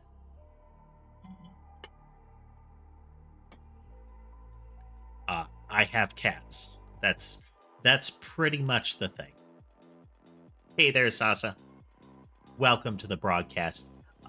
We are at a horrible roadblock in our coding right now. We're trying to figure out how to mitigate collision problems where objects are overlapping, let's say.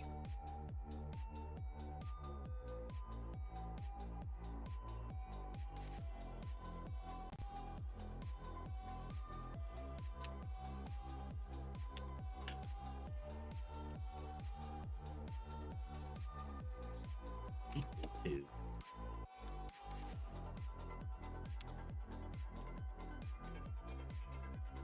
But we're trying to make a game, and we have a problem. Not during test movement. And we need... So there's two things we need. We need the idea of...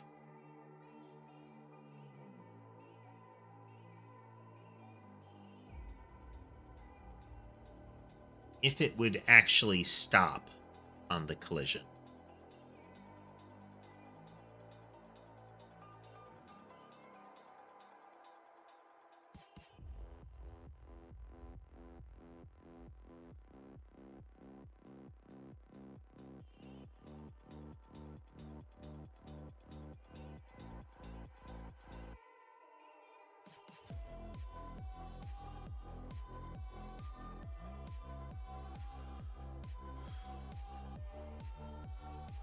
Get a kinematic collision.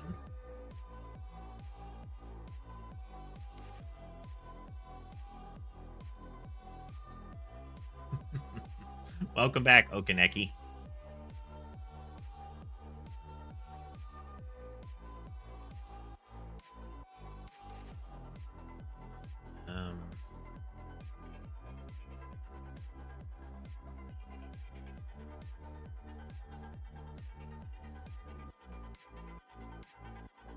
Depth. Oh.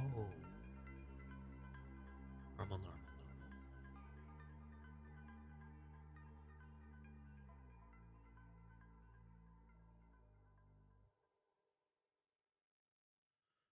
Okay, what if... This isn't ideal, because we can't have a projectile pass through with this logic yet. But if we get...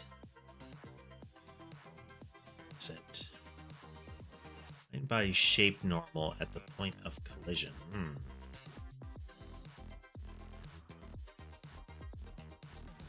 I don't know what that means.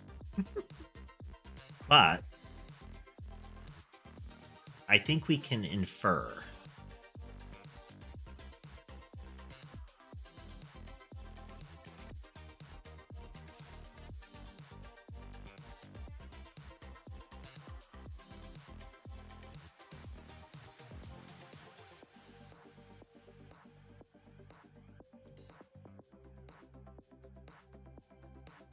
So if we reverse our direction, depth,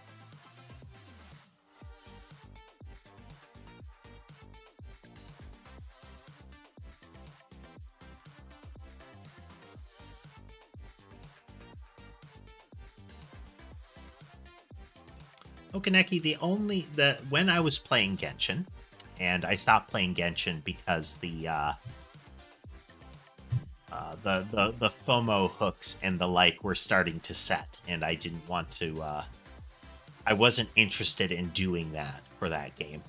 But the furthest I got was in the area where Raiden Shogun would become relevant.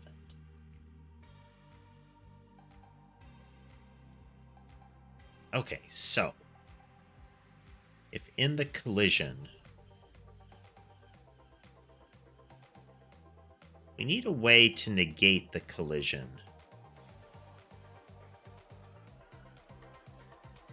For that ultimately, but let's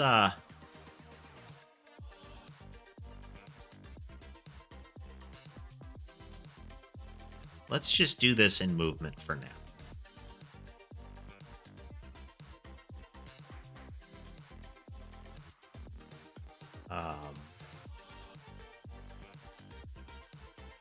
If there is a collision, then first we are going to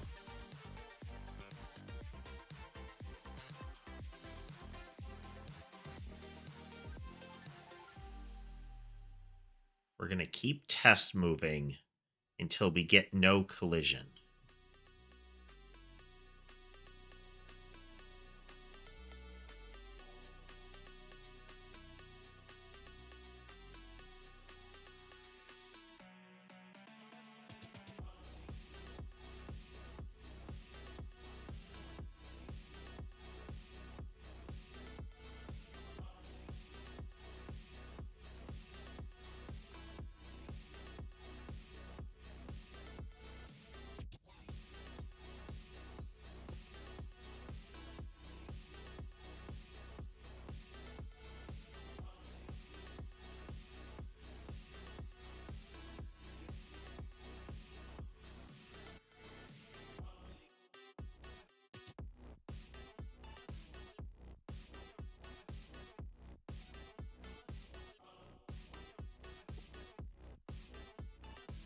Another test collision here. It's a kinematic body 2D. And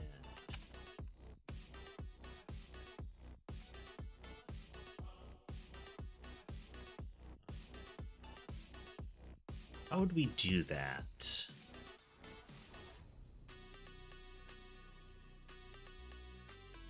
I mentioned Okaneki that I had only played Genshin up to the point where Raiden Shogun would have become relevant to the plotline.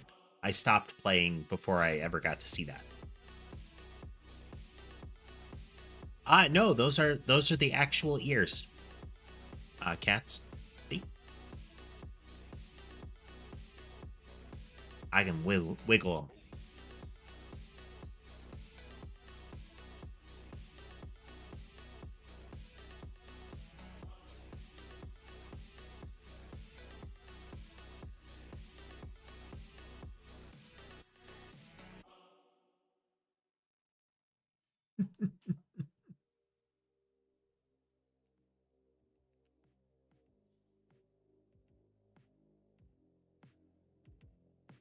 I do. Just a second. I do have a tail. It doubles as a high voltage charging cable.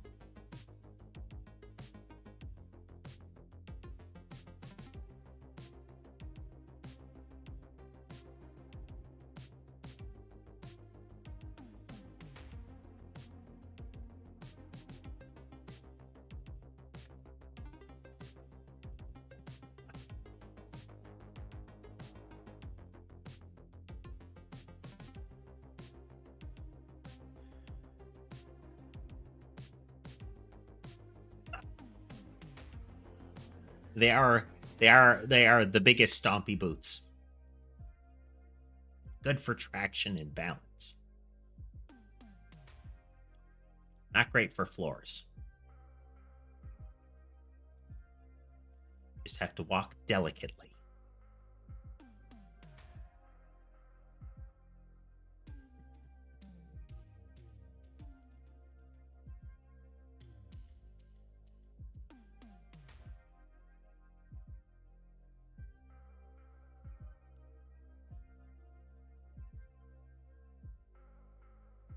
Okay, what does test collision do? Or test move?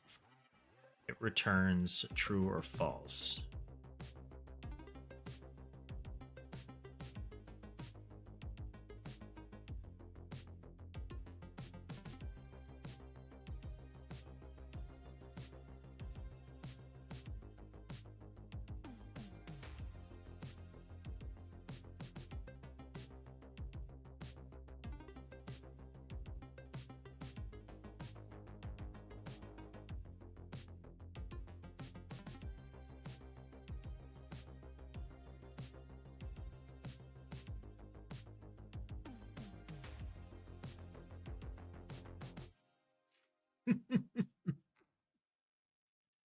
Hypothetically, the boots are chonky enough that they could inflict harm. So you shouldn't you shouldn't put your head near the boots, to cause an accidental collision.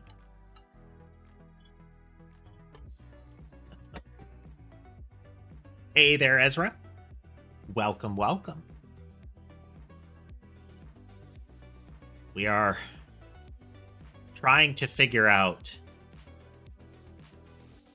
how to fix our collision logic here.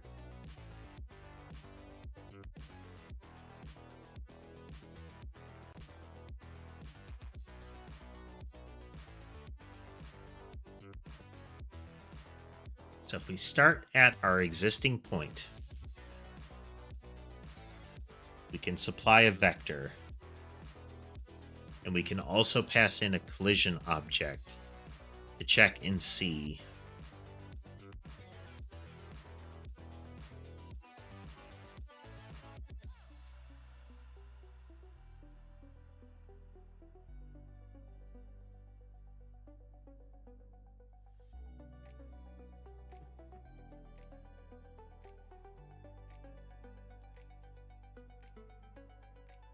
they are extra cozy.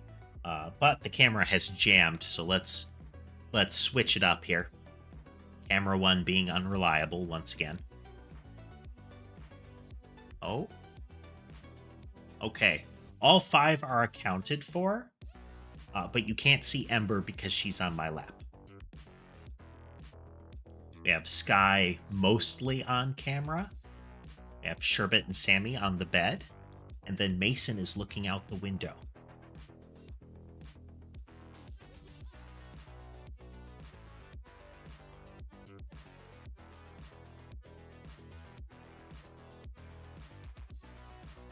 Switch back over to the bed.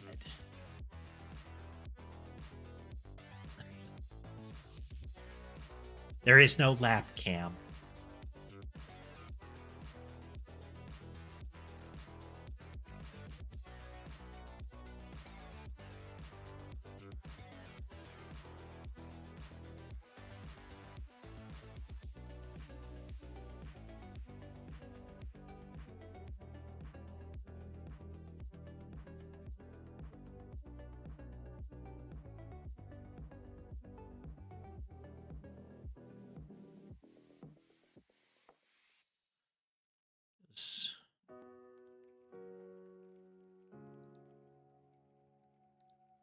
Move and collide.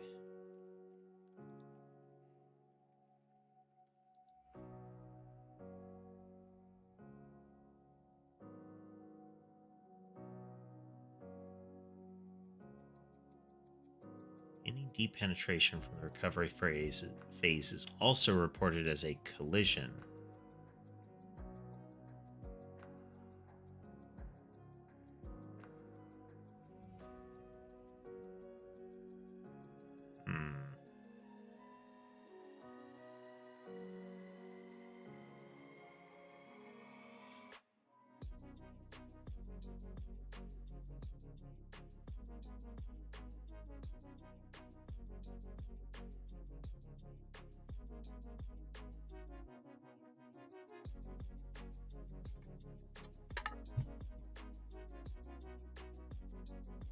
That's a good point. I will need to top up the liquids here.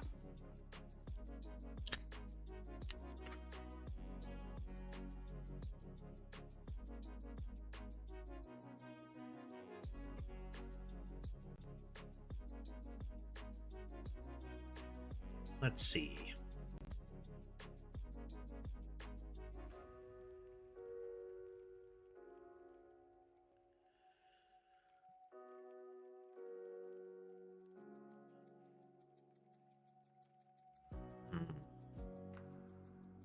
This is only a problem when we spawn them.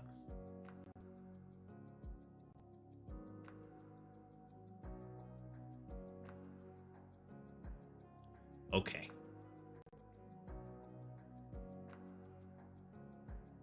So we can test move beforehand.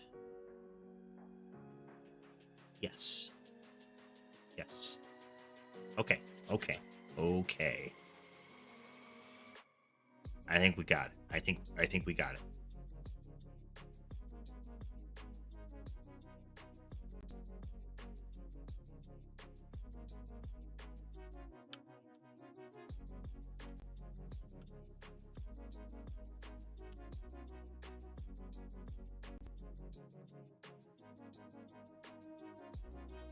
So when we spawn it, we can test move. But not this test move. This is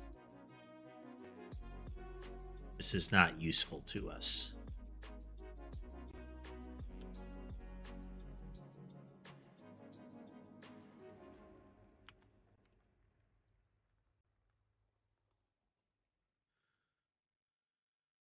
So what we need to do is spawner.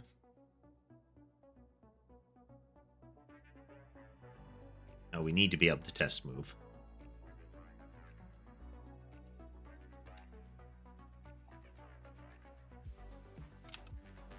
We need to be able to test move. And that's because we need this. We need to be able to do this so that when we call into it, we get the movement change, the vector change, but it doesn't actually move.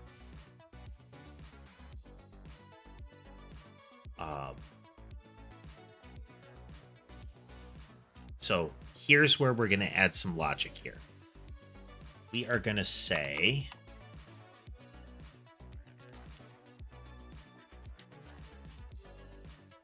test move from spawn position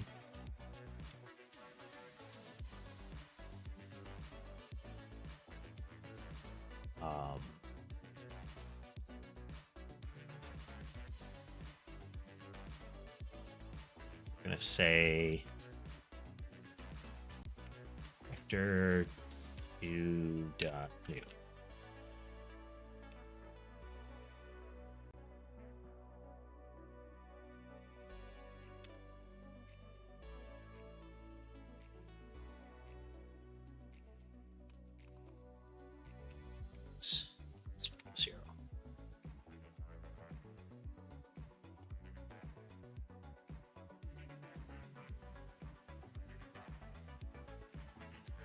Oh.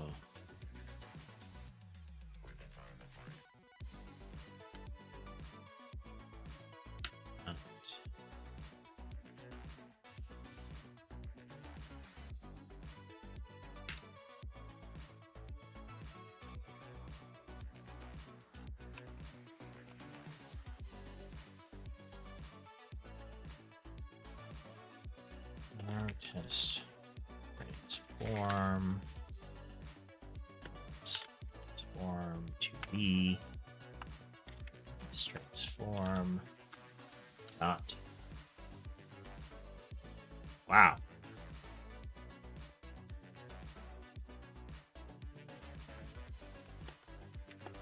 Equal to body dot transform.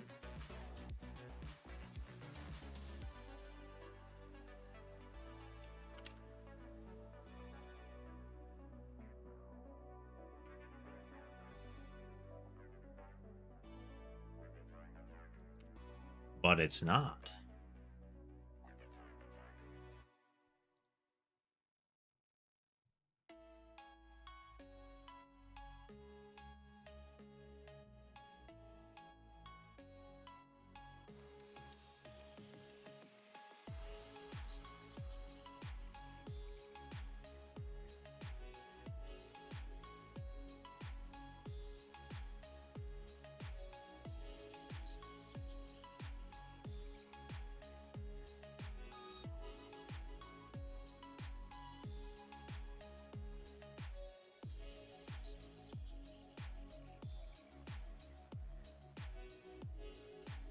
Body, where do we get that?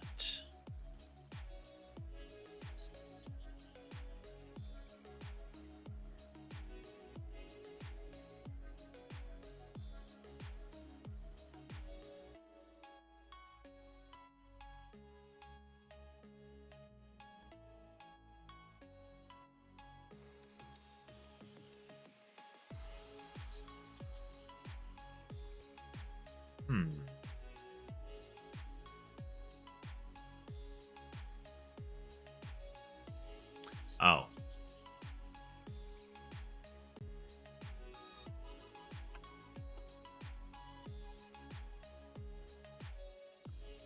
It's the opposite.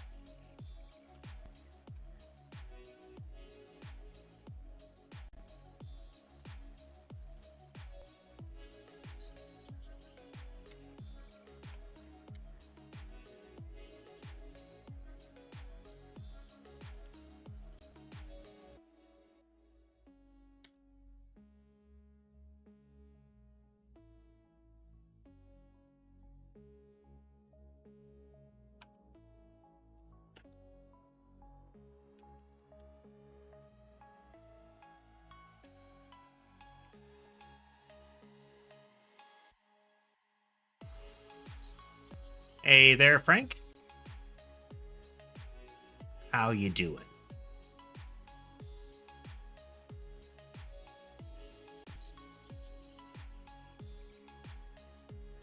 We are bludgeoning ourselves with this.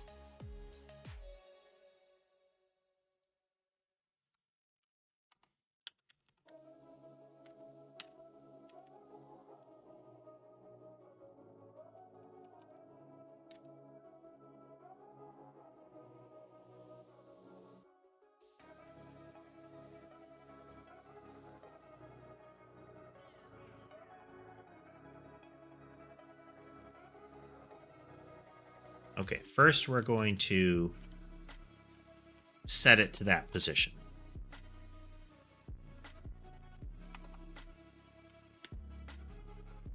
Then we're going to get the test transform out of it.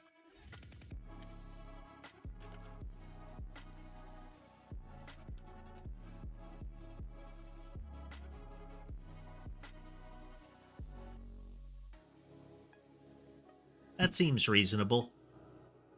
I will probably wrap up soon then.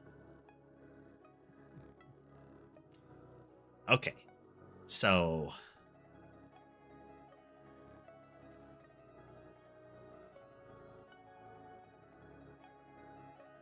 we've got our transform. This is effectively going to be spawn position now.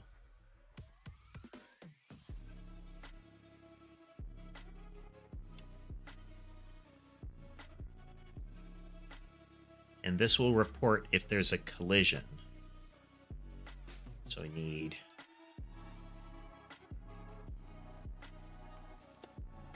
our collision first.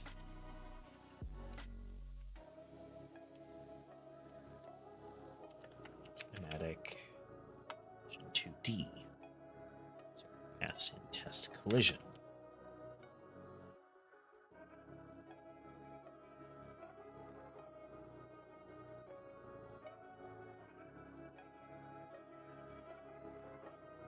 Okay, so now if this returns true, there is a collision. And we need to move it based on the depth of that collision. Its velocity to try to slide it out.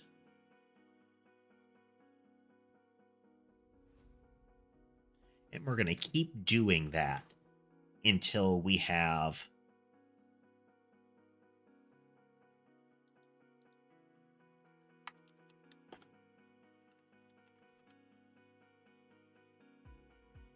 moved it enough.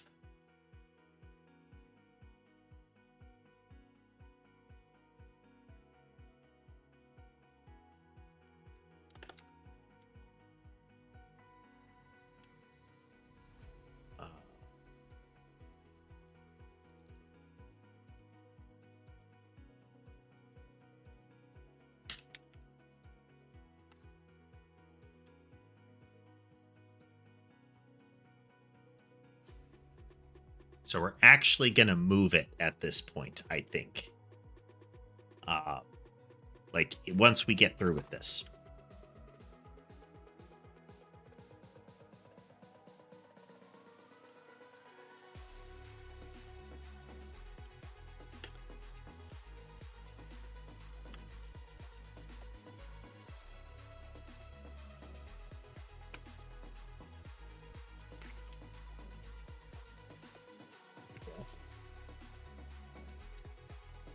Some duplication here, but, you know.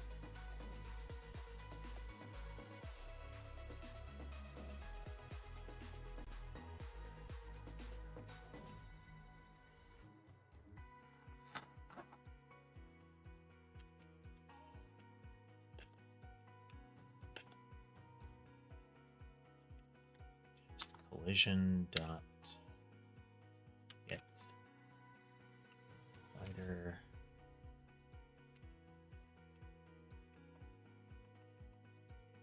depth.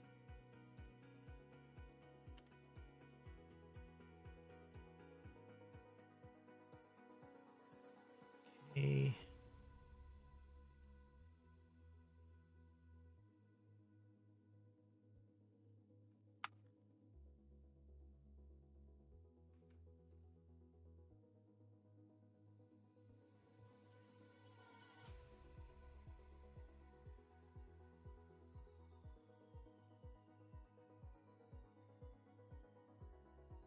We want to move it.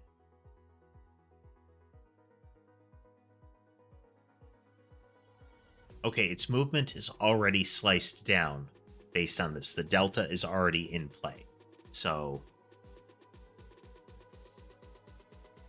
we can add in the distance each time, the depth each time.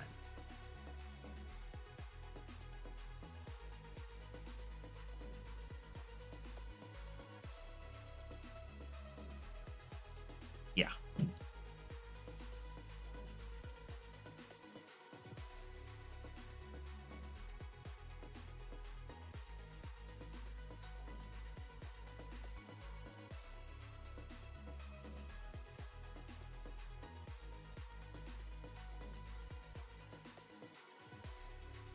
Body dot velocity is equal to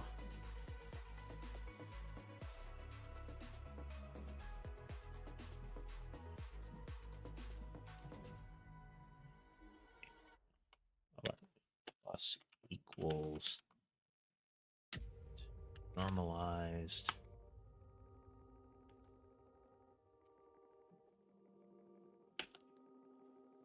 distance.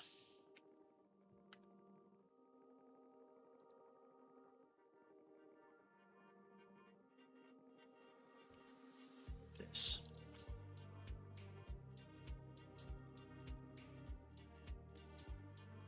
Okay.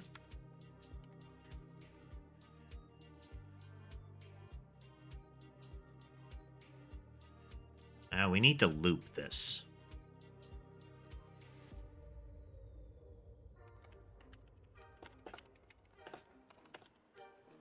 All right. So we're going to call it here.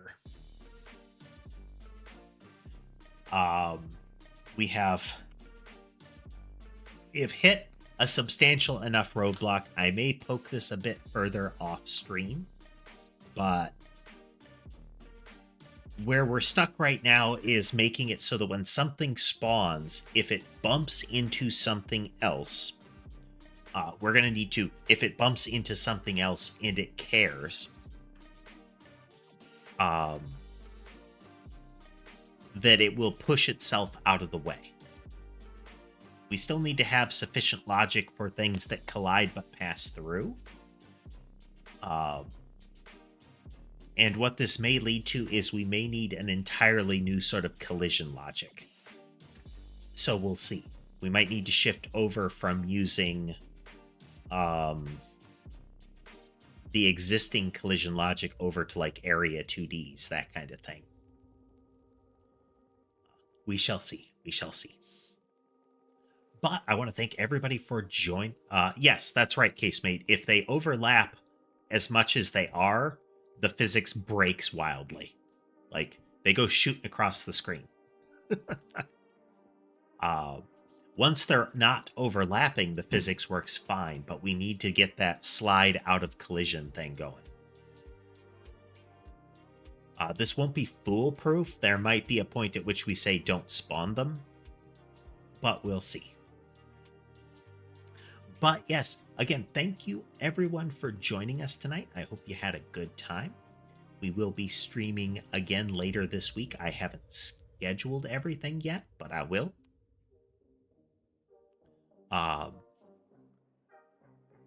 So yeah, if you liked what you saw and would like to see more, remember to like, follow, subscribe, comment, all those things. They're all good. So please do them. And I will see you next time.